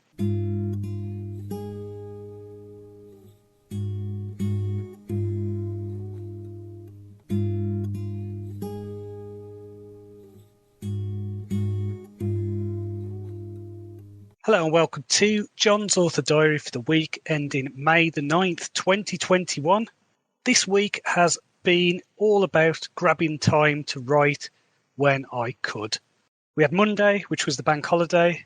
It was a wet day and my son was off school, so we just hung around the house, made stuff with Lego, built stuff with cardboard. It was fun, but obviously no writing done. I did some writing on Tuesday morning. That went well, and then had to go swimming Tuesday afternoon. And then on Thursday, it was the local election. So my son, again, he was off school for a day. So it was just me and him. Did stuff like playing Lego and doing Pokemon Go around the local area. But this week I did manage to write 10,000 words, which is a lot more than I thought I would. Today, I don't know if you can hear it in my voice, but I'm feeling a bit tired. I woke up at 5 a.m. and started work at 6. I got 5,000 words written just today. So I'm really pleased with the progress. I don't feel like this week has put me behind. I'm still on target. So that is good. In terms of reading, I read Age of Legends and Age of Death by Michael J. Sullivan. So these are novels in his Legends of the First Empire series. I'm now near the end of Age of Empire, which is the last book in that series. These books are great. Highly recommend them. Love the narration. Love the story. It does feel like two different trilogies, but it all works really well. And the way this ending's going, it feels like all the different threads and subplots and everything are coming together really nicely. And there's still some good twists, so I'm really enjoying that. I also watched a movie called My Octopus Teacher. So this was a strange one that popped up on Netflix. My wife said that it had won an Oscar. And I'll be honest, I was a bit, what's this about? This looks a bit strange after watching the trailer. But it was fascinating. Really interesting storytelling. Really moving film. Learned a lot about octopuses and people. It was a bit weird. It was like a cross between a therapy session and a kind of natural world kind of program. And I'll admit it was better than his earlier efforts. I know that My Lemon Shark Dentist wasn't so great, or My Cuttlefish Butler, but My Octopus Teacher definitely hit the spot. So next week is all about working on Dawn of Assassins. Again, I've got the 10,000 word target. It should be easier than this week, but I do have a birthday and I've got a haircut booked, so who knows, I might have to do another 5 a.m. start. I did have a question this week. So this was from Jay Stonesmith, which is a great name. I don't know if that's a real name or if it's a character name, pen name, anything like that, but I like that name. So he says, long-time listener to your podcast and loving these YouTube updates. I'm always surprised at how many books you manage to read each week. Do you build reading time into your workday? Books are my primary form of entertainment. I listen to books all the time. I have done for years. I don't watch much in the way of TV or films. I only use social media deliberately. So if I've got something to do, I will go and do it, and then I'll walk away. I'm not the type of person who scrolls on phones or anything like that. I try to avoid the news. So I get a lot of time to read by doing that. Now, I've mentioned before, I am visually impaired. So I listen to a lot of things on Audible, on the RNIB app, on BorrowBox. So I tend to listen to books at double speed, sometimes higher if it is non-fiction. Now, if you've not listened to stuff at double speed before, first time you do it, it will sound crazy. But I built this up over quite a few years. So I started off at 1.2 times, 1.5, 1.8, and now 2, 2.2, that kind of speed for fiction. 2.5 for non-fiction usually. And the way I do it is I just listen whenever I've got spare moments in the day. So when I wake up in the morning, usually takes me about half an hour to come around with a cup of tea. So I'll listen to about half an hour then. If you're listening to something double speed, that is basically an hour of a story. And then school run, I'll pop in my headphones on the walk back and on the walk there in the afternoons. And so again, another 40 minutes. And then, I'll have breaks during the day, 15 minutes here, 15 minutes there. Have a lunch break, listen to stuff. Sometimes in the evenings, if my wife's gone to bed early or something like that, I'll listen then. So it all builds up. It's all little bits over time. And yeah, I do tend to read a lot just because of that. It just adds up quite quickly. With my reading now, I think with the COVID restrictions being lifted, as they ease, I think my reading will be less just because of not being able to see friends and family over the past year, being very limited. But as that kind of goes up, then that'll be less, and I'll be spending more time with real people, not just imaginary characters. So thanks for the question. If you have a question, please leave it in the comments below. Hit like, subscribe, all that good stuff. So until next time, cheerio.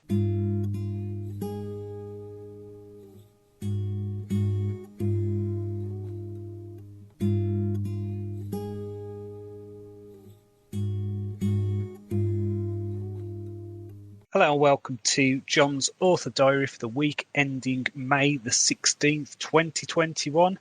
I have had a bad week in terms of productivity. I think pushing myself last week, it led to me getting eye strain. So that has put me back a bit. I used to do newspaper reporting back in the day, and it felt like last Friday was like one of the deadline days that we used to do, where we push ourselves to get the thing done, and then the next day we'd all be frazzled, and that's how I felt. But because I've not done it for a while, I think it really took its physical toll on my eyes. So that wasn't good. Lesson learned. I won't be doing that again. I think if there's a week where stuff isn't going to work in terms of my targets, then I just need to accept that and adjust. I also had a haircut this week, and Wednesday was my birthday, 29 again. So that was fun. Enjoyed that, had some cake, had some beer, went for a walk with a friend along Morecambe Prom. So exciting times, I'm sure you'd agree. There's a lot of bitty stuff that I did this week, so things like outlining and redrafting and editing and things like that. But my actual word count was probably going to be about 3,000 words for the week. So yeah, lesson, just don't push myself. I've got a good routine. I need to remember that and keep that. I did get a lot of reading done this week. So I read a book called The Anunnaki Connection by Heather Lynn, PhD. She put PhD on a book cover, so you know it's important. And I think this is one of those occasions where she lent on the fact that she's got a PhD to give it some kind of credibility. And I don't know, some of the chapters in this book were what I would describe as magical thinking. Some of them seemed to be rigorous, like really interesting research, and then others were just speculative nonsense that was just completely out there. And it was the worst kind of pseudo-history cloaked in academic language. But it was interesting. I like the approach. I like the approach in the sense that she tried to balance the kind of academic history of the Anunnaki. So this is the Sumerian legends. It's all about aliens, ancient aliens and things like that. So she tried to balance the alternative researchers with the academic stuff, which I like. I like that idea because I think independent researchers, I think amateurs do bring something really interesting to the mix. I think they can point research in interesting directions. And because amateurs might focus on something very specific that might not be necessarily of an academic interest, that could be a really good area to look into. But for me, it didn't do it as a history book. But as story fuel, I like this kind of stuff. This kind of stuff is a goldmine, and hopefully not the type of goldmine worked on by the Anunnaki's human slaves. So I also read Dark Currents by Lindsay Barocca. So this is the second book in her Emperor's Edge series. So it's kind of fantasy, steampunk, kind of heist kind of stuff, adventure, fun, excitement. So I really enjoyed this book. A lot of fun. I will carry on with the series, I'm sure, pick it up again at a later date. I'm currently reading a series called King's Dark Tidings. So I've read the first two books, which are Free the Darkness and Reign of Madness by Kelcade. So this is kind of dark assassin fantasy stuff. And I don't know, like I'm enjoying the series, but there's a lot of things in these books that are kind of infuriating. There's a lot of head hopping when I'm reading it, so it's a bit jarring. It goes from one character's head to another within a scene. And the main character, he's like this badass assassin guy. He's always in the right place to overhear plots as are being outlined at the most convenient times. So that is very convenient. It's very lucky, but it always seems to fall in the right place. So I don't know. There's a bit of a bit of an issue there for me. And the other issue is that the main character is basically this guy who's been highly trained assassin. He's been brought up all his life to be this complete and utter ultimate warrior kind of character. I'm not talking about the professional wrestler here. And so he just doesn't seem to have any stakes. There's nothing that really escalates. He's basically like Superman, but if Superman was immune to kryptonite. I'll give you an example. In the opening scene, he gets into a fight with 15 elite soldiers, and he defeats them all in one fight. And then the next book, he has to go through a tournament where he's got to defeat, the top warriors in the kingdom. And I think there's 14 of these people he has to go through in individual fights. So it's like, it's like it's not escalating. It's like it's easier. And then he has to take on 7 elite soldiers. So he's already done 14. We know he can beat 14 handily. So it's like, well, great. He can beat 7 soldiers. Okay, we know he can already do that. But that being said, I'm being dragged through the series. I really like the writing. The pacing's punchy. And the fight scenes are brilliant. They're really well done, really well choreographed. They feel like the author is just a master at fighting scenes. And everything else is kind of, it's fine. But the fighting scenes are tremendous. So, really enjoying it for the fighting scenes. So next week, I have got my COVID jab booked. So who knows how I'll feel? Who knows how much work I'll get done? I've got friends who have had the COVID jab and have been absolutely fine. I've had some who have been ill. Some have had migraines. Some have had flu-like symptoms and been in bed for days. So I don't know what to expect for next week. But I need to have this jab. We need to get out of this situation. So whatever happens, I'll take paracetamols and I'll just spend a few days in bed listening to audiobooks if necessary. Finally then, I had a question this week. This was from Denise Sherman on YouTube. She said, John, you have an amazing voice. Have you thought about being a narrator plus author as well? Thank you for the compliment about my voice. I think you're the first person who has ever complimented my voice.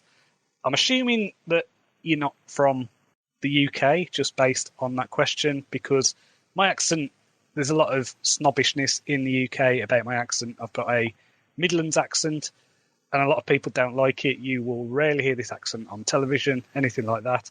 In terms of the actual practicalities of doing narration, I've tried doing narration for some of my own stuff, and it's really hard just because of my eyes. The condition I've got is a thing called retinitis pigmentosa, and what that does is it means that, well, my left eye's completely shot, and I've got no peripheral vision in my right eye. So if you imagine when I'm reading lines, it's like scanning across. It's hard to follow the lines. So the way I read is actually really clumsy, and I find it really difficult. And going back to what I said earlier about eye strain is a perfect way, if I'm focused on something for a long time, to get eye strain. So I can talk, and hopefully, you can understand me fine on these podcasts. But in terms of doing audiobooks or anything like that, absolutely not. I've got no intention of doing that. So if you've got a question, please do leave them in the comments on YouTube. Hit like, subscribe. I think there's a bell ding people do that. That'd be great. So until next time, cheerio.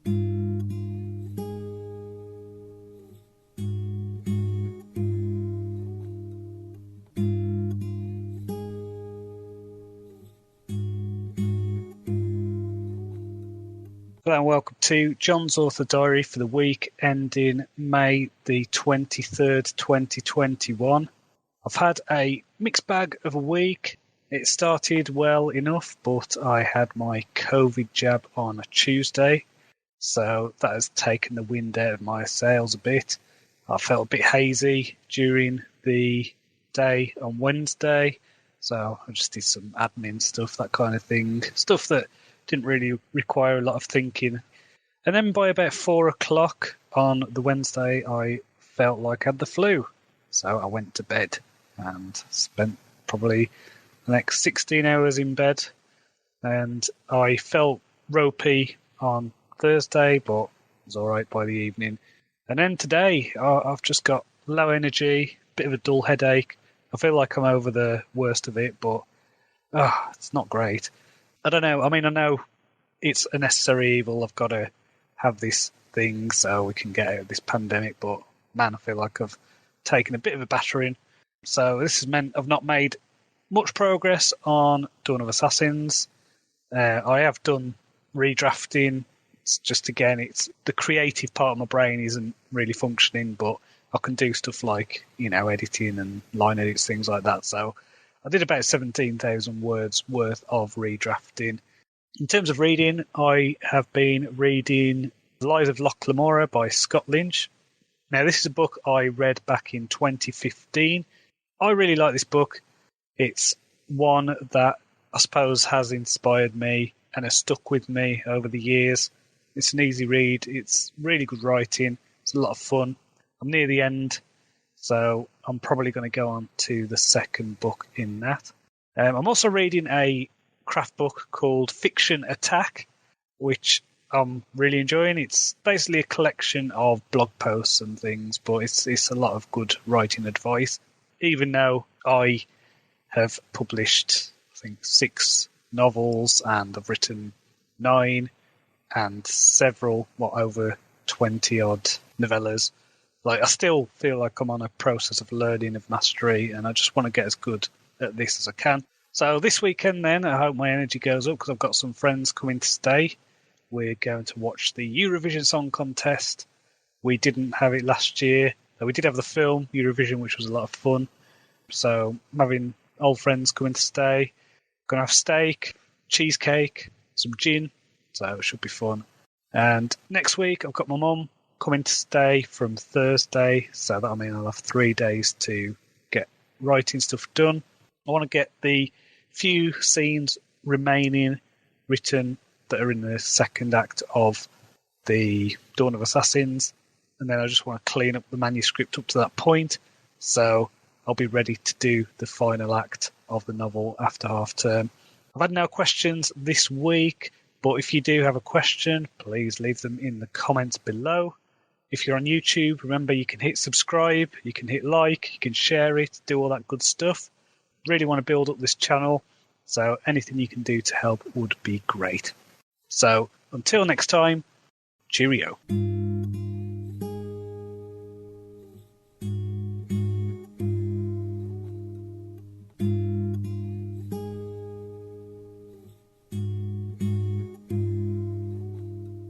Hello and welcome to Jon's Author Diary for the week ending May the 30th, 2021. I have had a busy week. I have been working on getting Dawn of Assassins as good as I can before I go into writing the finale. So I'm at that point. I'm at the end of the second act. So I'm ready now to dive into that last section. I've got it to a second draft kind of standard. So what this means is I've written it and I've rewritten it. So it will be ready now just to get that done. I had some friends up last weekend. We went to the pub. We watched Eurovision. We had steak. We had gin. We had cheesecake. The Eurovision Song Contest was great. It was probably one of the best in several years, I would say. The performances were fantastic. I really enjoyed the show. I felt that the winner wasn't necessarily the right choice. I preferred France. I thought that the performance had that kind of real, intense singing. The woman was clearly in that flow state, that zone, and I thought it was just really intense, really ecstatic. I loved it, but Italy won, and it was still good. It was a good song. It was a bit different to a lot of the other Eurovision stuff.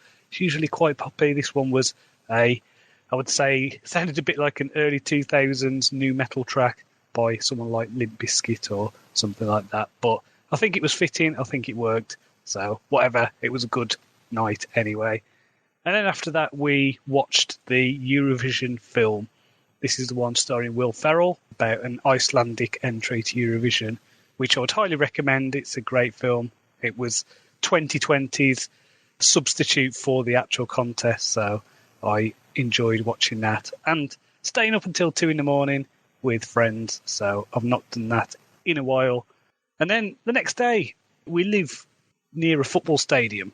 And, you know, I'm not really a sports fan. I'll watch UFC sometimes, but I've never been into team sports like football or anything like that.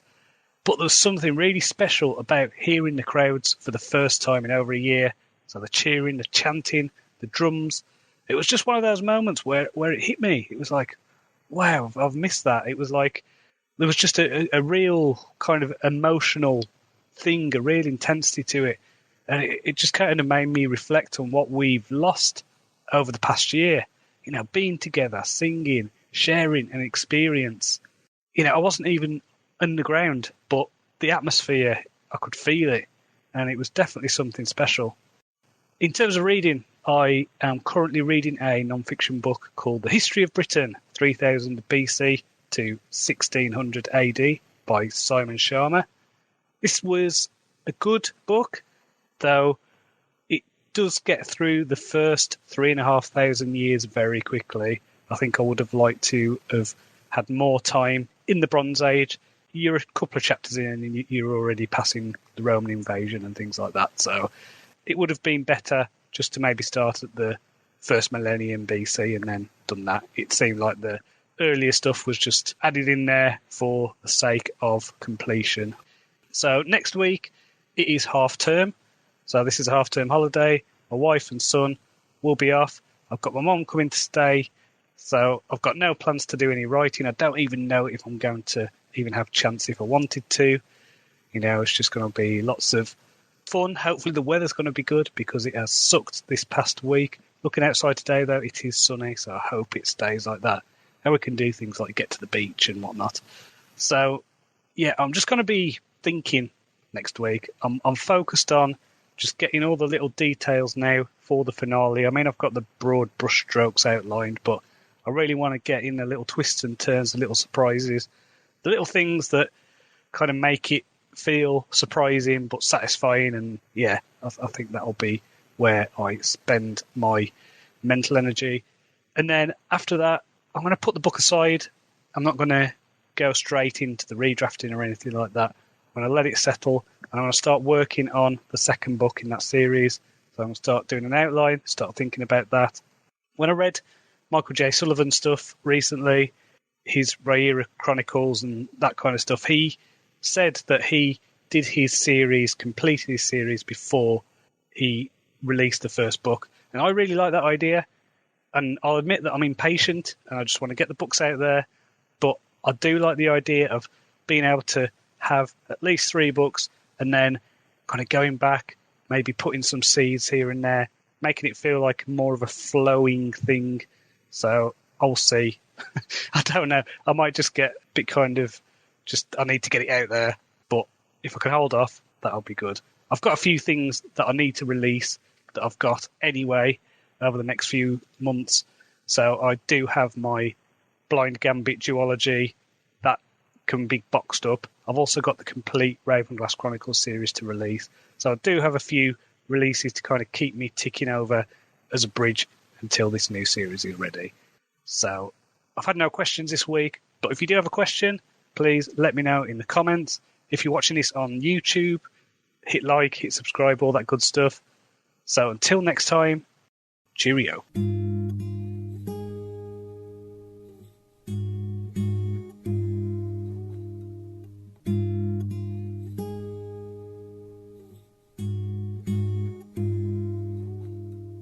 Hello and welcome to Jon's Author Diary for the week ending June the 6th, 2021. I've had this week off because it is the school half term, so my wife and son have been at home. I had my mum come to stay last weekend. We had cocktails at the Midland and had a look around the newly reopened Lancaster Castle, which was a fascinating place. It's a 13th century castle that was a working prison until 2011. So that has now been done up and very much enjoyed taking a look around there. I think I'm going to have to go back and actually have a tour because we didn't get to go inside because of all the COVID restrictions. Also went for a restaurant for the first time since the pandemic began. Again, really enjoyed that. Had a nice pork belly, kind of fusion style food, bit of peri-peri, bit of Chinese flavour going on. Yep, that was good. Then I went to see my family in Wolverhampton So I got to see my sisters, my brother, niece, nephews. Had a nice walk around Cannock Chase with my sister and my nephew and her fella. So that was really good, really lovely weather. I feel great that I've finally been out and about, spending time with people I care about. That being said, I am tired. I have just got back from driving up the motorway. Obviously, my wife drives, I don't drive. But, we drove up the M6, had a couple of bad nights' sleep in the hotel. It was sweltering hot. So I'm glad to be home. And it's still hot, but because we live by the sea, there's a bit more of a breeze than there is in the Midlands. So it looks like we're going to have a nice weekend. So in terms of reading, I am currently about halfway through Red Seas Under Red Skies by Scott Lynch. So this is a follow-up to The Lies of Loch Lamora. Really enjoy this book. Great characters, excellent writing. I'm not as into the story as I was with the first book, but it's still enjoyable. I also listened to a series of lectures by the teaching company called Understanding the Dark Side of Human Nature. There was a lot of useful stuff in this. It was a really interesting approach. The guy brought together history and philosophy and psychology. So there was a lot of different stuff in there. Really recommend that if that is something you're interested in. So next week then, back to work, back at the writing desk. Really want to get a good chunk of the finale done of Dawn of Assassins. I estimate I've got about 15,000 words to write, so I think this will take me a week and a half. Part of me is thinking I might just try and hammer it, try and push myself, but I know where that's left me before, so I will try and get 2,000 words a day done on that. Who knows, I might end up doing a bit more if I really get into the flow. Keep an eye on my YouTube channel, as I do plan to record a few short stories in the future. If you've got any questions, please let me know in the comments. Hit subscribe, hit like, notification bell. So until next time, cheerio.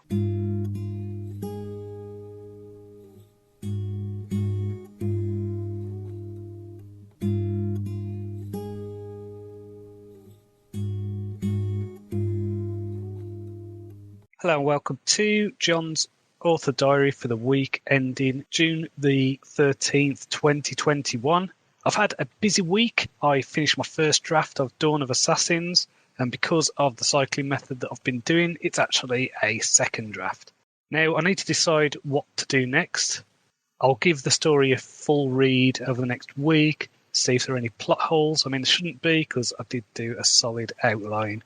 My usual process is to go on to a third draft straight after the end of the second and give it to a few trusted readers, that kind of thing. I'm thinking I might let it settle for a while and start work on the next book in the series. I mentioned this a few weeks ago that Michael J. Sullivan had the idea that you do the entire series, you draft that out before releasing it, just to make it a kind of cohesive whole, which is something I was able to do with my Wasteland series rewrite. So that is something that is quite appealing. Speaking of which, Wizard of the Wasteland, which is the first book in the Wasteland series, is free until the end of this week, so until June the 13th. So grab the copy of that if you want, and the rest of the series is all on a Kindle Countdown deal in the US, so you'll be able to get the whole series at a discounted price. In terms of reading, I've finished Red Seas Under Red Skies by Scott Lynch. It was a fun read about highly competent thieves turned incompetent pirates. I'm now reading the third book in that series called The Republic of Thieves. I'm about a third of the way through, and it doesn't really feel like it's got going yet, so we'll see how that goes. Scott Lynch is like some other well-known fantasy authors like George R.R. Martin and Patrick Rothfuss, who are in the middle of a popular series but have not finished or put a title out in years. So I don't really want to do that. I don't want to annoy readers, don't want to annoy my fans. So that's why I'm leaning more towards the Michael J. Sullivan philosophy of getting the entire series drafted before releasing the first book. Though I think I'm going to do something like writing the first three as a satisfying trilogy and then see how it goes. You know, I might get some really good reviews, might sell really well, and so if there's an appetite for more, then I'll write more stories, but if not, then it'll be a trilogy. So next week, I'm going to have a bit of a rest. As you can probably tell, I'm tired and not able to string a sentence together properly. So that's always a good sign, isn't it? But I'm going to start brainstorming ideas for the next couple of books in the series, start outlining if I can. It's not the way I usually do things, but it's exciting, and I think that's what's important. So until next time, cheerio.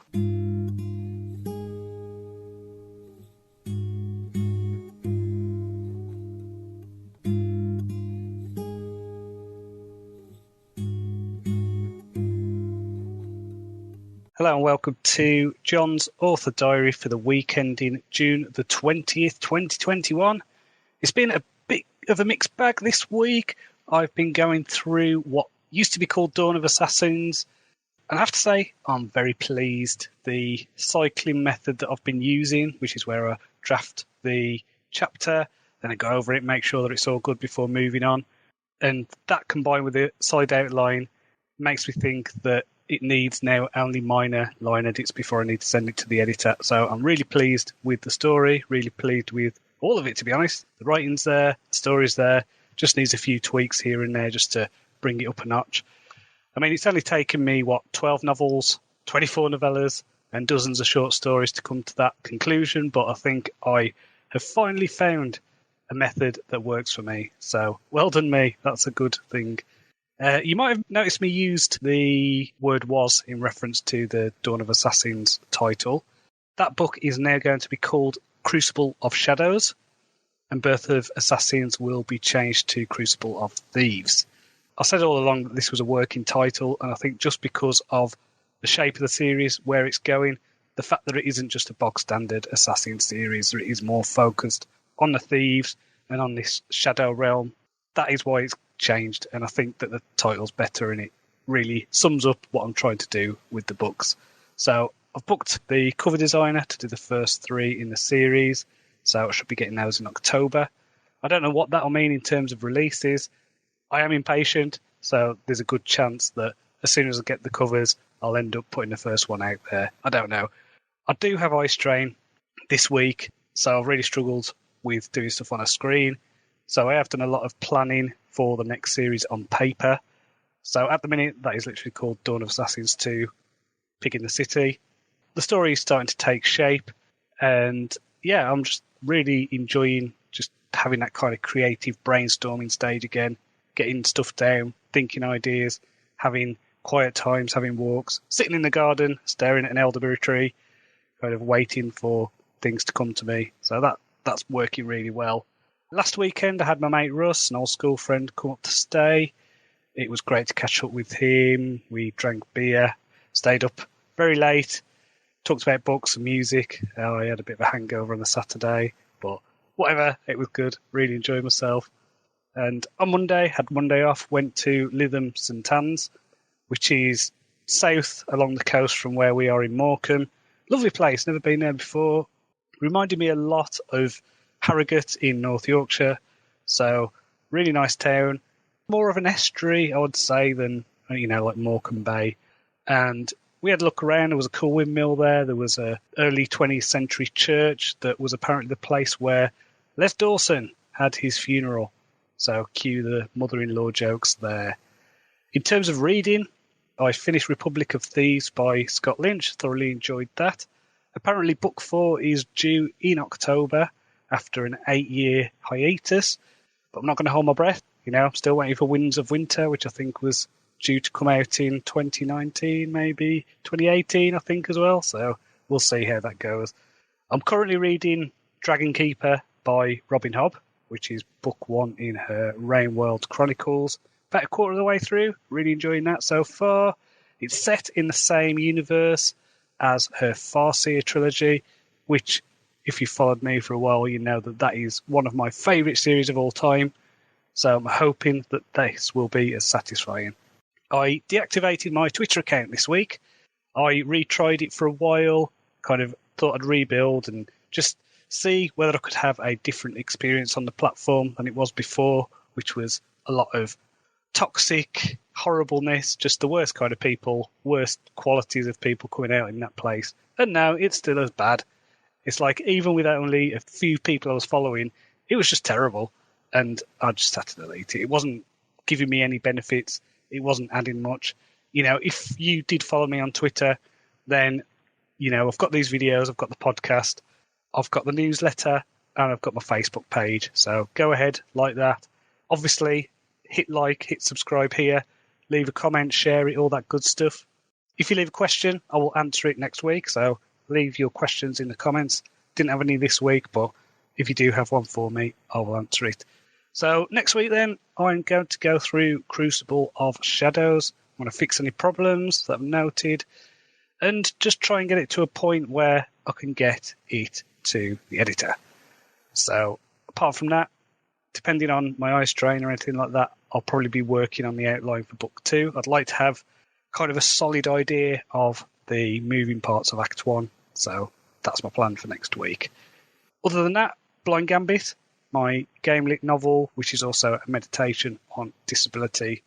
Really strange hybrid of a book, but if you enjoy Ready Player One, but you also want to read what was probably the hardest book of mine that I wrote, very personal, very raw, about me coming to terms with the fact that I'm going blind, read that. It's free this weekend on Kindle, so that's Blind Gambit. So until next time, cheerio.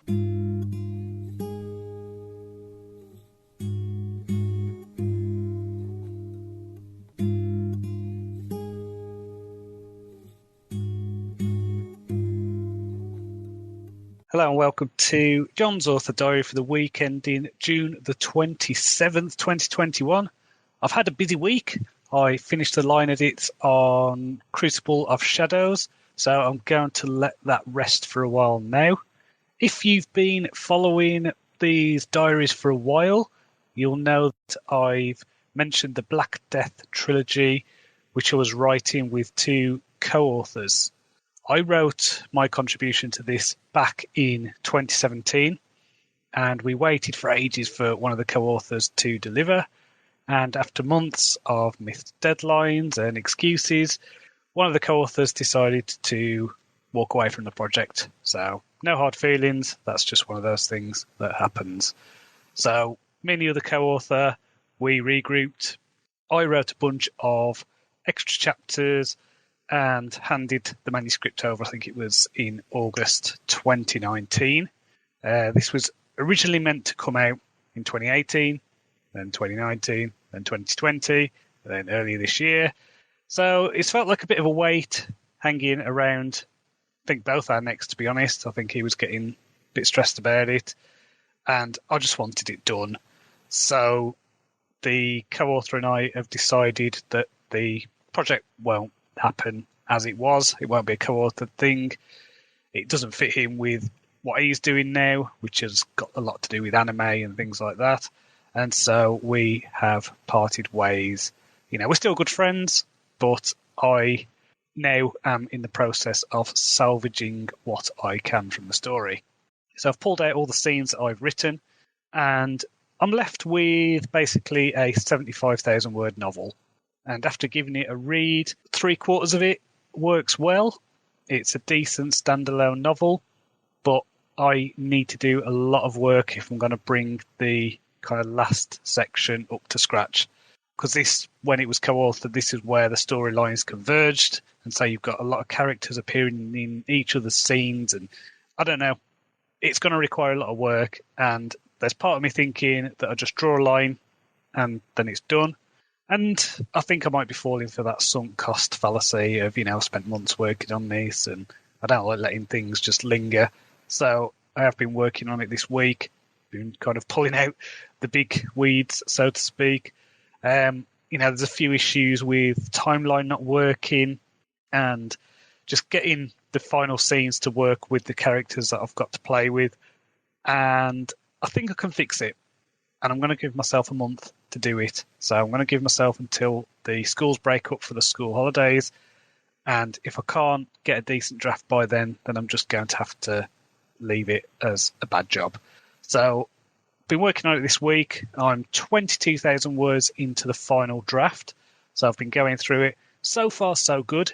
It has been working so far. I know that as I get to the middle section, there's going to be a bit of work getting the timelines right. And then the final act is a mess, so I'll really need to do a lot of work on that. I'll probably end up having to write some new scenes and things like that. What this means is, if it works, I'll be releasing this book as a standalone. It won't be a trilogy. It'll be called Black Death Survival, and I think it'll probably be, I don't know, maybe October kind of time. That's where I'm looking at. And then once this is all finished, I'll be able to go back to my Crucible of Shadows series. Now, I did want to have a break from this first book in the Crucible of Shadows series, and so this has fallen on my lap at the perfect time, so that's fine. I'm determined to just get this done, get it as good as I can, release it, something that I'm proud of. You know, it's not just going to be a rush job. I am going to put as much into this as I can to get it up to the standard of my other stuff. I've got a cover, you know, that's come back from the designer with just my name on it.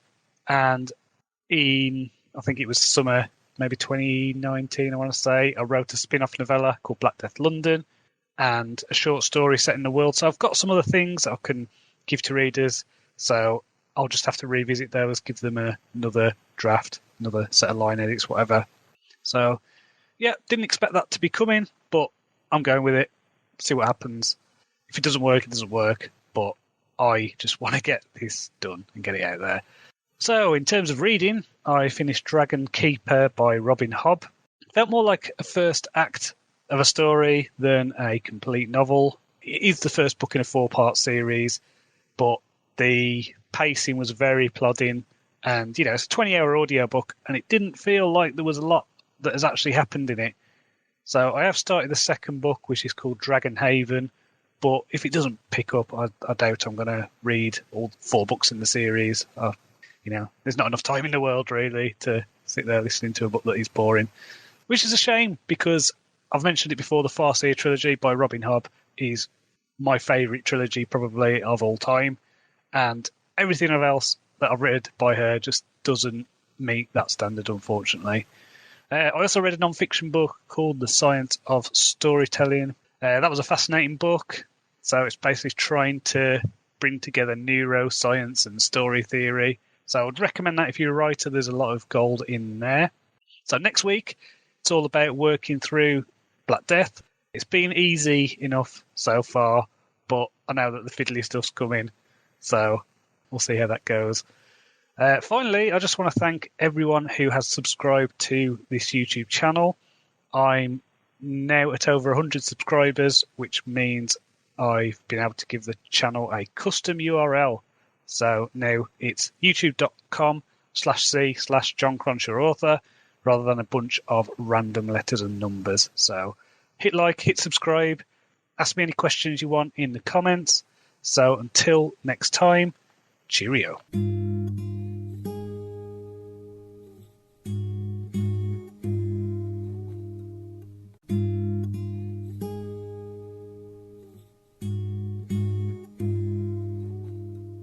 Hello and welcome to Jon's Author Diary for the week ending July the 4th, 2021.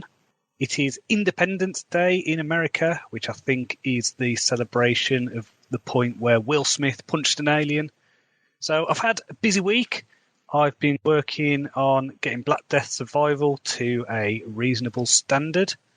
I mentioned last week that this is a project I've had in the background since 2017.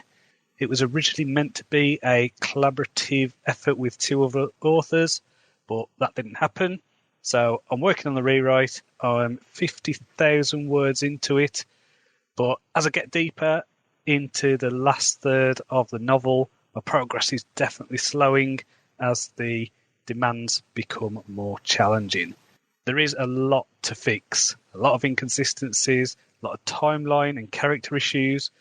So I'm working on those, I'm solving them, so that's good. It's meant moving a lot of scenes around, rewriting others, getting rid of plot holes and things like that. And I've also had to kind of make the voice more consistent, do stuff on a sentence level, make the characters' goals more obvious, the desires more clear. And because I wrote this in 2017 and I've written a lot of stuff since then, my writing has got a lot better. There's a lot of mistakes that I used to make, a lot of little grammar things, a lot of little ticks that I used to do that are in there that I don't do anymore. So I've had to just go through it, get rid of all those. Part of me feels like a bit of a masochist taking this on. And I think that if I'd attempted something like this a few years ago, it would actually be really overwhelming. Because I've been doing this a while, because I can't even remember how many books I've got under my belt now. A lot of books, I've written a lot. I'm confident that I can turn this into something that I can be proud of. And I just put that down to experience. So, yeah, I've reached the end of the second act. So now I'm about to work on basically the part of the story where the original storylines converged. And so there's going to be a lot of bits where characters are in one scene that shouldn't be, and there's a lot to do. So this is going to be the hard part. This is going to be the real test, I think, coming up. So look forward to that. That should be fun. In terms of reading, I have continued with the Ravenclaw Chronicles by Robin Hobb. It's definitely worth sticking with. I think the first book was very slow, but what Robin Hobb is really good at is character development. She's a master at that. So it takes a while to get going. The story doesn't really get anywhere until the end of the first book. I'm now just about to finish book 3, which is called City of Dragons, and I'm going to go straight into the fourth book because I am really into it now. I also read a non-fiction book called The Story Grid by Jon Cronshaw, which is a book about editing and story structure. I've mentioned this before. I read craft books all the time. I'm still learning. I'll always be learning. This is a thing that has really helped me with what I'm doing at the moment. It couldn't be read at a better time, to be honest. So I've been listening to the podcast of this for years, and there was actually little new in there that I was unfamiliar with. So it was just good as a reminder to get all the kind of ideas crystallised. And the analysis of The Silence of the Lambs I found really useful. So it's definitely worth it just for that. Going forward next week, I want to carry on with Black Death Survival if I can. There's a good chance that my son's school will close again due to COVID stuff, as I've already closed 2 years, and the head was on a video the other day talking about staff shortages as a knock-on of this. So who knows, next week I could be in dad mode. I don't know. But if I can, I'm going to work on Black Death Survival. There's a good chance that if my son is off, then I'll be doing some 5 a.m. starts and just trying to get some stuff done in the morning, because I would like to get this done before the summer holidays, which is, I think they break up on July the 16th. So, if I can get it done by then, or at least in a state where it just needs a final proofread, then that'll be great. And then I can get that edited, sent off, sorted, published, hopefully, September, October time. I have got a cover back with my name on, just my name. So, yep, it's going forward. I'm going to do it. So that's going to be my autumn release, because I was getting a bit impatient, I think, with the Crucible of Shadow stuff. I really wanted to get that first book out, but now I've got a release coming. I can focus on that, and then when that's out, I can focus back on that series again. Stick to the original plan of at least getting the first 2 books written before I release anything. Maybe get the first 3 done. I don't know, but we shall see. So remember, hit like, hit subscribe. If you've got questions, leave them in the comments and I'll answer them on next week's video. So until next time, cheerio. So the title is Paying Attention to the Summer. There's no time of the year that I enjoy more than summer. The world just seems alive. Families are out on the beach, playing in the park, and enjoying a nice cold beer in a pub garden. The trees are full of leaves, and many-hued flowers reach up to the sun.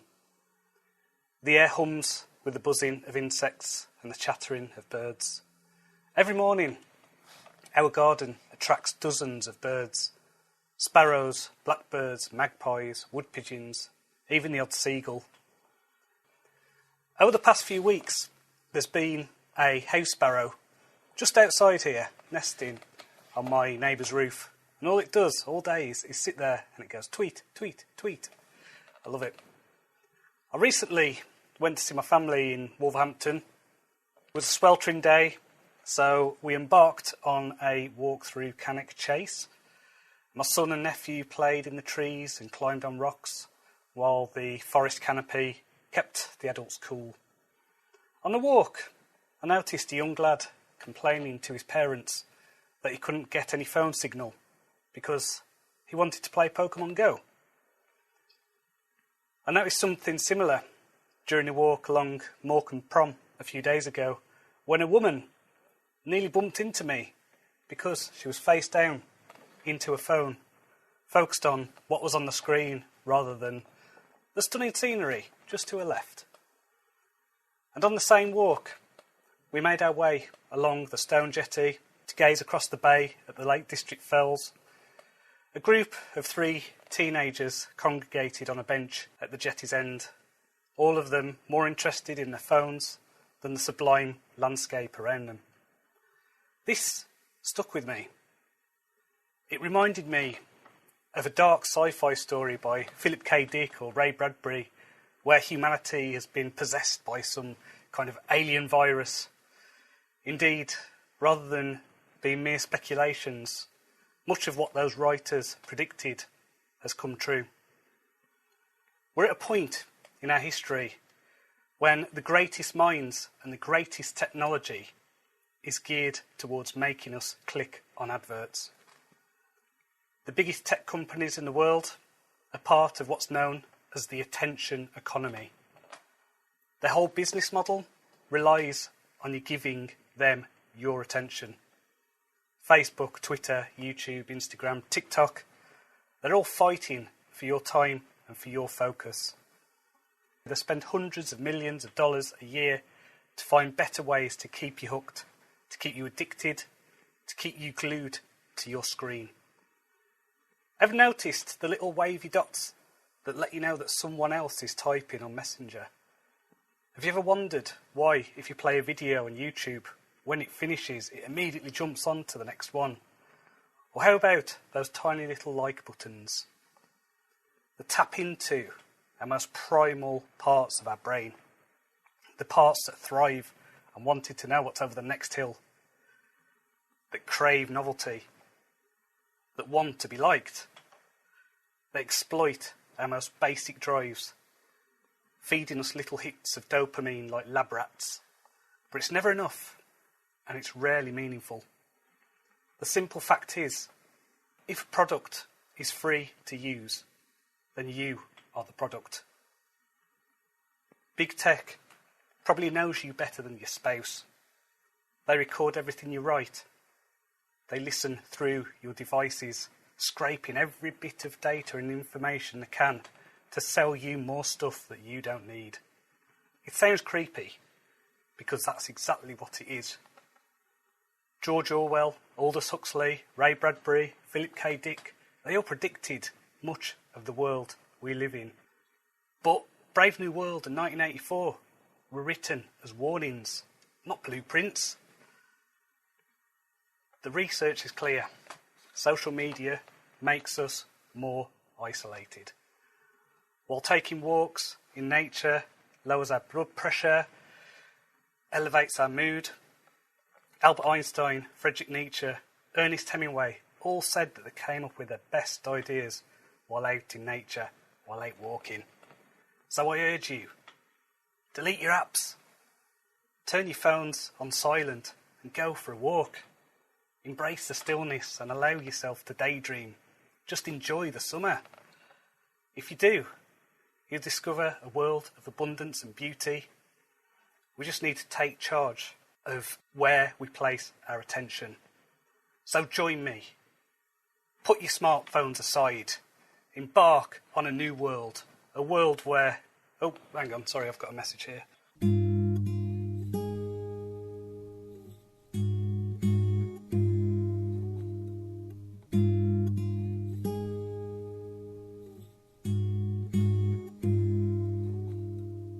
Hello and welcome to John's Author Diary for the week ending July the 11th, 2021.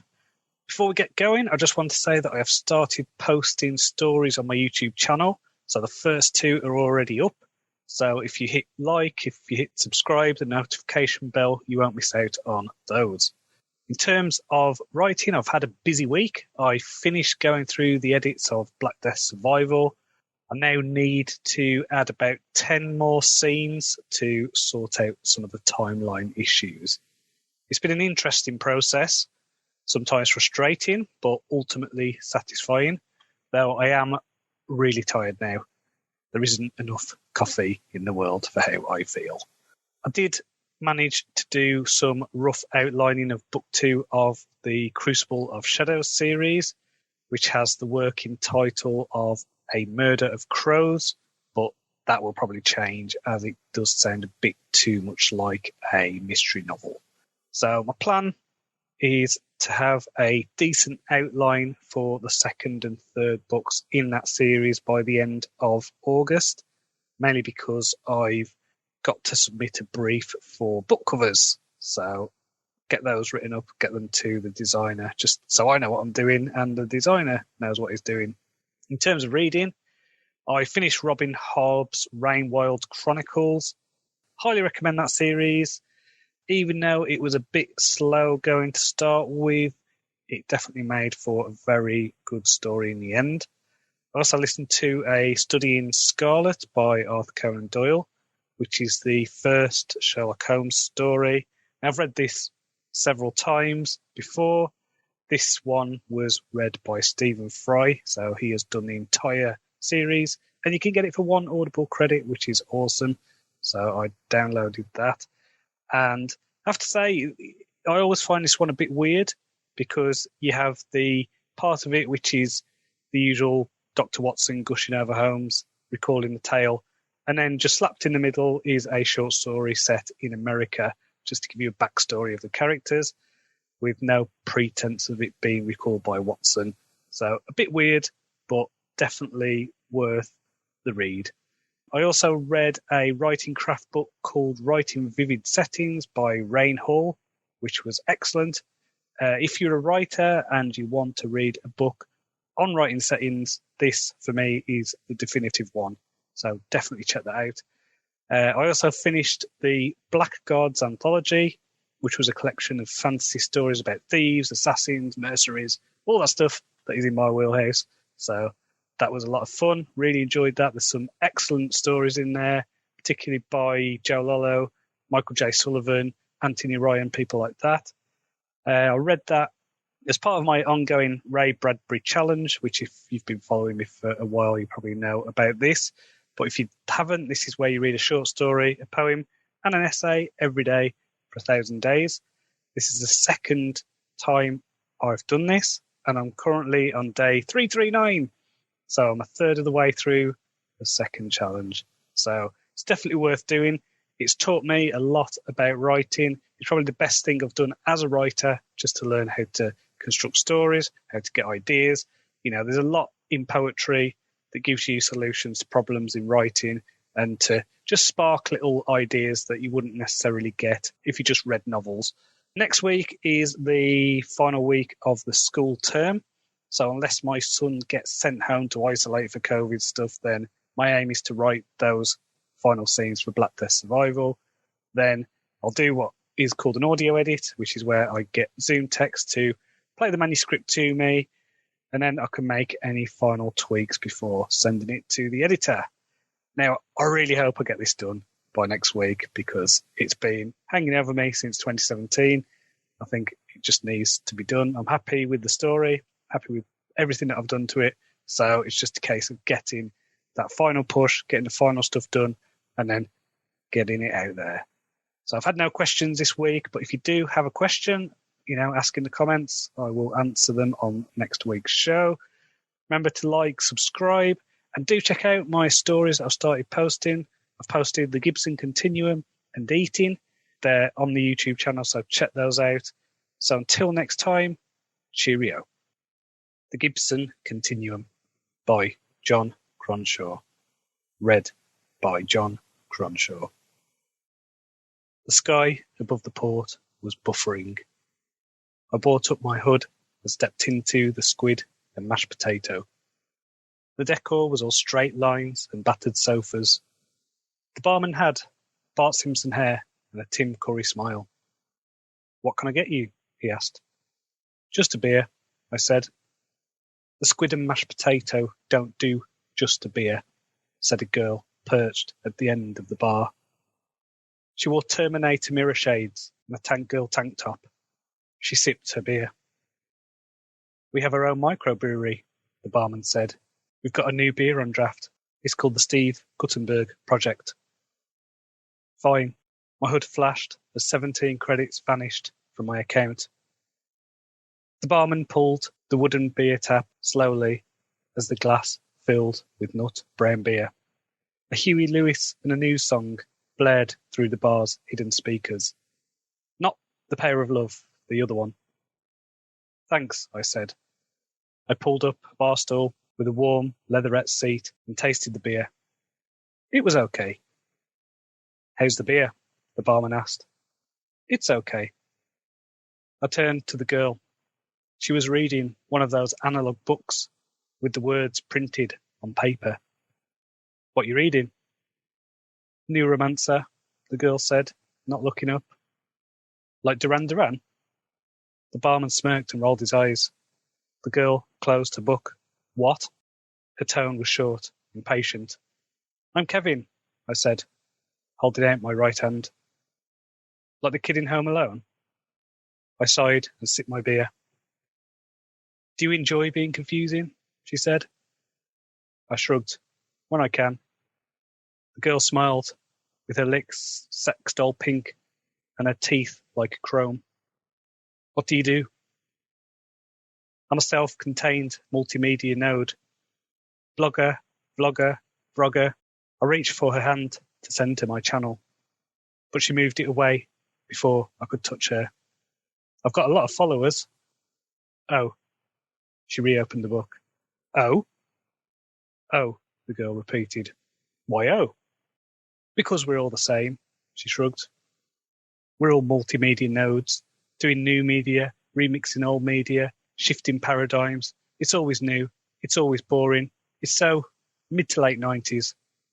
Oh, I snapped a video of her sighing over her book and posted it onto my channel. What's the book about? The girl shook her head. It's cyberpunk. It's about computers and cyberspace and stuff. It's retro. Cool. That's what I'm doing my piece about. What? Cyberpunk, speculations on a pre-singularity internet, that kind of thing. I gave her my best warm smile. And you've never heard of Neuromancer? She glared at me. Don't you think you should have done some research first? I rubbed the back of my neck. Well, I've only just started.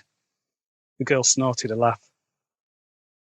I'd already received 30 likes on my video of the girl sighing over her copy of Neuromancer. Can I see? I gestured to the book. She passed it over, and I felt its weight. It bore the pallid, elfin face of a woman with blank white eyes. She's got your hair, I said, handing the book back. It's the look I'm going for. I take it you still got your pupils, though. The girl raised her mirror shades to show big manga eyes. I saved the image. Beautiful. Do you want to help me hunt ghosts? I asked. Not really. She gestured to yawn. What kind of ghosts? I slipped my beer. The ghosts of cyberpunk. CompuServe, MS-DOS, WordPerfect, the information superhighway, Windows 3.11 for work groups, Nokia 3210s, Bolt, floppy disks, the Millennium Bug, Hamster Dance, AOL CDs with 20 hours of free internet. I waved a hand. You know, cyberpunk. The girl sneered. That's not cyberpunk. She touched my hand and sent me a barrage of content.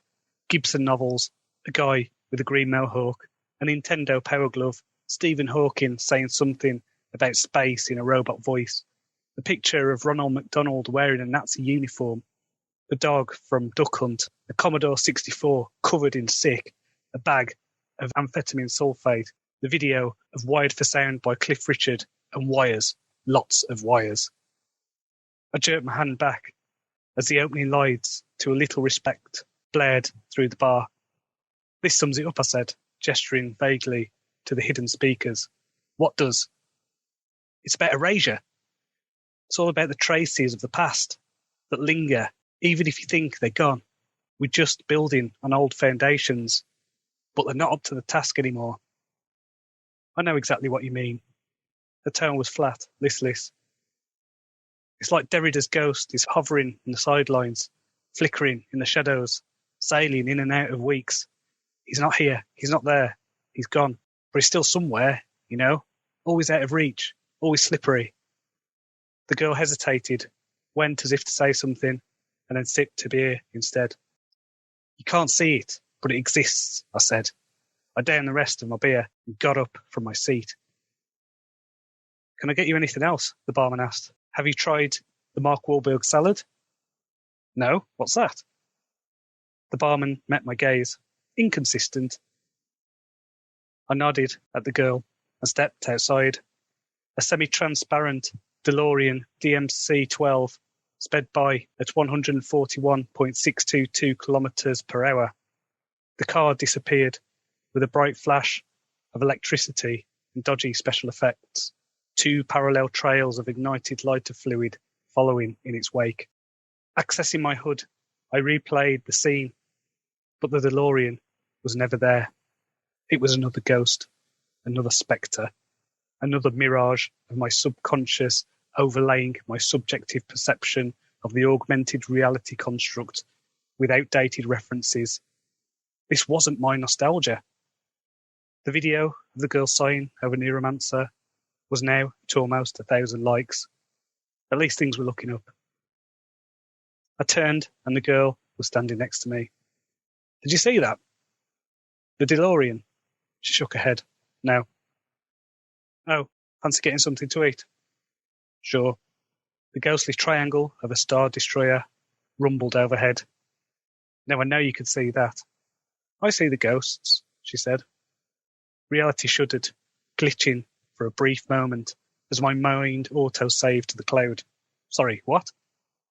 The ghosts are getting brighter, more frequent, don't you think? I nodded. But why? Maybe that's what you should do your piece about. I shrugged. Every time I rewatch a scene, the ghosts aren't there. Look at this guy. I gestured towards a semi-opaque T-1000 as it ran by with quicksilver flesh. Now rewind. The girl waved a dismissive hand.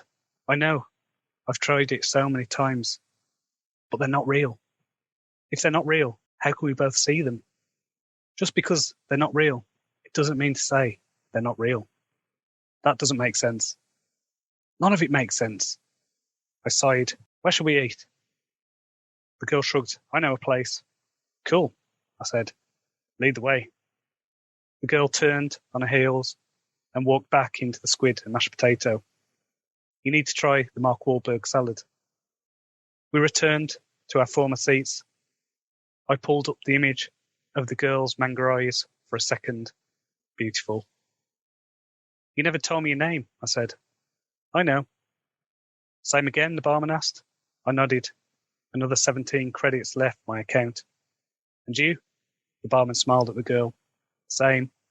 We'll probably have one of the Wahlberg salads. To share? The girl shrugged. Do you see the ghost? I asked the barman. The barman glanced up and placed the beer in front of the girl. Like those? I turned as 4 blocky, 2-dimensional ghosts flickered by and chased a translucent Pac-Man through the wall. The girl and I exchanged glances. Did it record? I asked. They don't, do they? They're just echoes, the barman frowned as he placed the beer before me. I took a sip. It was okay. Where did they come from? The girl asked. The barman shook his head and turned his back to us. The girl sipped a beer. As she placed the glass down, a faint trace of her sex doll lipstick remained on its rim. Maybe that's it. I pointed to the smear. What? I reached and picked up the glass. Holding it to the light, I showed her the smear of lipstick. Semiotic ghosts, I whispered. So? They must come from somewhere. There must be some kind of residue. The girl sighed and snatched the glass back. I see. I just don't see how it helps. The barman cleared his throat and placed a large bowl between us. He laid out a pair of forks and a napkin. The salad smelt good. There was a scent of lemon and a vinaigrette dressing. I pushed my fork into an area heavy with leaves and a cherry tomato and took a mouthful. This is good. It's okay, the girl said. I took another mouthful and spat it into my napkin. That's disgusting. The barman chuckled. You don't get consistency with Mark Wahlberg. I checked my HUD. The video of the girl sighing over her copy of Neuromancer had reached over 7 million likes. I called up those manga eyes again for a second, and then watched the other end of the bar as a flickering ghost of Ralph Macchio worked Tarniss crane kicks. This is ridiculous, I said, slamming a hand down on the bar. There must be more to this. If I've learned anything, there must be some kind of conspiracy, some evil corporation, NASA, the government, the CIA, the NSA. The girl sighed and opened her book. Maybe it's David Icke, risen from the dead. This is serious, I snapped. This is stupid. She angled away from me. Fine. I rose to my feet and downed my beer. The barman looked at me with a raised eyebrow, his Tim Curry smile still fixed. You're not joking about these ghosts, are you? No, I'm not. The hairs on the back of my neck prickled. The girl picked around the tastier parts of the salad. The first notes of Rush's Tom Sawyer blasted through the bar. This is real, isn't it? I gestured to the music. Of course, the barman said. Can I get you another beer? I nodded and slumped back onto my stool. I held my head in my hands as the barman poured the beer, 17 credits leaving my account. I really thought you were joking about the ghosts, the barman said.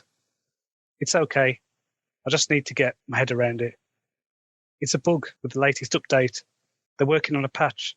Don't you check the news feeds? The girl laughed. Oh.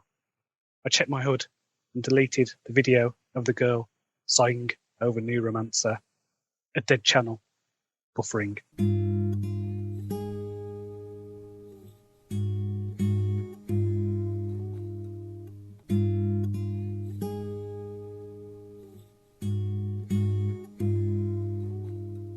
Hello and welcome to Jon's Author Diary for the week ending July the 18th, 2021.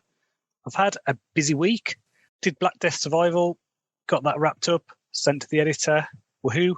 Also managed to get Black Death London done. So this is a novella, it's a spin-off. I really enjoyed rereading this. It did send a bit of a chill up my spine when I realised not necessarily how close to reality it is, but the fact that there are a lot of parallels with what happened with COVID, unfortunately. So I did get a cover made for Black Death London. So I've got that back now. Really like it. It was basically a pre-made cover. So it wasn't like the usual custom covers that I get, but it did the trick. It was exactly what I wanted. Post-apocalyptic, image of London in the background. Perfect. So that is good. What I'll do is wait for that to get back from the editor. As soon as it is back, people on my mailing list who are already there will get the story, and then I'll set up a thing probably on places like Story Origin where you'll be able to get it if you're not already on there. So last weekend I went to visit my sister-in-law near Barnsley. So nephew and brother-in-law were there as well. We went to the zoo, had lots of fun. And then on the Sunday, I caught up with some indie author friends in Sheffield. I can't tell you how much I have missed doing normal things like going to a zoo or meeting friends in cafes and shooting the breeze. It's great. I hope that over the coming months I'll be able to do more of that, have a social life and see friends and, just have a bit of normality. That'd be wonderful. So, that's what I'm looking forward to. Fingers are crossed, but I also at the same time don't hold my breath that the so-called end of the lockdown things will actually be the end of them. So in terms of reading, I read Shadow and Bone by Leigh Bardugo, which is book 1 in the Greece series. I've been recommended her books so many times. think there's one called Six of Crows that I've been recommended several times. So I'm going through the series. It's YA fantasy in the same vein as Sarah J. Maas. Good story. So far, so good. And I am on to book 2. So, yeah, good story, well told. That's all I can say. It's not like the most mind-blowing thing I've ever read, but it's enjoyable. The characters are well developed. So, yeah, enjoying that. Also reread a book for writers called Save the Cat by Blake Snyder, and a follow-up called Save the Cat Goes to the Movies. Now, these are books written for screenwriters. They're about story structure. When I was first learning how to write, this is the first book that I read. The Save the Cat book is the first one that I read that really resonated with me. It made me understand story structure, and I just got it from this. So I'm just kind of reorienting myself with this book, with some of the ideas in it, reconnecting with the Save the Cat method. It's really helped me. And as I'm planning this next series, well, the Crucible of Shadow stuff anyway, the next book in that series, that is going to be really helpful. So after that, my wife and son, they're about to break up for the 6 weeks holiday. So I'll be doing bits of work here and there when I can, but I'm prioritising the dad stuff. So next week as well, I've got my second COVID jab booked. So I've put aside a couple of days where I expect to be ill again. I know it's what needs to be done. We all need to get our jabs if we can, and hopefully get past this pandemic. So last time I mentioned the fact that I was getting a COVID jab and I had a bad reaction to it. I got a load of warnings slapped on, so I'm sure that'll happen again. But, I'll just come on here and tell the truth, so whatever. My plan is to go back to Crucible of Shadows and come up with ideas for other books in the series. I still don't know yet how long the series is going to be. I know it's going to be at least 3 books, and there's a possibility that it could be one of these series like the Vlad Tatlos series by Stephen Bruce, which is just, it could be 9 books, could be 11, who knows. I like the idea of having that flexibility at the moment, but I do really like the characters and I really like the world, really like the story, so we'll just see how that goes. I've got the broad strokes done for book 2, and I'll probably start transferring these ideas to index cards so I can kind of see them as a whole and realise there's a whole bunch of gaps and plot holes that need to be filling in, which is what usually happens. I usually think, I've got these great ideas, it's there, it's done, and then when I actually get into the meat of it, it's like, oh no, I've got a whole section here that's got nothing. So that's what happened with, I think, every book that I've written. So my aim is to have that outline done over the next few weeks. I want to get, ideally, solid outlines done for books 2 and 3 by the end of August, so I can start writing them in September. So until next time, cheerio.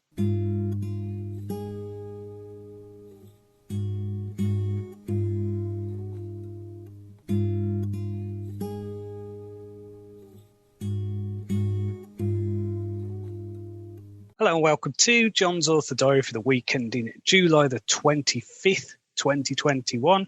This is my 200th diary, which means I have been doing these almost 4 years. It also marks about 4 years since going full-time as a fiction writer, so that is quite exciting. Before I get going, I would like to ask you to sponsor me. I'm doing a walk across Morecambe Bay while the tide is out. So this is to raise money for Galloway's Society for the Blind.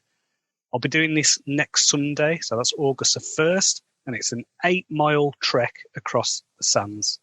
So please click on the link in the show notes if you're listening to the audio to pledge as much as you can.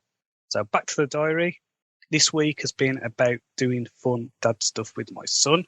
Obviously, he's on his summer holidays now, so we had breakfast on the beach. We played Pokemon Go. We've had water fights.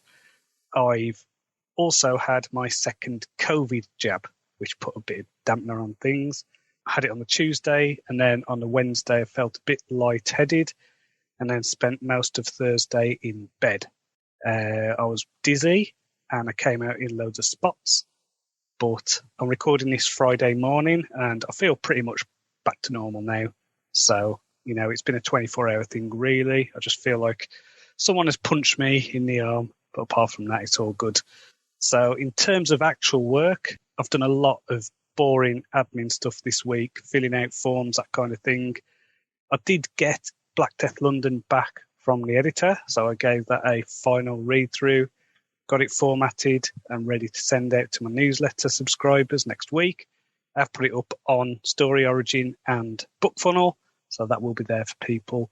If you go to my Facebook page, which is facebook.com/Jon Cronshaw author, I have put the link up there if you want to get it now. So in terms of reading, I finished the Grisha trilogy by Lee Bardugo. I definitely prefer fantasy aimed at adults rather than young adults, but it was still a good story, a lot of fun.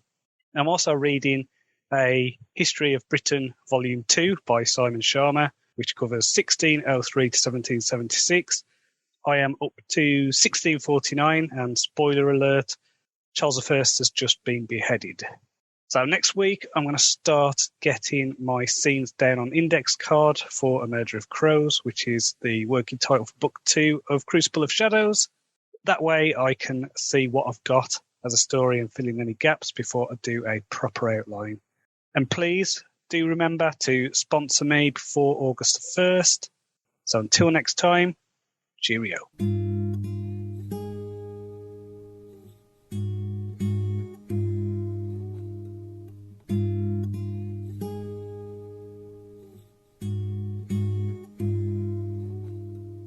Hello, welcome to Jon's Author Diary for the week ending August the 1st, 2021. This week has been about decorating and doing life admin. So we've decided to give our son's bedroom a complete refresh. So this has meant getting his bed down, getting his carpets out, getting everything out of the room. It's just like an empty shell. So we've had a plastering all week, doing the walls. So next week we can get on with painting and getting a new carpet fitted, which I'm sure you'll agree is exciting and just what you want to hear from Jon's Author Diary. So after I'm done with this video, you'll be pleased to know I've got the exciting task of sanding down some skirting boards, ready for the first coat of gloss. Woohoo! It's going to be awesome. So I did actually manage to do some fun stuff this week. Had an author friend over after recording last week's episode. Hadn't seen each other since before the first lockdown, so it was really cool to catch up. I also had my son's karate grading, so that was on Thursday. And even though he kept up his training over Zoom during all the lockdown stuff, this is the first grading he's been able to have since 2019.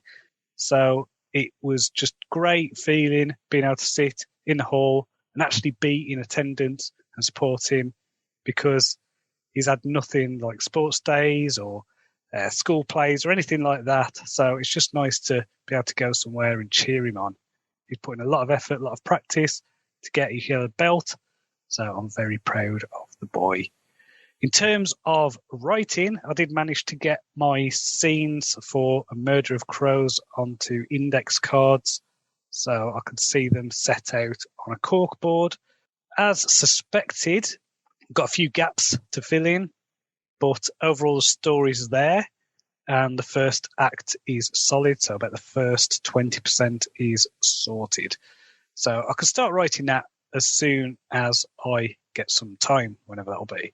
In terms of reading, I finished A History of Britain Volume 2 by Simon Sharma, which takes us up to 1776.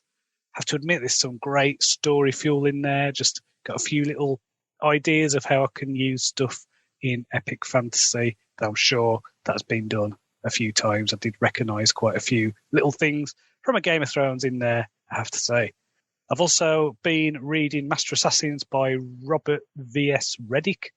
I'm a few chapters in, so far so good. Seems like it is up my street. Definitely aimed at an older audience than some of the stuff I've been reading recently, so that's better for my tastes. Next week, as I say, it's all about getting my son's room decorated. No doubt I won't get any writing done, which is unfortunate. But what can you do? It's got to be done. So on Sunday, this coming Sunday, I'll be doing the Cross Bay walk that I mentioned last week to raise money for Galloway's Society for the Blind. And if you want to sponsor me, I'd really appreciate it if you could follow the link below this video or in the show notes, and that will take you there where you can leave your pledge. I have got the aim of getting £300. Last time I checked, it was 280, so I'm nearly there. Just need that bit more to get me over the top. So please do offer your support there. So until next time, cheerio.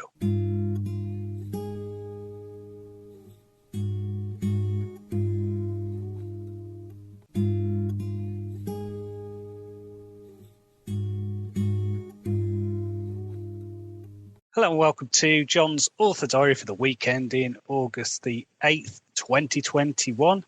I have had a crazy busy week, though I haven't done anything in the way of writing-related tasks whatsoever.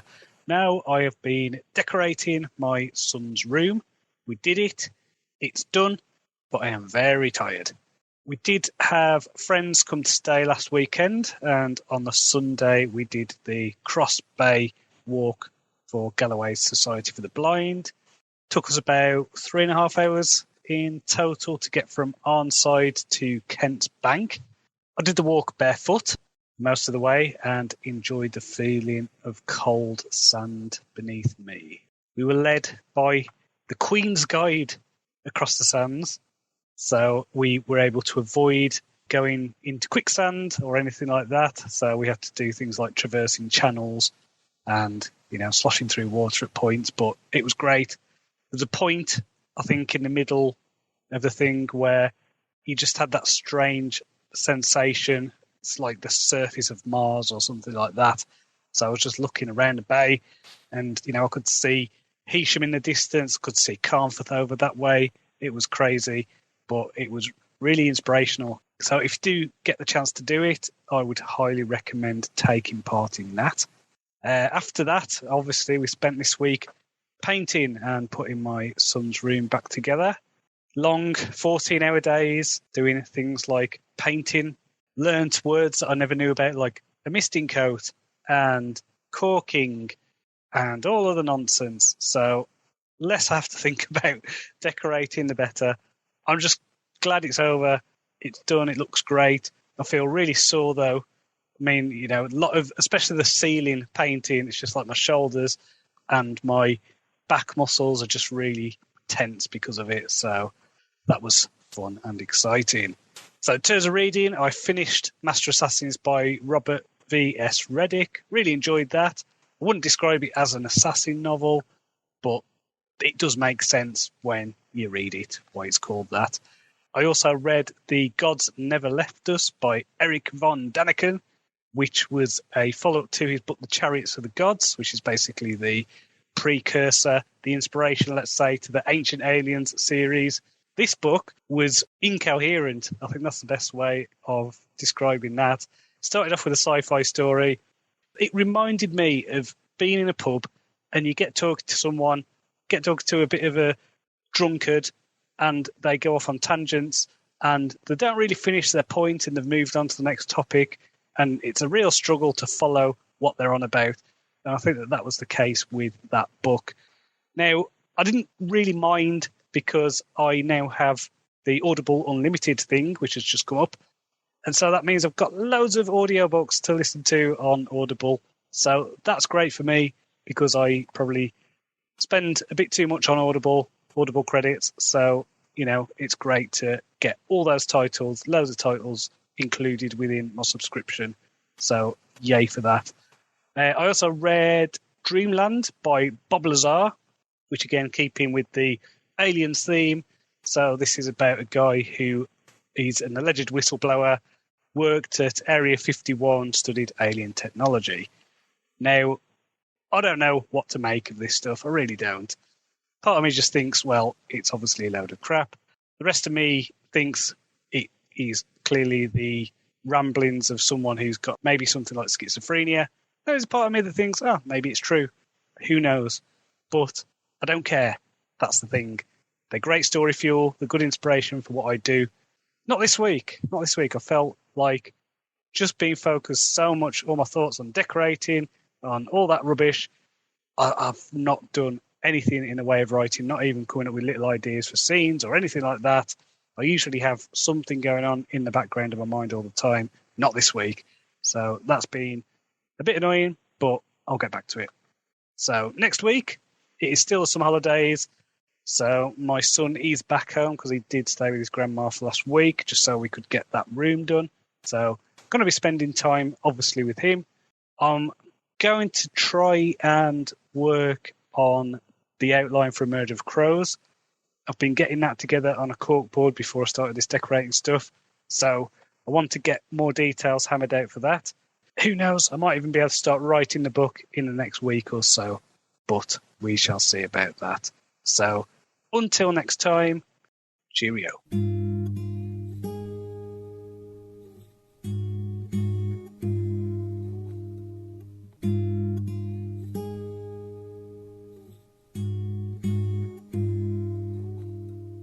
Hello and welcome to Jon's Author Diary for the weekend in August the 15th, 2021. I am still in summer holiday mode, so I've been spending most of this week with my wife and son. Had my mum and sister, niece and nephew up to stay for a few days at the weekend, which was great. My sister hasn't actually been to Morecambe since before the pandemic, so it was really nice to see her and the kids. I've carried on with my outline for A Merge of Crows. I'm now at a point where I'm tying up all the individual scenes. I'm getting them fleshed out, getting them typed up, and I'm honing in on the story's theme. I'm definitely excited to start writing this one. I'm starting to really picture the scenes in my mind, which is always a good sign for me, as they're all more like bullet points before. In terms of the series itself, I've been going back and forth on the title of book one and even the series name. I keep being pulled back to the original Dawn of Assassins title, as I do feel this is a catchier name. It's a better name, though I do like Crucible of Shadows, but I think that works better for book three. So I have got some ideas already for the third book, and that does kind of sit better with that title. As for the series title, I'll probably go back to it being called Dawn of Assassins. Though I do like the idea of calling it something like Scoundrels or something like that, as it does have a bit of humour running through it. You know, it's not pure grimdark, but obviously there are some dark elements in there. So, again, I just need to make my mind up on this. I mean, I've got a deadline coming up soon where I need to give my brief to the cover designer. So that's the line. That's when I need to have everything decided. So at the moment, it's called Dawn of Assassins, but ask me next week and we'll see how we're getting on. In terms of reading, I'm about halfway through A Dance of Shadows by David Dalgleish. This is the fourth book in his Shadow Dance series. I read the first three of these back in February and March, and I'm not sure why I stopped reading them. It's fun fantasy with assassins and thieves, so you know it's right up my street. So I'd recommend checking those out, especially the first book, which has got a really cool energy about it, and then the other books are good as well. So the first one is called A Dance of Cloaks. So next week I'm going to carry on with the outline of A Merge of Crows. I've found in the past that the better the outline, the easier it is to write, so long as I keep enough flexibility in there for when new ideas come, and not have any dialogue planned out at all, because I need that spontaneity. I need to be in the zone with the scenes and just have the kind of points where I need to be without, you know, having the phrases written out or anything like that. So I know where I'm going, but I can still keep it fresh, keep the energy there, and it's like got the same feel as discovery writing, but I know what I'm doing. So until next time, cheerio. The Birth of an Ice Dragon by Jon Cronshaw. Read by Jon Cronshaw. Josta broke free from her cocoon and fell limp onto the warm stone. Ice peeled along her spine as she breathed and stretched. She listened to the drip, drip, dripping of distant liquid and smelled gold and tin and iron and 5 types of stone. Her outer eyelids twitched, still frozen shut. Reaching out, she sensed a mind, the mind of a Larlan, clean, slippery, wide. But Josta was too weak. She was too tired. So she slept. The Larlan's mind pricked against the edges of her awareness. Pangs of hunger forced her to move. She unfurled her heavy wings as chunks of ice cascaded to the warm stone. She licked the water pooling beneath her and reached for the Larlan's mind, still slippery, but cleaner and wider than before. Josta uncurled her claws and pulled them along the warm stone, scraping them, sharpening them. She closed her mind and slept. Josta smelled life as she awoke. She reached for the Larlan again. She sensed the mind, taut and wide and open and clean. Silently, she reached for him. She waited. The Larlan was close. She reached for him. And again, she called to him. After a while, he brought the grass in a container made from dead trees. The grass crunched as it froze in Josta's mouth. The Larlan shivered, his teeth chattering. Josta reached for his mind and found he was not afraid. His mind was wide and wide and wide. Without words, the Larlan said he was cold. The stones were warm under Josta's belly, so she drew the Larlan close and close. He shivered more and more. She smelled his blood and fear. He was colder than before. Perhaps she could kiss life into him, like a mother had for her. Perhaps she could make him a cocoon. Then he would become more. Then he wouldn't be cold. She placed her mouth on his and breathed. The Larlan cried out with his voice and his mind. She breathed into him, filling him with the life kiss until he stopped crying out. She made a cocoon for the Larlan. She knew he would become more like her. She reached out. His mind was thin, stretched, liquid. Then something snapped. Josta reached and reached and reached, but the Larlan was gone.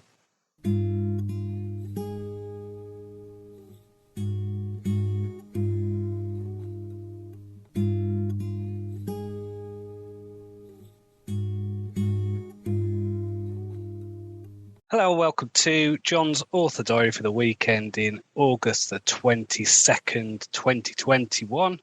I've not done any writing this week. I did do a lot of stuff behind the scenes with advertising and filling out tax forms, and I submitted the briefs to my cover designer for the Dawn of Assassins series. Yes, I've gone back and forth on this, but that's what it's going to be called from now on. So it's with the designer, it's settled, that's it. It's out of my hands now. So book 1 will be called Dawn of Assassins, book 2, A Murder of Crows, and book 3, Crucible of Shadows. So I did take a trip to Leeds in West Yorkshire this week. So I used to live there until 2017 before I moved to Morecambe. So I caught up with some old friends and had a look around the Royal Armouries. So if you like looking at weapons and armour, that's definitely the place for you. I think I saw more spears in one place than anywhere else in the world. We also took our son to look at the house that we used to live at. So we moved to Morecambe when he was 3. So he's got vague memories of Leeds, little bits here and there. So we took him around places that we used to go to. It Must be said that revisiting our old house, my son does prefer where we live now, and I can't blame him. So we used to live in a back-to-back terraced house. So this means there was no garden, no outside space. There was a neighbour this side, a neighbour that side, neighbours behind us. So literally you were in a block, you had 3 floors, and it was just very compact, very tight, very small. And I just cannot imagine what it would have been like if I was there during lockdown. So I'm just so grateful for having a garden, so grateful for living near the sea and having a bigger house. We also took my guide dog Digit to the same park that we used to take my old guide dog. So he was called Watson, and Digit loved it. So this is a place called Farnley Hall Park, and it was a really good park for dogs. It's just big open field, bit of woodland. It's really nice. Digit loved it. Just got to socialise with other dogs as well. And there isn't really a park like that in Morecambe. He usually has his free runs on the beach and things like that. So it was really cool just to see him running around and enjoying himself. So it has been a good week. Now, I have to say I am feeling tired after being stuck on the M6 for half the day today. In terms of reading, I read The Last Kingdom by Bernard Cornwell. This is historical fiction about Anglo-Saxons and Danish invaders. Really enjoyed that. Basically, a fantasy novel without the magic. So that was great. I also read Junkyard Druid by M.D. Massey. Now, I'm not usually a fan of urban fantasy stuff, but I gave this one a go because I really like to talk. I once saw the author give about writing fight scenes, and he didn't disappoint. So lots of great action in this, fun dialogue, and very strong character voice throughout, which is always good. And of course, the fight scenes were excellent. So check that out. I'm currently reading a book called The King's Assassin by Ed Cannon, which I'm enjoying that. I'm about halfway through.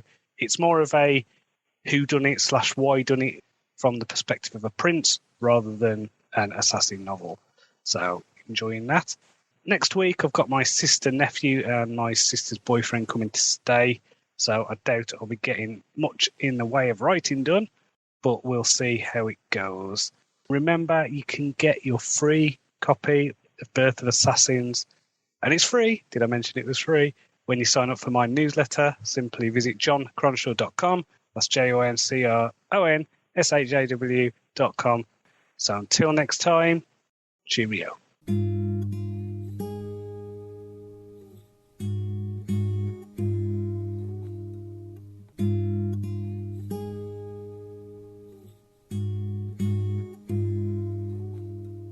Hello, welcome to John's Author Diary for the weekend in August the 29th, 2021.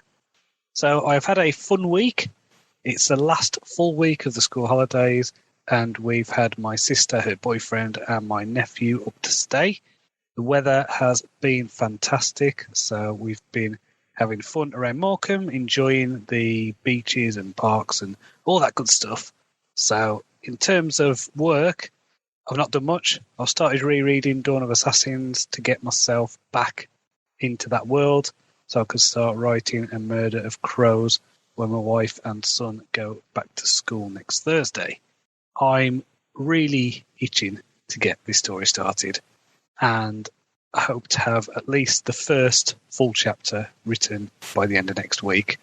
I've read a few books on writing this week, one called Several Short Sentences on Writing, which I would definitely recommend to new or aspiring writers. A lot of the bad habits it points to are ones that anyone familiar with copywriting, business writing, journalism, anything like that will be taught to avoid anyway. So it's not much new for me to learn. It's one of those books which grates on me for the author's arrogance, I would say. There's a lot of saying how everyone should write like this, and you're doing it wrong if you're not. I don't like that. I like variety. I like the fact that there are different styles of writing, and there isn't one right way of doing things. There's lots of ways, and they can all be effective if done correctly. So I also read Hitman by Lawrence Block, which was, I don't know if it's a novel. I think it was more like a series of connected stories. It felt like a 1950s sci-fi novel that's kind of a stitch-up of lots of different short stories made to feel a bit like a novel. But this was about an assassin from New York. Keller, who's the main character, is a fascinating guy. There's a real sense of detachment about the whole act of killing throughout, which I found quite chilling. So I'd recommend that. It's a really interesting read. It's not my usual fare, but definitely enjoyed it.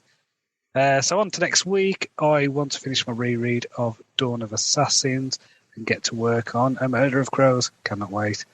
I've also got a speech to write and perform for our local speakers club. So I'm looking forward to that. I joined the Association of Speakers Clubs over a year ago, and I've been attending our local group for the last year. But that's only been over Zoom. So this is going to be the first time I'll be meeting them in a hall and doing public speaking in front of real people. So that's going to be interesting. So I don't know if you know this, but that terrifies me because it terrifies me. And now that's something I need to do and I need to get better at. So finally, if you haven't read it already, you can get Birth of Assassins for free. Simply visit joncronshaw.com. That's JONCRONSHAW.com. And claim your free copy. So until next time, cheerio.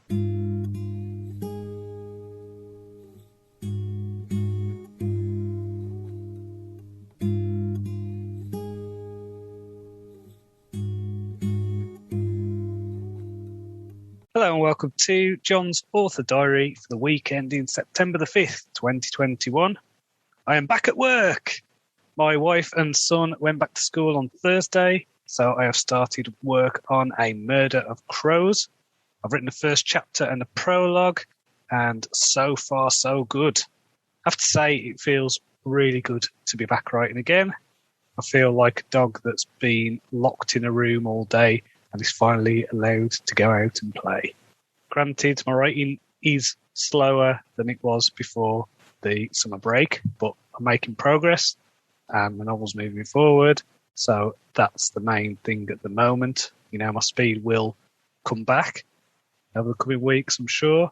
So in terms of reading, I read Sabriel by Garth Nix, which is book one in his Old Kingdom series.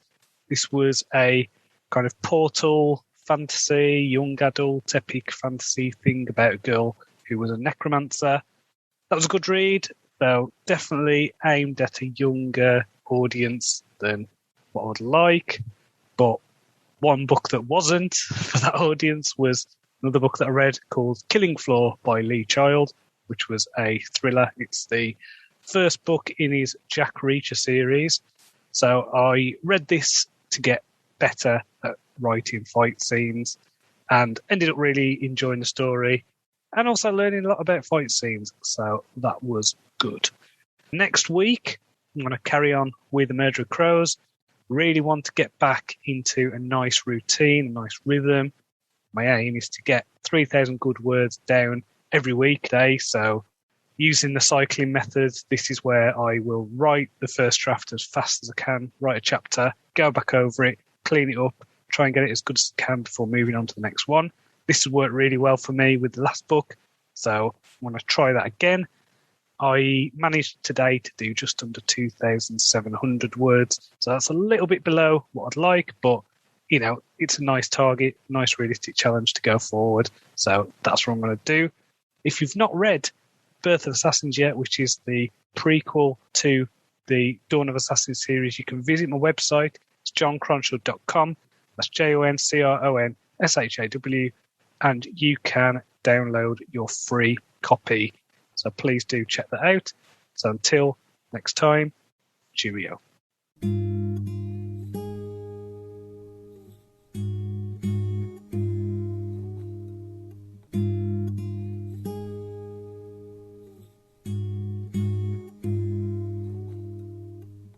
Hello and welcome to Jon's Author Diary for the week ending September the 12th, 2021. I have had a busy week. I've been working on A Murder of Crows. I'm at the midpoint of the first act, so about 13,000 words in, so I'm happy with the progress of that. I'm still getting back into the groove after the summer break, but I'm working on a corkboard for my outline, and I have completed the first row across, so I've removed a line of index cards. And I have to say, that is quite satisfying to see a nice gap at the top that represents the progress. So in terms of reading, I finally brought myself to read Shepherd's Crown by Terry Pratchett. It's the last of his Discworld books that he wrote before he died. It was a very good story. It's not as strong as some of the other Tiffany Aching books, but still enjoyable nonetheless. I've been putting off finishing that series for a few years now, mainly because it was just too sad knowing that that was it. That was the last one. So my hope is that his estate will leave his work now, leave it be, because I hate the idea that you see with some other authors where someone takes over the series or you end up releasing unfinished manuscripts and things like that. Anything to kind of claw that extra cash. No, just leave it as it is. It's perfect. So, yeah, don't do that, please. So for me, Pratchett was, was a singular voice in fantasy, in literature in general, to be honest. I think his early Discworld books probably easy to dismiss because they're basically parody of other fantasy stuff. But I think from about the 5th, 6th book, something like that, I think probably from Mort or something like that, they started to become more satirical than parody. And you had a kind of sense of moral outrage against small-mindedness that ran throughout that I felt was really strong and really tied the world together, really tied his writing together thematically. So I don't know what to say. I mean, I love Discworld books, love that series. Probably reread them all. I mean, there's 41 of them, but they're just one of those books you pick up and you know you're in for a good story, except maybe Eric, which I didn't like. But apart from that, really good series. So I'd highly recommend, if you've never read them and you like fantasy, then get on those books because you will not be disappointed. I read a writing craft book by S.A. Soleil called The Writer's Guide to Character Expression. Definitely recommend this book to any aspiring writers. So this is all about writing in deep point of view, all about showing, not telling, all that good stuff. So for me, there's not a lot in there that I didn't know already, but it's still useful to get those reminders. And the author has a lot of really cool examples, so I would recommend that. I'm also a third of the way through a book called Slave Species of the Gods. I think Amazon are basically recommending every book to me that mentions the Anunnaki or ancient aliens or anything like that. I mean, it is basically the usual ancient alien stuff. It kind of assumes that Zechariah Sitchin's translations of the Sumerian tablets were accurate and that they weren't just mythic tales, but historical records of when aliens created humans as a slave race to mine gold. It's far-fetched, and, I'll take it with a grain of salt, but it's entertaining, and it's great story fuel, so you can't beat that. Next week, I'm going to carry on with the Murdery Crows. I want to get to the next line, the end of the next line on my corkboard, finish that. So that'll take me to the end of the first act. So until next time, cheerio.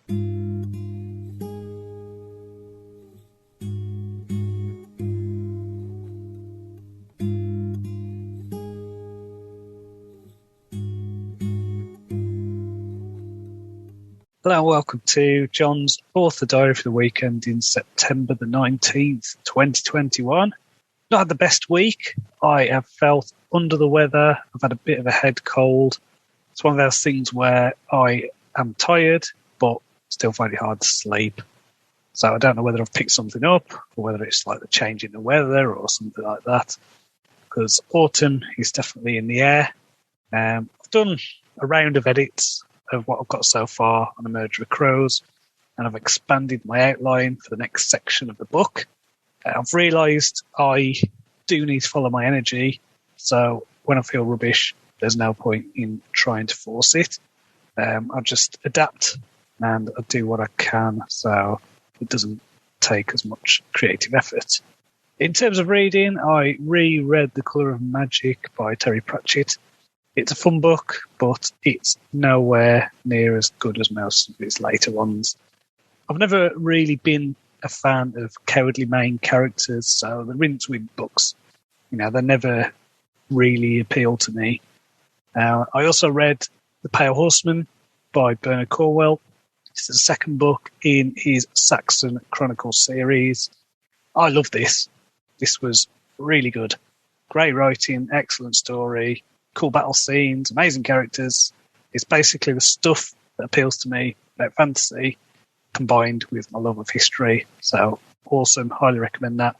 I don't want to speak too soon, but I think I have stumbled across my new favourite author. So definitely check that out. Next week, I hope I can